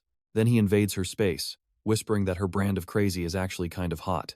He claims that out of respect for his old friend Isaac, he'll keep his hands to himself. But the threat is clear as he grins, saying if Scott wasn't there, he would have already had his way with her. Before Gino can even finish his threat, a hand flashes out, grabbing him by the throat. Scott lifts the man clean off the ground, his casual strength on full display. Finn stares in shock, trying to tell him to let go, but the words catch in her throat. She grabs Scott's arm, trying to pry his fingers loose, stunned by his raw power. With a chilling calm, Scott tells Gino he thinks too much with the wrong head. Finn desperately pleads with Isaac to stop, but her words are lost in the tense air. Gino gags and chokes, his taunts turning to desperate gurgles as the grip tightens. She screams that he can't breathe, but Scott just tells her to shut up. He doesn't even look at her, his cold gaze fixed as he orders her to move. His command, sharp and absolute, freezes Finn right where she stands. Suddenly, one of Gino's buddies has had enough, grabbing a bottle and grumbling about his parole. Finn screams a warning, but it's too late as the bottle shatters across Scott's head. Blood drips down Scott's face, but his expression remains unnervingly calm as the man stammers an apology Scott has no interest in hearing, as he grabs the guy and delivers a brutal headbutt. But Gino, back on his feet and brandishing a knife, is absolutely ecstatic. This is the hometown brawler he remembers. He welcomes back the old Isaac, and Scott is more than happy to reintroduce himself with a devastating blow. The knife clatters uselessly to the pavement. Scott scoffs internally. Gino still can't fight fair. Finn can only watch in horror, the sounds of the brawl echoing as she whispers his name. He grabs Gino again, a flicker of self-blame in his eyes. He knows this escalation is on him. Before delivering a vicious kick that sends the other thug flying, and Finn realizes with dawning terror this isn't him. She can only watch, frozen in disbelief, as Scott just keeps going. Finally, snapping into action, she runs towards him, screaming his name, begging him to stop. She throws her arms around him, pleading with him to see that it's over, that he's already won. But the man she's holding isn't listening, and with a violent shove, he throws her aside. Finn tumbles to the ground, the crash of metal echoing her own shattered composure. From the pavement, a bloodied Gino can only curse, stammering that Scott is out of his damn mind. Scott's response is swift and brutal, a sharp kick to shut him up for good. He grinds his heel into Gino's hand with a sickening twist, breaking his fingers and his spirit. Leaning in close, he reminds him that he's never won before, and today wasn't going to be the day that changed. Then, without another word, Scott turns and walks off, leaving Finn alone to wonder where that monster is going. But he wasn't leaving. He was just getting started, grabbing a steel pipe from the trash. Finn looks on in disbelief as he stalks back towards them, murder in his eyes. She glances at the other thug, already unconscious, wondering why this isn't over yet. Gino is a crumpled mess on the pavement, completely out of the fight. A single drop of rain falls, and a horrifying thought hits her. Is he actually enjoying this? Then the heavens open up, the downpour mirroring the storm of violence in the alley. As Scott raises the pipe to finish the job, Finn throws herself over Gino, shielding him with her own body. He stares down at her, baffled by her stubbornness, asking if she even knows who she's protecting. But her gaze softens as she notices the blood on his face, realizing he's been hurt too. His anger seems to fade for just a moment, his voice low as he asks her to look at him. But her plea twists into a pained rejection, telling him he reminds her of someone she can't stand. She begs him not to be this person, her voice trembling in the cold rain. Her words finally seem to land, and Scott freezes, the violent energy draining from his body. Suddenly, a nearby door slides open, a shopkeeper shouting about the commotion scaring away his customers. He yells for them to leave immediately, threatening to call the police and end this chaos. The scene shifts to later that night, a simple bowl catching the steady drip of rainwater. We find Finn back at her apartment, quietly dealing with the leaks from the storm. But her thoughts are elsewhere as she grabs a first aid kit and walks towards Scott's door. With a soft creak, she pushes it open, stepping into the quiet darkness of his room. Inside, he sits alone on his bed, a towel over his head, looking completely defeated. He doesn't even look up, the violent energy from before completely gone. Finn holds out the first aid kit, a silent offer to mend more than just his wounds. She gestures for him to come here, her own cheek already patched up from the chaos.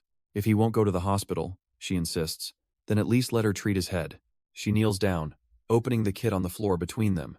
To her surprise, he quietly moves to sit in front of her, still refusing to meet her eyes. She gently takes his face in her hands, tilting his head to see the cut. Warning him that it might sting, she carefully begins to clean the gash on his forehead. It doesn't look too deep, she murmurs, A little ointment should be enough. After she's finished, he remains silent, lost in thought under her lingering touch. Her voice is a whisper as she admits that she's missed him. He meets her gaze, confessing it's taking everything he has not to kiss her right now. It's a strange feeling, he admits. Considering his past hatred was so strong, all he thought about was hurting her. She looks away, reflecting that he might have been the only one who would have ever believed her about her mother. If only they had met sooner, he muses with a heavy heart. Maybe they could have saved each other. She then confesses her own moment of truth. Back in the greenhouse when she thought he was gone for good. The relief she felt realizing he was alive was twisted, because it meant she truly didn't want to lose him. He recalls the moment she threw herself in front of him, his expression turning serious. If he had actually hit her then, he admits, he would have completely lost what was left of himself. Finn looks down, whispering an apology, saying it was like he wasn't even there anymore. Looking her straight in the eyes, he cuts through everything with a simple, desperate truth. He needs her, but he can't bear the thought of her being chained to him just because she feels she has to fix him. He gently holds her face, asking her to tell him what she really feels deep down. Because when all the chaos finally ends, he truly wants a future with her. Finn's mind, however, drifts to a darker conclusion, imagining a cycle they can't break. Shed cling to him to stop herself from spiraling, and Head stay out of a misplaced sense of duty. In the end, there would be no salvation for either of them, they would just drown together. She imagines herself saying the right thing, the logical thing that it could never work. They would say their final goodbyes, and that would be the quiet, heartbreaking end of their story. Then they would simply turn their backs and walk away, into separate lives, forever. But that bleak future was just a nightmare, because in reality, Finn collapses into his arms. He holds her tight, whispering his true desire, for them to finally be together. Overwhelmed, all she can do is cling to him, her tears soaking his shoulder. He pulls her in even closer, a silent promise in the strength of his embrace. In the soft blue light of the room, they finally find a moment just for themselves. Words are no longer needed as they seal their decision with a kiss. They've made their choice, and for now, the rest of the world can wait. But elsewhere, under the cold fluorescent lights of an interrogation room, their world is about to collide with reality. Officer J sits across from the monster he caught, impatiently asking about his own family. The copycat just smiles, taunting Jay about how close he's gotten to Finn and to Isaac. But Jay pivots, clarifying he wasn't asking about Isaac's family, he wants to know about the copycat's real one. The killer just scoffs, asking if Jay wants to hear about his mother just to tick off boxes on a serial killer checklist. Jay plays it cool, suggesting a man who loves to talk as much as he does would relish telling his own story. And with a theatrical sigh, the copycat agrees, promising to tell the detective the full truth about his childhood. He spins a tale of a perfect upbringing, loving parents, well-off, homeschooled, and never once abused. A smug grin spreads across his face as he taunts Jay, noting this isn't the tragic backstory he was looking for. Does a happy home disqualify him from being a monster in the detective's eyes? Jay doesn't flinch, explaining that plenty of killers come from good homes. Sometimes it's about nature, not nurture. The copycat twists his words, musing that he was damned to be a psycho no matter what. But Jay cuts through the theatrics, reminding him of the blood on his hands before asking if his stepmother was the real abuser. The copycat scoffs, telling the detective he's already made up his mind about who the monster is. He then tries to flip the script, claiming everything he did was to save both Isaac and Finn.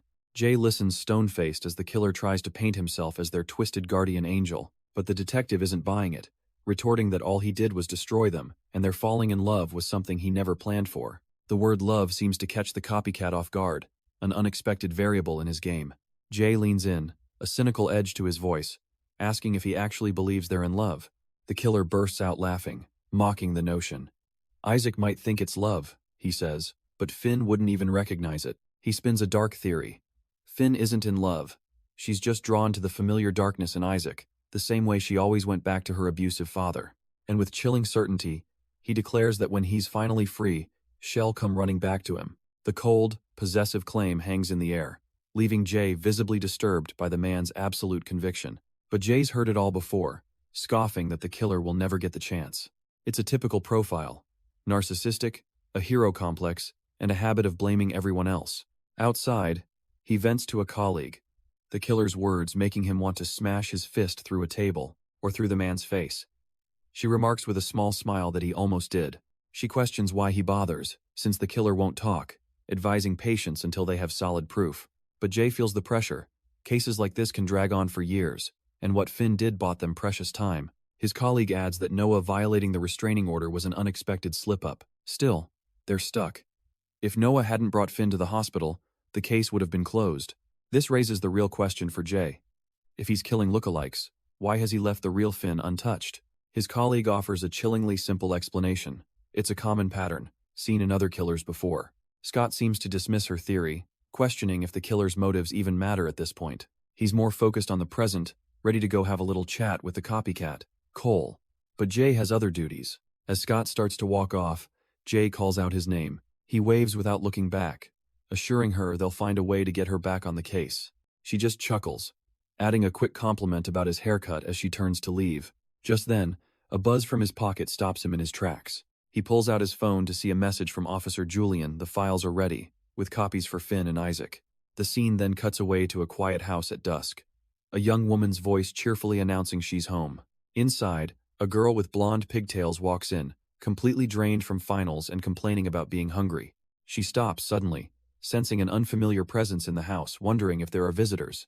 Not paying attention, she rounds the corner without a care in the world. She calls out to her dad about guests, sliding right into a solid frame. With a bump, she stumbles backward, completely caught off guard. But her annoyance vanishes the second she looks up and sees Scott Lee holding her steady. Her father appears from the kitchen, introducing his daughter Emily with an apologetic smile. But Emily's eyes drift past Scott, lighting up as she recognizes the pretty sis, Finn. Later at the dinner table, her dad jokes about them surviving the week, offering them a room. Emily, ever the observant one, asks why they'd share a room unless they were married. Her father quickly shuts down her nosiness, but she pivots, asking Finn why she was looking for the police station. The question hangs in the air, and for a moment, Finn doesn't know what to say. Thinking fast, Finn spins a wild story about being a top-secret detective, and Emily is absolutely captivated. Officer Julian Hahn tells them to get some rest, promising they can go over the case files Jay asked about tomorrow. As they head upstairs to the room he's offered them, Scott can't help but notice how happy the officer and his daughter seem together. The comment makes Finn wistful, admitting they remind her of Allie and how her stubbornness always ended in laughter. With his head resting in her lap, Scott listens as she calls those memories some of her happiest. He smiles softly, glad she can finally recall something good amidst all the darkness surrounding Noah.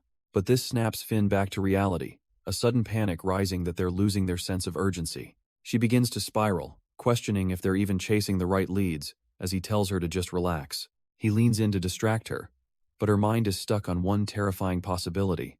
What if Noah gets out before they solve this? But Finn immediately shushes him, worried that Emily is just in the next room.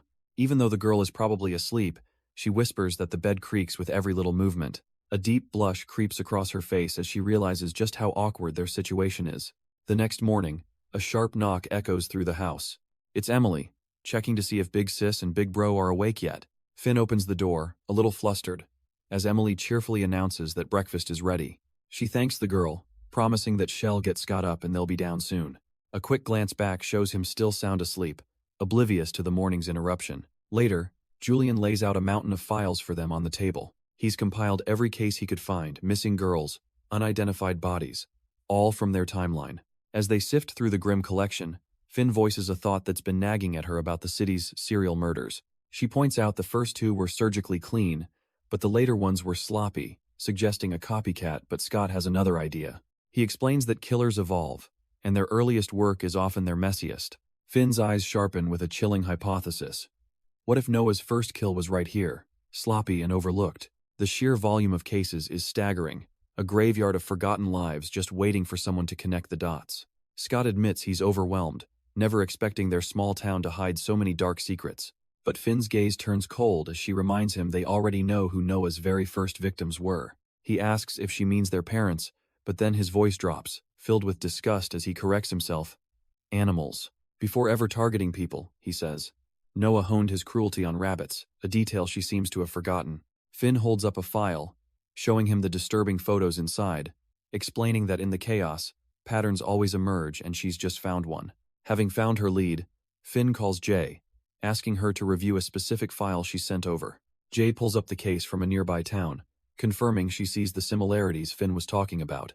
Finn explains the victim is unidentified and doesn't match any of their current missing persons.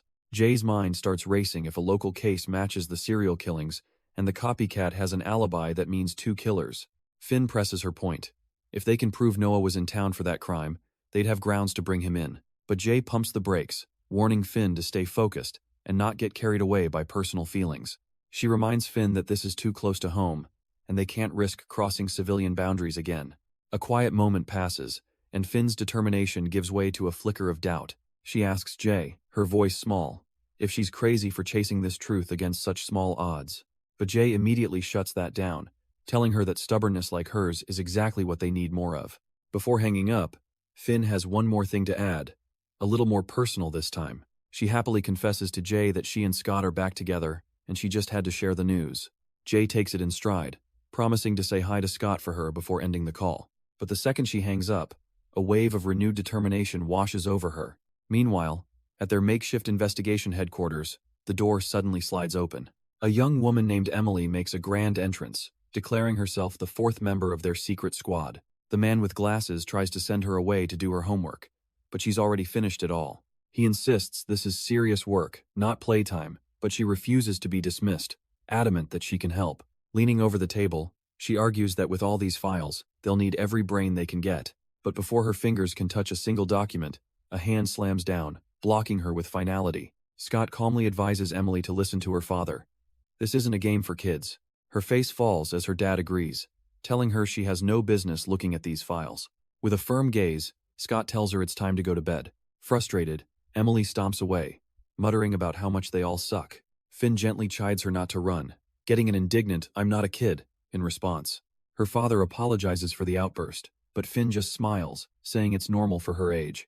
With the interruption handled, he asks for an update, and Scott confirms they've found something. Their goal is to connect the missing local girls to a string of unsolved murders Jay is investigating. He's taken aback. A case from the city reaching all the way out here? How could they possibly know? Finn admits they can't be certain yet, but the methods are too similar to ignore. Finn presents the grim file, showing him the disturbing photos of the victims. The officer looks over the case, his expression darkening as he understands the gravity of the situation. She explains they have 2 suspects in custody, but the chief is narrowing it down to just one man. Scott cuts in, asking if he could pull the suspect's record for them, but notes the police files seem suspiciously incomplete. The officer offers a convenient excuse. A fire at the station might have destroyed some files. Still, he promises to dig up whatever he can, and Scott gratefully acknowledges his help. He just needs one thing before he starts: the name of their prime suspect. Later, riding a bus through the countryside, Finn worries they might be asking too much of him. Scott reassures her, stroking her hair as she leans against him. He explains the officer is just repaying a debt to Jay. She settles into his touch, content for a moment, before asking him what he's been staring at so intently. Scott reveals he just took photos of the files, which they'll have to keep from the detective. Still, Finn worries, asking if he thinks their target will actually tell them anything useful. With a grim look, Scott admits it's highly unlikely. As the bus rolls on, they realize they need a good cover story, and Finn suggests they pose as family of a missing woman. Their journey ends as they arrive at a quiet suburban home, knocking on the front door. The door cracks open, and an annoyed man demands to know what they want. He looks them over, clearly irritated by the interruption on his day off, until his eyes land on Finn. A flicker of recognition crosses his face as he calls her Pipsqueak. Finn stares back, stunned, having no idea who this man is or how he knows that name. Meanwhile, back at the station, the officer pulls the file, confirming the prime suspect's identity: Noah Inoue. The file confirms their worst fears. Noah murdered Finn's father and is deemed extremely dangerous. Despite his high-risk classification, the parole officer notes he's cooperative, making sure he stays locked up for now. The scene flashes back to a bruised, younger Finn being callously asked if she has any family left. The interrogator, a younger Noah, presses her, cynically questioning if she ever secretly wished for her father's death. Even then, she couldn't deny the truth: her father was hardly a man worth fighting for. Back in the present, Noah scoffs at their investigation, asking if they're just playing detective. Scott retorts that somebody has to care since the police clearly don't, earning a sharp warning from Noah. He claims there's nothing to tell, that the case went cold because the victim was never even identified. But Scott pushes forward, revealing they know this isn't about just one girl, others have gone missing too. Noah's demeanor shifts instantly. Seeing the documents, he demands to know how they got their hands on police files. Seeing the conversation going nowhere, Finn places a hand on Scott's leg, quietly telling him it's no use. She looks at him, her expression firm.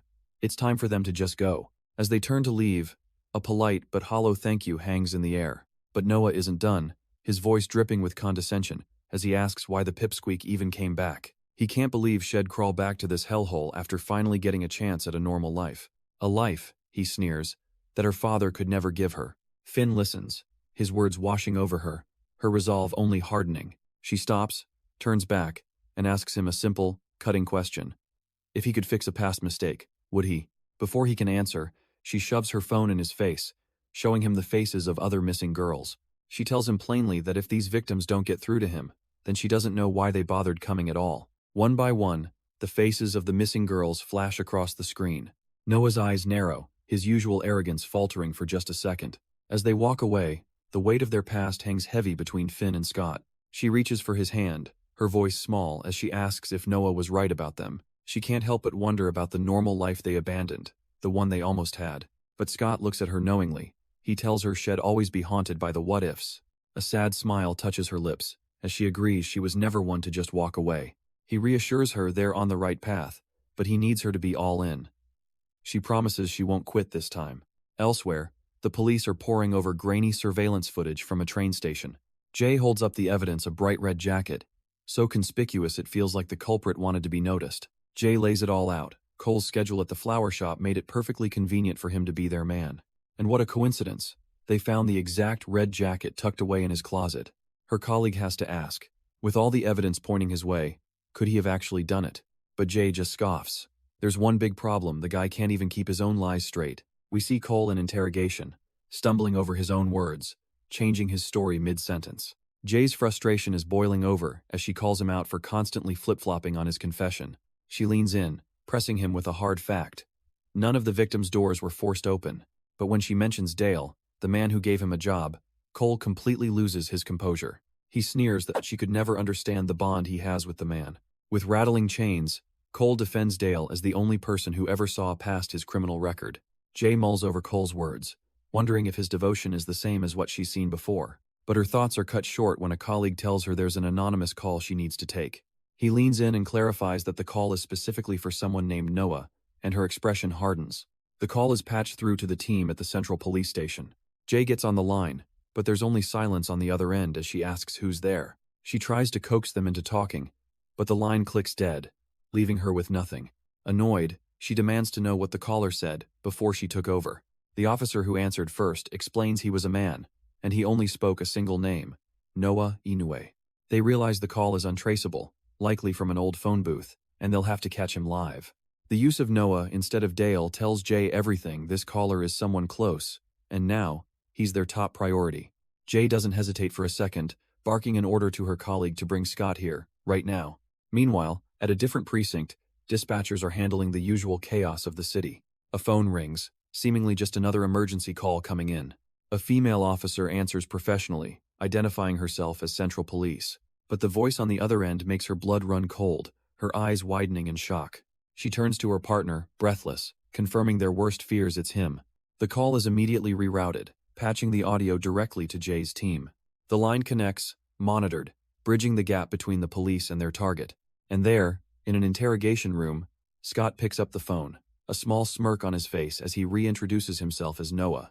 Back at the station, Jay's superior leans into the mic, demanding the person on the other end to speak. On the other end of the line, the caller's voice is laced with confusion, asking if he can be heard, warning that they're being listened to.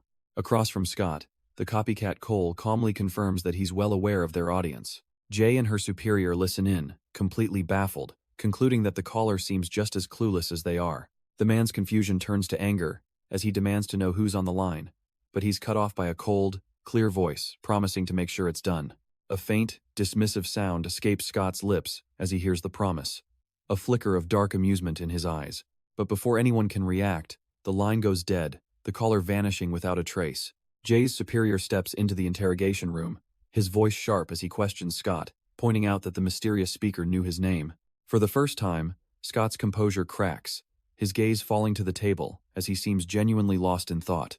His interrogator presses harder, demanding to know what the message meant, mocking him about running a cult or collecting fanboys like Cole. But Scott ignores the taunts, looking up with a chilling focus to ask a single, haunting question. Where is she? His voice sharpens with unnerving urgency, demanding to know exactly where Finn is right now. The scene cuts away from the cold interrogation room to a quiet, sun-drenched window. And there she is, Finn, sleeping peacefully in the morning light, seemingly safe. But her rest is suddenly shattered as she gasps, her eyes flying open as if jolted from a nightmare. We're then pulled into a memory of a breakfast table, a conversation from a time long past. A younger Finn sits with her friend, Emily, who's annoyed that her busy father is having Finn help her. Emily isn't buying the excuses, accusing them of hiding some top-secret business from her. Finn can only look away, wishing she could explain but insisting her father has a good reason. Her friend scoffs, muttering that good fathers don't make other people do their jobs for them. Then she asks a question that hangs heavy in the air: where is her big bro? She's never seen Finn without him. Finn explains her brother is just out with a friend, but Emily teases that's what everyone says. The conversation takes a sharp turn as Emily leans in, asking for Finn's secrets. She wants to know how Finn makes men so devoted, they'd die if she told them to. Finn tries to shut her down, saying Isaac isn't like that and Emily is too young for this kind of talk. Frustrated at being treated like a child, Emily declares Finn is no fun and gets up to leave for school. But as she turns, a small box slips unnoticed from her school bag. It lands silently on the wooden floor between them. The playful mood evaporates as Finn begs her friend, pleading not to tell her father. All of Emily's bravado is gone, replaced by a desperate, quiet plea. She picks up the box of cigarettes, asking if she can please just keep this one secret. But Finn isn't keeping the secret. She tells Emily to be honest with her father herself. The younger girl's pleading act vanishes, replaced by a cold annoyance. She drops the facade entirely, telling Finn to stay a clueless big sister and mind her own business. With a casual wave, she announces she'll be home late, leaving Finn to deliver the message. The door slides shut, leaving a stunned silence in her wake. Finn is left alone, processing the venomous words from the girl she just tried to help. Later that night, the house is dark and quiet, but someone is inside, hunched over in the hallway as if struggling to stand. It's an officer, Julian, his face strained with pain. Finn finds him, asking if he's okay, but he just brushes it off as tired knees from a long day. She then asks where Isaac is, only to learn he's also gone, and she feels a pang of guilt for keeping Julian. The situation gets worse when Finn admits she argued with Emily, who also hasn't returned yet. A quick glance at the clock confirms that Emily is hours late, and Finn's worry spikes into full-blown alarm. Deciding she has to act, she resolves to search for Emily and asks Julian to come with her, and he readily agrees. He gives her a pained but grateful look, thanking her for her trust and concern. Elsewhere, under a flickering street lamp, Emily is fuming to herself, still stewing from the earlier fight. She sits alone in the dark, grumbling about wasting her last box of something she paid for with her own savings. But a sudden noise from the shadows cuts her off, and her head snaps around in alarm. A figure emerges from the darkness, his voice cold as he advises her to turn back. He ominously warns her that she's walked right into a dead end. As night settles over the city, the frantic search for Emily is underway. Finn and Officer Julian start by questioning one of Emily's friends. The girl confirms Emily asked to hang out earlier, but she had to go straight home. She gives them a list of the usual spots they could try looking. They check with a local shopkeeper, only to learn Emily was there hours ago and wanted to be alone. Another lead turns cold, and Julian stares up the empty stairs, his hope dimming. Finn apologizes, blaming herself for Emily running off, but Julian immediately shuts her down. This is his failure as a father, he insists, but then a thought strikes him. He tells her there's one last place they can look, a place of significance. It's the street where he first met her, a memory from a happier time. Finn questions their route as they speed past a dark trail leading into the woods. Julian knows the place. He's hoping it's a spot Emily frequents, a desperate last guess.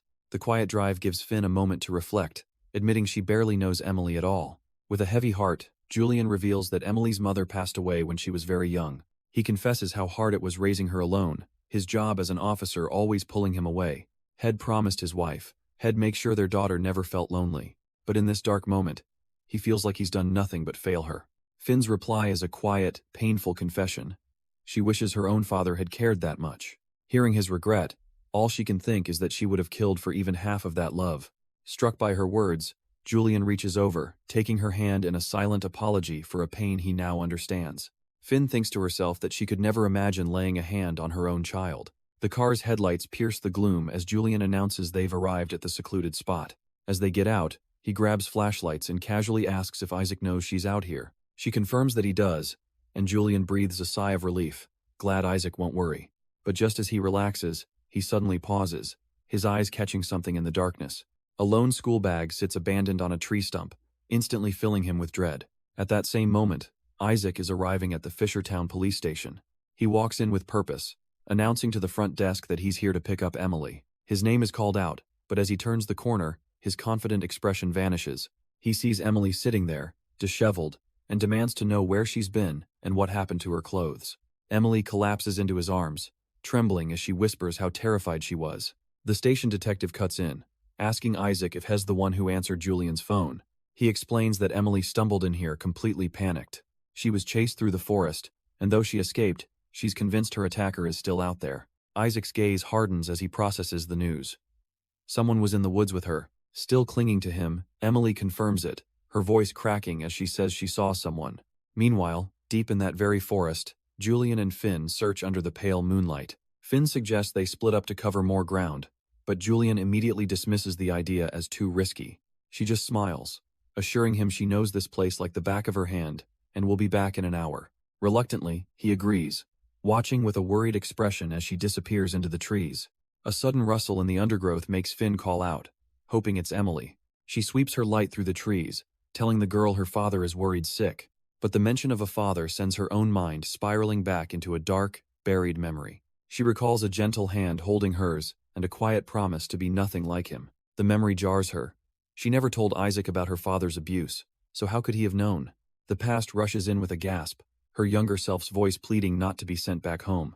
She remembers sobbing, explaining how her father's gaze had changed into something that made her skin crawl. The physical violence had stopped, but his new gentle touches felt so much worse. She had begged Noah, her voice breaking, admitting she couldn't face going home anymore. And with chilling resolve, he had promised her that her nightmare would end that very night. A sudden rustle in the dark woods puts Finn on high alert. Flashlight cutting through the night, she calls out, hoping to find Emily. But her beam of light lands not on a person, but on a small white rabbit, sitting beside a figure lying in the grass. Elsewhere, Officer Julian desperately searches for Finn, his voice echoing through the trees. He urges her to stop, pleading that if she's looking for the killer, she needs to back off now. Finding her, he tries to explain that the station just radioed in, but trails off, confused by her stillness. Finn looks back at him, her expression dead serious, telling him he's going to need a detective and backup. Her light reveals the truth. Another victim, bound and murdered just a few hours ago, the killer possibly still lurking nearby. She holds her gaze, waiting for the officer to grasp the horror of what they've just stumbled upon. Officer Julian stares, completely rattled by the scene, and asks Finn if she's okay. The grim discovery sends them racing back to the Fishertown police station. Julian bursts through the doors, his voice cracking as he calls out his daughter's name. He finds her sitting there, safe but visibly traumatized, with Scott Lee watching over her. Overwhelmed with relief, he rushes to embrace Emily, who apologizes for not going straight home. While father and daughter have their moment, Scott's attention shifts to Finn, asking if she got hurt. He pulls her into a tight embrace, his voice heavy with regret for letting her go out alone.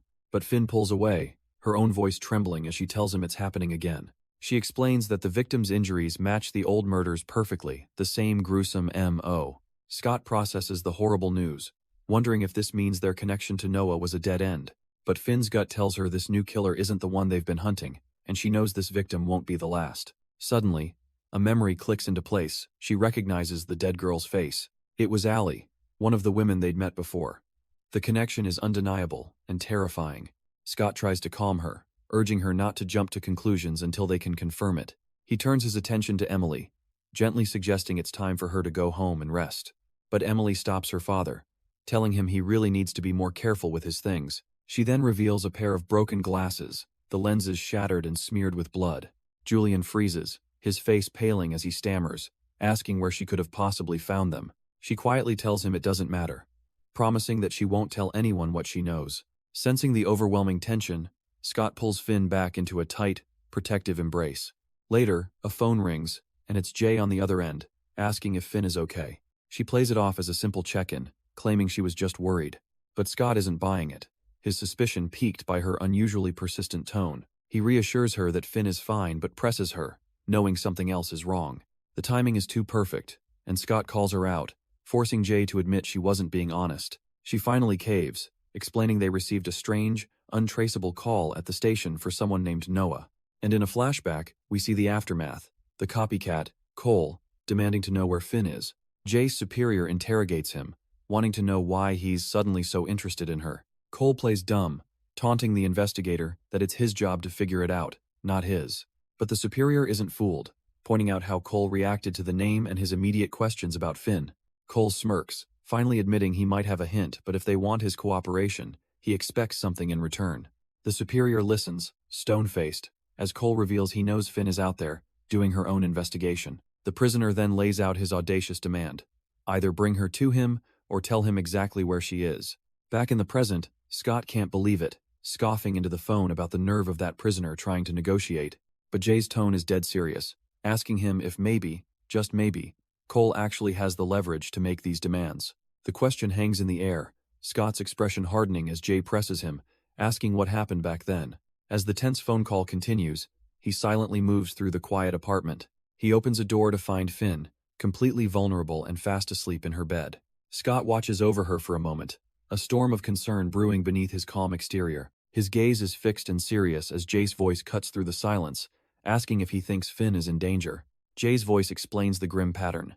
The disappearances and murders stopped a year ago, but the moment Finn is back on their radar, it all starts again, as if someone's been watching her. She warns Scott that if they don't find the truth soon, this will become another Cole situation. He can hardly believe it, asking if she seriously wants him to negotiate with that monster. Jay insists this is too big for her to decide alone. They need his help and can't rule out the bargain just yet. Suddenly, a soft voice calls out his old name, Isaac, pulling him from his thoughts. Finn stirs awake, rubbing her eyes and explaining she's been so tired lately she just passed out. She asks about the call, wanting to know if there are any developments on Noah or the case. But Scott deflects, his expression serious as he tells her there's something he needs to ask first. He gently takes her hand, asking if she would hate him for wanting her to come back home to the city. But Finn's gaze is sharp, cutting through the moonlight. She knows exactly what he's thinking. She reminds him that he was the one who made a promise that they would face whatever comes next together. She asks him pointedly if he's trying to send her away, and Scott immediately backs down, apologizing for even suggesting it. He swears he'll never bring it up again. As he pulls her close, Finn's true fear spills out. She doesn't want to go back. He holds her tight, a silent promise to keep her safe right here. She begs him, please, don't make her return to that place. But elsewhere, the darkness they're fighting against claims another life, the second victim this week. At the grim scene, Jay connects the dots: tied limbs, a body in the woods. It's just like a case from last year, and she's already been digging. Her colleague confirms her worst fears: there were others. Cases closed with no answers. The grim conclusion is unavoidable. This town has finally birthed a serial killer. The crime scene photo is just one more piece of a puzzle someone tried to bury. It all floods back, a memory of a desperate woman asking when they'd finally take this seriously. In a heated confrontation at the station, she accused the police of not even looking for the missing girls. Another woman stepped forward, her voice raw with grief, accusing the lead detective of ignoring their pleas. She told him that if he had just listened, the killer wouldn't have taken another one of their friends. But the detective was tired of her interference, telling her she was only slowing them down. He dismissed her condescendingly, telling her and her friends to just try and stay careful. As she walked away, she muttered a final, bitter hope that they would catch the monster, before they end up disappearing too. The detective just scoffs, clearly annoyed by their persistence. He retreats into his office, grumbling about those women and their naive ideas. Still complaining about his time being wasted, he's told there's another visitor for him.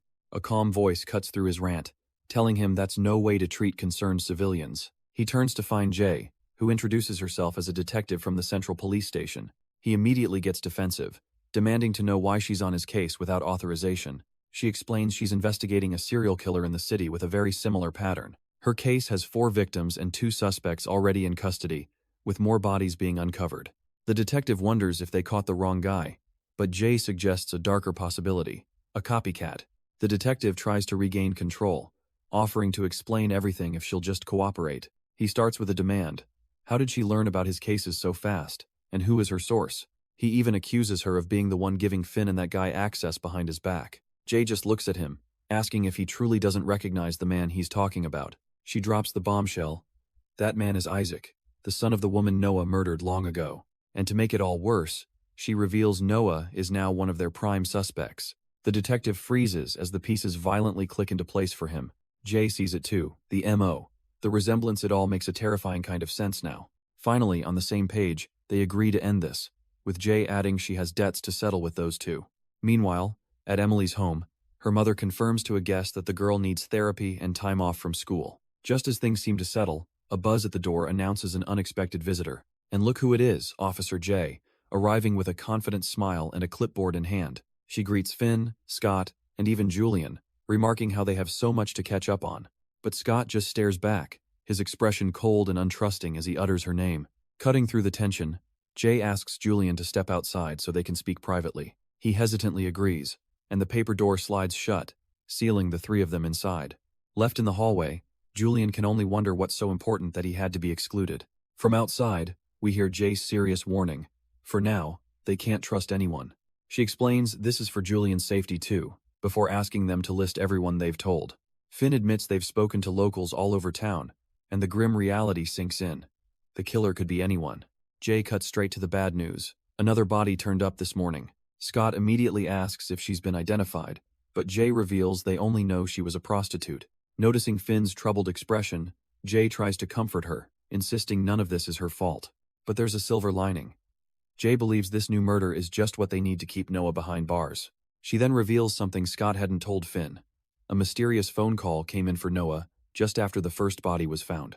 The timing, she explains, is far too suspicious to be a coincidence, making this whole case even more complicated. Scott listens, stone-faced, as Jay declares this is enough to reopen the investigation and suggests there's a second suspect. This new killer knows everything about Noah, copying his methods to either frame him or simply to mess with them. But then Jay drops a bombshell. She thinks this killer is an amateur, reckless and sloppy. She reminds them of Noah's meticulous planning. He would wait months between kills, unlike this new, frantic copycat. Jay lays out the killer's predictable pattern, but Finn has a far more direct idea. She fits the victim profile, so she'll be the bait. Before she can even finish, Scott and Jay shout in unison, absolutely refusing her reckless plan. Jay pleads with her to stop throwing herself on the line, pointing out that even Noah never wanted her dead. A wry smile crosses Finn's face. She knows they're right, but the guilt still eats at her. Meanwhile, in an interrogation room, a detective storms back in, his patience completely worn thin by the suspect's games. He glares at Cole, the copycat killer, who just sits there with a smug, infuriating smirk. The detective slams the table, demanding to know who Cole is working with, screaming that they are out of time.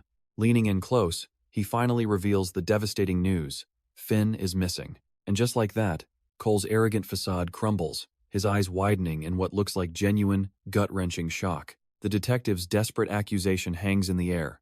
If Cole doesn't talk, Finn is as good as dead. Across the station, Jay's partner flies into a panic, yelling that they need to get up and find Finn right now. But as he lunges for the door, Jay calmly blocks his path, telling him he's not going anywhere just yet. She advises him to hold on to that desperate expression. It'll be useful when he's face to face with Noah. He stares back, bewildered, as she drops the bombshell. Finn isn't missing. It was all a setup, she explains, and it was Finn's idea from the start. To prove her point, she slides several chilling Polaroids across the desk photos of other possible victims. The case, she admits, is far bigger and more complicated than they ever realized. Her partner's shock turns to cold fury. She knew all this and still let Finn go in alone? Jay defends her choice, arguing they needed more evidence to connect Noah to these older serial murders. But he's heard enough, accusing her of repeating the very mistake they swore would never happen again, leaving her with nothing to say but a quiet, pained apology. Jay insists they can still turn this around. The call, the killings, they can use it all to make him crack. The scene flashes back to Finn, who explains it was her plan all along, born from a chilling certainty that Noah would never let her die. Her partner is still reeling, questioning how she could possibly be so sure he'd take the bait, but Jay's eyes narrow with grim determination. They don't need him to believe it, just to show one flicker of panic. Her voice echoes as we see Cole in his prison jumpsuit, telling her partner that once he sees it, he'll know exactly how to move. A slow, knowing smirk spreads across her partner's face. He gets it now. That arrogant look on Cole's face, it's all an act. He bursts into the interrogation room, slamming his fist on the table, demanding answers about Finn's disappearance right after Cole's call. But Cole just scoffs, playing dumb and pointing out that if Finn were truly missing, they wouldn't be wasting their time here. The detective isn't fazed, pulling out the victim photos and laying out the timeline. The murder started right after the call, right where Finn was staying. He slaps the pictures down on the table, right in front of Cole's cuffed hands, forcing him to look at the evidence. The detective flips the script, blaming Cole's hesitation for everything that's happened to Finn. Cole fires back, questioning how he could ever trust the police's intentions for her. A slow, condescending smirk spreads across his face as he begins to see the game. He glances up at the camera in the corner, realizing this is all just a show. Seeing his opening, the detective offers a trade, promising to reveal the original killer's secrets. He leans in with a tempting offer. He'll give him the names and all the locations. The detective's eyes narrow as he asks the million-dollar question, just how many were there? Unable to resist the chance to gloat, Cole looks up, a triumphant gleam in his eyes, and states the number, 11. In the observation room, a junior detective turns to Jay, completely stunned by what he just heard. Jay's expression remains cold and focused as she confirms it. That was a full confession, and with that, the trap is sprung. A colleague approaches his superior, the case finally clicking into place. He lays it out with chilling certainty. Noah is their serial killer, just as they'd theorized all along. The chief simply stares back, his face a mask of cold calculation, absorbing the confirmation. But the story shifts, cutting to a quiet, sunlit room where Finn sits alone. Her peaceful moment is interrupted by a voice from the doorway. She has a visitor. Looking up, she sees not one, but two figures standing there, Scott and Isaac. In a flash, she leaps from her seat and throws herself into Isaac's arms, overwhelmed with relief. Scott, however, hangs back, his expression unreadable as he watches their emotional reunion. Isaac holds her tightly, a gentle smile gracing his lips, just glad that she's safe. But Scott quickly shatters the moment, asking Finn to give them some space he needs to talk to Isaac. Isaac's voice rings out, absolutely livid that Scott would entertain the killer's insane proposal. But Scott calmly explains the situation. The man has practically confessed to the murders.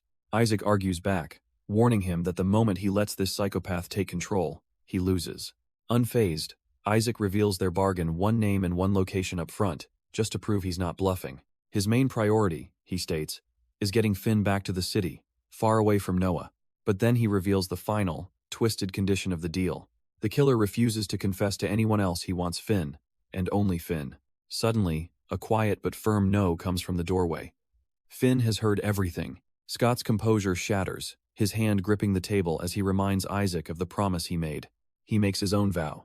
If that man gets anywhere near Finn, Scott will kill him without a second thought. Scott accuses his other self of being weak, of letting the killer turn him into a pawn. But Isaac scoffs, pointing out Scott's own barely contained rage whenever Noah's name is mentioned. He questions how Finn could possibly be any safer around someone so consumed by hatred. That strikes a nerve, and Isaac grabs him, furiously refusing to be compared to that monster. Scott grabs him right back, forcing Isaac to look at what he's become. This rage, this loss of control is exactly what the killer wanted to inflict upon him. Their heated confrontation is suddenly cut short by a sliding door. Finn steps between them, her patience gone. She declares this is her decision to make, and with her choice made, a convoy of police cars begins its journey through the quiet countryside. Inside, Cole the copycat watches the scenery pass, a confident, chilling smile on his face. From the back of the transport, Cole's eyes meet the driver's in the mirror, his voice a mocking whisper. A faint, chilling smile spreads across his face as he soaks in the moment. He admits it's hard not to feel nostalgic as his mind flashes back to this very countryside, to the day he was first brought here as a young boy named Noah.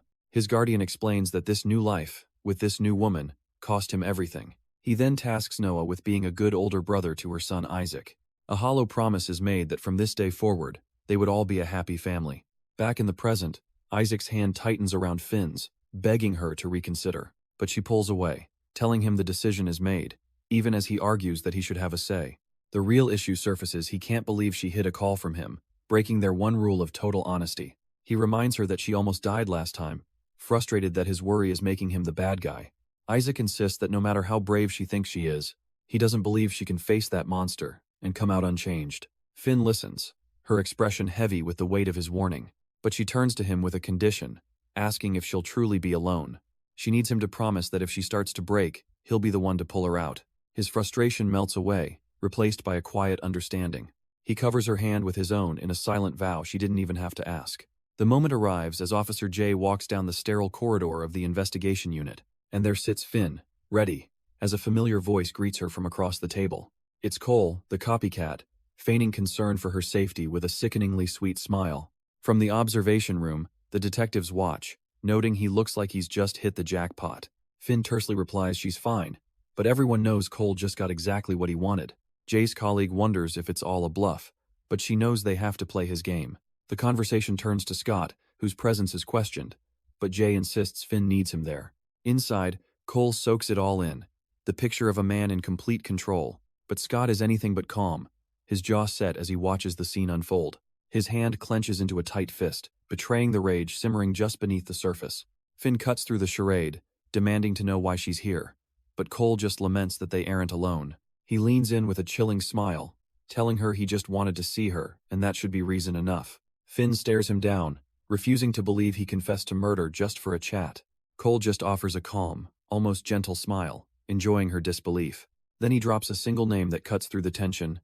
Megan. In the observation room, Jay's colleague instantly recognizes it. She was one of the missing girls. Jay is stunned. She expected him to toy with them for much longer. Cole calmly offers to lead them right to the body, no strings attached. He then dismisses Finn, telling her she's served her purpose and can go home. She's floored. Is that really it?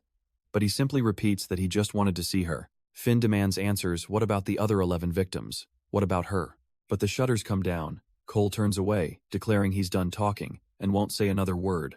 But just as he turns away, Cole adds a final, chilling condition. And if she wants the other names, she'll be back. In the observation room, the profilers see it for what it is, a blatant display of dominance. The lead detective turns to Scott, his voice urgent.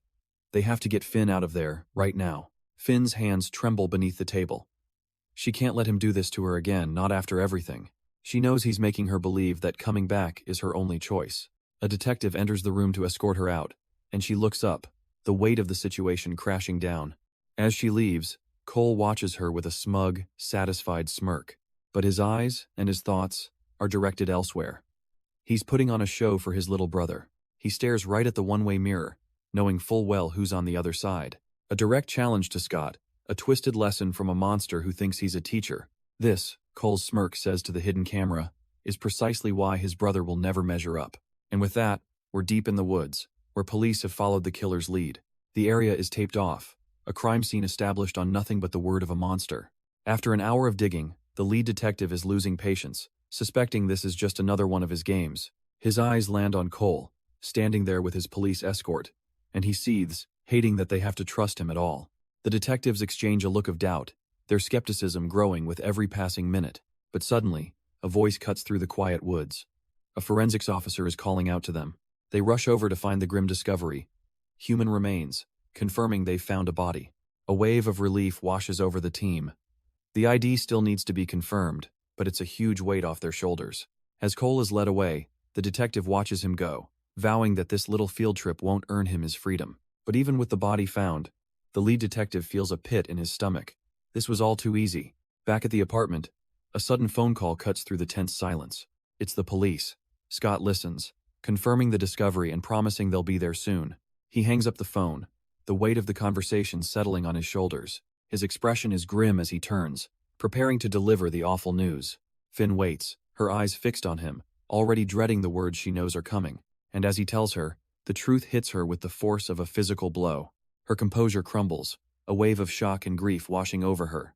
The trauma sends her spiraling back into a memory, to a boy with reddish-brown hair. A vision of Noah, the person at the very heart of all her pain. Her mind flashes back to him, to Noah, waking up in a small, bare room. The morning light spills across the mattress on the floor, his only furniture. Downstairs, a simple meal is waiting for him on the table. He picks at his food, lost in a world of his own thoughts. His mother tells him she's leaving now, reminding him to be home by 6. He watches her go, his expression unreadable, before turning back to his food. Soon, another boy with dark hair and a bandage on his cheek quietly sits down. They eat together in a shared, unspoken silence, neither one looking up. The memory then shifts to a quiet place by a river, surrounded by trees and flowers. And there, standing alone in the dappled sunlight, is Noah, looking somber and distant. A voice cuts through the quiet, telling a small, lone figure that the river is too shallow for what she's planning. The girl turns, revealing a bruised cheek and eyes hollowed out by trauma. The scene snaps to the present, where Jay strategizes in her office, planning to use Noah's name to make Cole crack. On the phone, the lead investigator confirms their two-pronged approach. Search the forest and cooperate with their captive. But he's furious with Jay, demanding to know why she would put Finn through facing that monster a second time. Jay's response is cold and pragmatic. It's the fastest way. And more importantly, Finn insisted on doing it herself. The investigator's concern isn't just for Finn. He warns Jay they just got a call from the real killer, and he is not happy. The killer's voice explodes over the line, calling the police incompetent and promising the killing won't stop until they fix their mistake. But this doesn't faze the investigator. A sly smile creeps onto his face. Good. Let him get angry. Let him make a mistake. With Scott standing ready in the room, he ends the call, telling Jay they're moving now. The real hunt has just begun. From the observation room, Scott Lee watches on as he's told that Finn is ready. Inside, the interrogation room is cold and silent, the only sound a flickering overhead light. Finn cuts straight to the point, her voice echoing in the tense air, demanding to know why he did it. Cole feigns ignorance, forcing her to specify the murders, those poor women. But he dismisses her question entirely, saying the police can handle that. It's not why he's here. He just wanted to see her again, promising to cooperate if she'll just keep coming back. Finn tries to press him, but he masterfully deflects, turning the tables with a simple question. How are you, Finn? He leans in closer, his voice dropping as he asks how she's been since that night. Cole then scoffs at her predictable answer, musing how easy her life must have been, before mentioning the name of her friend, Allie. The lead investigator listens in, his expression hardening as Cole casually remarks what a good woman Allie was. He twists the knife, reminding Finn how Allie sent her to therapy, convinced something was wrong with her. Finn quietly admits it helped her handle her feelings, but Cole scoffs at the very idea. He mocks the whole system, calling it a place where idiots just echo your own thoughts back at you. All the easy answers society offers, therapy, prayer, medication, are just different flavors of the same lie. He claims it's all just a system to make people dependent, profiting from those who can't stand their own thoughts. From the observation room, the investigator listens in, a grim understanding dawning. So this is what Finn endured as a child. Cole continues, insisting they were never broken, just different from a world that couldn't understand them. He tries to pull her back in, painting them as a special pair who don't think like the herd, asking if she misses it. Finn forces herself to play along, knowing she has to keep humoring him to get to the truth. But just as she tries to steer him back on topic, the scene cuts away to a ringing phone at a quiet, suburban home. Scott hangs up the phone, confirming he's found who they were looking for and promising to tell Finn. He finds her sitting quietly in her room, a heavy silence hanging in the air as he asks if she's ready to go. Finn seems to shrink, questioning if her presence is really necessary, but he gently insists the family asked for her. He understands her nerves, but assures her they just want to express their gratitude for what she did. They arrive with Gino at a stark, institutional building, where they're about to meet the victim's older sister. A woman named Glenda opens the door, a baby in her arms, her face lighting up with relief at seeing Finn. Finn tries to downplay her role, but Glenda won't hear it, insisting that without her, the case would have gone cold. She explains that she always knew her sister wouldn't have just run away, not when she had a child to care for. With tears welling in her eyes, Glenda admits that knowing the horrible truth is a strange kind of relief. It's better than the endless torture of not knowing, and she thanks Finn for finally giving their family peace. The fragile domestic moment continues, with Glenda asking her husband to find his socks so they can leave. She then turns to Finn, asking if she could possibly hold the baby for just a moment. Just then, Gino emerges from a back room, announcing their service car has arrived. Surprisingly, Finn holds the baby with a natural ease, admitting she was nervous she'd make her cry. Scott Lee watches from the doorway, noting how much the child seems to like her. A rare, gentle smile touches Finn's face as the baby coos happily in her arms. Scott's gaze remains fixed on her, observing this unexpected softness. But this quiet, tender moment is cut short, as the scene shifts to a cold interrogation room. Finn is now seated across from Cole, the copycat, ready to extract the name of the fourth victim. Behind the glass, two investigators watch, feeling the pressure mount as another murder hangs in the balance. One of the investigators admits Finn is holding up remarkably well, showing real bravery. The other agrees, finding the copycat's textbook narcissism even more repulsive in person. Her colleague feels uneasy, questioning if it's right to let a civilian do their job for them. But Detective Scott is pragmatic. His job is to ensure this killer is locked up for every life he took. He tells his partner he'll get his shot to talk to the suspect, but only after they have the name. His colleague can only sigh, acknowledging the detective's legendary reputation for getting convictions, no matter the cost. Inside the room, the tension breaks. Finn has done it, calmly stating she has the name, Rachel Halls. With the new lead, the team immediately gets to work, pulling up any records they can find. They find a missing person report for Rachel, but it's a dead end with no follow-ups. Just then, Scott Lee chimes in, correctly guessing she went missing just a couple of months before the killer's first known victim. Detective Scott is immediately on guard, asking how he could have possibly known that. Scott Lee calmly explains the killer's pattern, a 2 to 3 month gap between each murder. The pieces start to fall into place. The killer is giving them the names in reverse chronological order, but one name is missing. Susie, the final victim, and Scott Lee notes with a grim tone she looks the most like Finn. He then pivots, giving an update on his own case. A plant-based toxin was found in 2 victims. The detectives realize this is a huge lead. Their original killer never used poison, meaning this new killer is physically weak. A killer who knows about plants, the description sounds disturbingly familiar to Scott Lee. Meanwhile, back in the interrogation room, Finn tells Cole their time is up. He scoffs, amused that she's leaving when he hasn't even given them all the names yet. But Finn flips the script, revealing she knows about the other killer, the one demanding Cole's release. Cole lets out a dry chuckle, acting as if he's seen this all before, telling Finn she just had to ask. But Finn isn't playing his game. The new killer is still out there, and even with a curfew, her safety isn't guaranteed. She leans in, her expression hardening, urging him to help them stop this monster. She makes it personal, asking him to do it for her. Then, she shifts gears, posing a strange riddle about how to make flowers believe winter is over. From behind the glass, Scott Lee understands her metaphor instantly. Some flowers can't bloom on their own. Cole listens, his smug facade cracking as Finn explains you have to convince them it's spring. The scene shifts, recalling a past interrogation as Jay's voice echoes in the empty hallway. She had questioned Cole before, forcing him to confirm he acted alone and that Noah wasn't involved. But she had evidence dashcam footage showing him leaving a murder scene, only for a second figure to appear minutes later. She confronted him with the footage, asking why someone else was wearing the red hoodie found in Finn's home.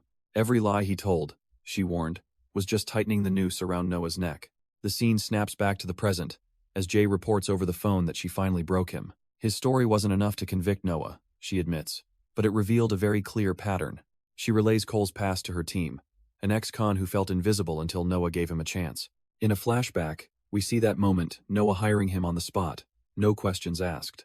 Had seen Cole's criminal record but dismissed it entirely, a gesture that left Cole stunned. Sobbing in the interrogation room, Cole confessed it was the first time he'd ever been treated like a human being. That single act of kindness cemented his undying loyalty. He would follow Noah anywhere. So when an angry woman threatened everything Noah built, Cole decided she had to disappear. Cole confesses he followed her, waiting for the perfect opportunity, feeling absolutely no regret. He'd cornered her with a knife, dragging her to a deserted construction site where he thought they were alone. But he was wrong. Noah was there, watching the entire gruesome scene unfold with cold amusement. Terror seized Cole. His life was over. He was sure Noah would turn him in. He tried to downplay it, claiming he only wanted to teach her a lesson. But Noah remained unnervingly calm. Instead of judgment, Noah offered a twisted salvation, telling him he could still be saved and to hand over the knife. From there, Noah took charge, giving Cole ropes and newspapers, promising to make it look like his own work. Cole truly believed they were the same, that Noah understood him, as he watched his savior finish the job. Jay listens as Cole explains how Noah kept him close, but she sees the grim reality. He was being groomed as a scapegoat. She spells it out. Noah kept the knife, covered in Cole's fingerprints and the victim's DNA, ready to be found. The crushing realization finally hits Cole. He was never an accomplice, only a tool to be discarded. Back at the station, Detective Scott spells out Noah's twisted method of control. Finn and Scott listen, recognizing the pattern of emotional manipulation all too well. They now know the current killer is just another puppet, and the only way to find them is to dig into Noah's past. The scene shifts, showing the small hands of a young boy meticulously folding a paper charm. He gives the small trinket a little shake, seemingly satisfied with his work. It's a young Isaac, who looks up with an unnervingly focused and intense gaze. A small, chilling smile plays on his lips as he announces that he's home. His mother walks in, and he excitedly asks to place his newly made charm on the family altar. But she tells him to wait, and to spend time with his brother, a red-haired boy we know as Noah. Young Noah whines with thinly veiled jealousy, annoyed that his mother fusses over their dog. He then lures his brother Isaac outside, where their puppy lies whimpering and bleeding on the ground. Isaac looks on in horror, his face etched with worry as he realizes Polly is gravely injured. But a cold, knowing smirk crosses Noah's face as he calmly says she won't last long. He twists the situation into a dark act of mercy, claiming the dog is in pain and shouldn't suffer. With a knife in hand, he pressures a terrified Isaac, insisting that what he's about to do is the right thing. The memory shifts, blending into another moment where Isaac timidly asks his mother if she's in pain. He looks up with wide, innocent eyes as she confirms that yes, Mama is hurting. With tears welling, she turns to him, confessing the immense pain she's in. A perfect, practiced manipulation. The traumatic memory shatters as an adult, Scott gasps, jolted awake from the nightmare next to Finn. Finn holds him close, asking if it was a bad dream, and he quietly confirms it was. He wonders why she's still awake, and she admits her mind is stuck on what Jay told them earlier. Her thoughts are clearly heavy as she stares into the darkness, asking Scott if he thinks they owe him. But Scott quickly shuts that down, telling her not to let that manipulator get inside her head. She gently touches his face, her expression turning serious as she asks him to promise her something. If things go wrong, if something happens to her, he must not become the monster their enemy wants him to be. He pulls her close, hating this kind of talk, promising her that nothing will happen on his watch. She playfully rubs her foot against his, trying to lighten the mood by teasing him about being good with kids. He leans in for a tender kiss, admitting he never planned on falling for that part of her, but he did. And after everything they've been through, his hand gently rests on her stomach in a silent, protective gesture. She whispers that this is the future she wants to see more of, a quiet moment just for them. But a shadow of doubt crosses her mind as she asks if he truly believes they can get there. He assures her they will, which leads her to wonder if they'd argue over silly things. He pulls her closer, asking what they could possibly fight about, as she imagines trivial debates over groceries or chores. He laughs softly, admitting that maybe they would, but he'd always let her win. As their hands clasp together, the mood shifts, a silent acknowledgement of the one thing standing in their way. And in that quiet darkness, Scott's resolve hardens. He can't wait any longer to end this. The scene then cuts to a bright, warm memory, a mother's voice calling out to her daughter, Emily. A cheerful Emily waves goodbye, playfully dismissing her mother's repeated warnings to be home before dark. Later, her parents sit at the dinner table, relieved she's bounced back so fast, commenting on how she's tougher than she looks. Her mother finds it odd, almost suspicious, how quickly Emily is recovering from her trauma. But her father insists everything is fine, volunteering to pick Emily up himself. The conversation shifts to Scott, with Emily's mother praising him for his work and telling him not to worry about them. The father then turns the tables with a seemingly innocent offer, suggesting Scott could help them out, too. Scott, sensing nothing, readily agrees, promising to do whatever he can to assist. The friendly facade drops in an instant as the father hits him with the real question. Then why didn't you tell us you were Noah's parole officer? In a flashback, Scott's investigation hits a wall. Official records on Noah are almost completely barren. His contact on the inside confirms it, explaining that a convenient fire years ago destroyed many crucial files. Scott presses for the one detail that matters. Noah's parole started before the murders, so who was supervising him? And back in the present, the father stammers out a pathetic excuse, claiming he didn't even recognize Noah at first. The parole officer confesses that Noah was a model case, so perfect, in fact, that he became complacent. He just kept filing the same reports, thinking everything was fine, never digging deeper. But now, knowing he was supervising a future serial killer, the guilt is crushing him. He feels responsible. Scott listens patiently, arms crossed, letting the man's regret settle in the air. Then he cuts in, telling the officer there's no need for guilt. This is actually good news. He reframes the situation. This is the man's chance to make things right by sharing every single detail he remembers. With his help, Scott insists, they can finally crack this case wide open. The officer, desperate for a chance at redemption, readily agrees to cooperate fully. With their new ally secured, Finn stands, announcing they'll head to the station to brief Detective Scott. The parole officer quietly sees them out, the conversation over and a new, heavy responsibility just beginning. As Finn is about to leave, she pauses in the doorway. She turns back to Julian, the parole officer, with one last thing to say. It's just a simple compliment. She thinks his new glasses suit him well. The door slides shut, leaving Julian alone, his mind already drifting elsewhere. He can't shake the feeling seeing those two reminds him so much of Noah. Elsewhere, Scott and his team follow a lead, arriving at the nursery where Noah once worked. They learn the previous owner, a generous man, passed his business to trusted employees, which must be how Noah got his start. But it's a dead end. The one man who knew Noah best is already gone. The man they're speaking with then introduces his son, Daniel, who looks terrified to be talking to cops. An officer's eye is caught by some unusual charts, which Daniel stammers are just sewing calendars. Daniel nervously explains that the charts are just for knowing when to plant seeds based on temperature. Watching from afar, the other officers murmur about his strange way of speaking, one recalling he has a disability. The young man clarifies that the columns are for seeds, dates, and the gardener assigned to them, but the officer presses him, pointing out that some of these notes are ancient and he can still see Noah's name. At the mention of the name, Daniel happily confirms that Noah worked here and was incredible at growing tulips. A light bulb goes off for Scott. Noah's fixation on flowers must have inspired his entire modus operandi. His partner smirks, commenting that of course it did. Manipulation is basically Noah's brand, Oblivious, Daniel continues explaining the horticultural trick. You chill the bulbs so they think it's winter. Then, you move them to a warm place, convincing them it's spring, forcing them to bloom out of season. With that chilling parallel laid bare, the team knows they have their man. The team lays out the evidence. Daniel knew plants, admired Noah, and used poison because he was weak. But Jay points out one critical flaw: the caller didn't have a stutter like he does, and she wonders if it's all an act. Her colleague is unfazed, deciding the only way to be sure is to put their man under surveillance. A senior detective then suggests a bold move, lifting the citywide curfew. The plan is to lull the killer into a false sense of security, making him believe everything is back to normal. So they watch and wait as Daniel walks the now open streets at night. The theory is simple. Comfort will make him careless, and his true nature will finally slip out. And just as they predicted, he zeroes in on a vulnerable target, a lone woman sitting on a bench. He approaches with a predatory grin, questioning if she's even old enough for this line of work. The woman, playing her part perfectly, seems desperate, pleading with him that it won't take long. He leads her down a secluded path, probing with questions, asking if she lives alone. She leans into him, playing the part, while he asks if this is her first time, a smug grin on his face. But just as they approach the woods, a voice cuts through the darkness, ordering them to halt. An officer steps out, informing them the forest is off limits. There's nothing down that trail. The officer's eyes narrow, accusing Daniel of being with a minor, asking if he wants to get arrested. He demands to see some ID, his gaze fixed on the bag slung over Daniel's shoulder. Panic sets in, and Daniel stammers an apology, turning to flee the scene entirely. But he's not going anywhere. The woman he brought here expertly trips him, sending him to the dirt.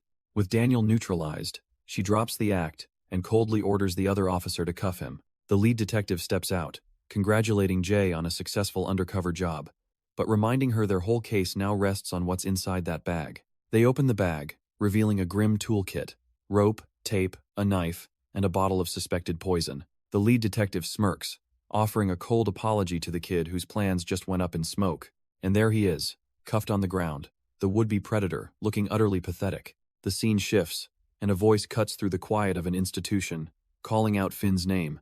Her eyes snap into focus, locking onto the person sitting across from her. It's him, Scott, looking back at her from behind a table, clad in a prison jumpsuit. He calmly mentions that he sees she still has those blackouts, leaving Finn stunned. He even knows. He explains it's something she's always done, shutting down emotionally when things get too much. And for Finn, it all clicks. These are the holes in her memory, a defense mechanism her brain created to survive. But Scott presses further, suggesting her mind hides things for reasons beyond simple trauma. He asks if she remembers the promise, the one they made right after the trial. The question triggers a memory, fractured and distant, of two young girls on a balcony. A younger version of him, being led away, flashes a confident smile, promising to come back for her. But the memory ends there. Scott explains that back then, overwhelmed, she simply passed out. He tells her he can fix it, that he'll tell her everything she wants to know, just not here. Finn looks down, confused. What could be so secret that it can't be said in this room? Suddenly, a knock at the door interrupts them. An officer says Detective Jay needs the room. He delivers the stunning news.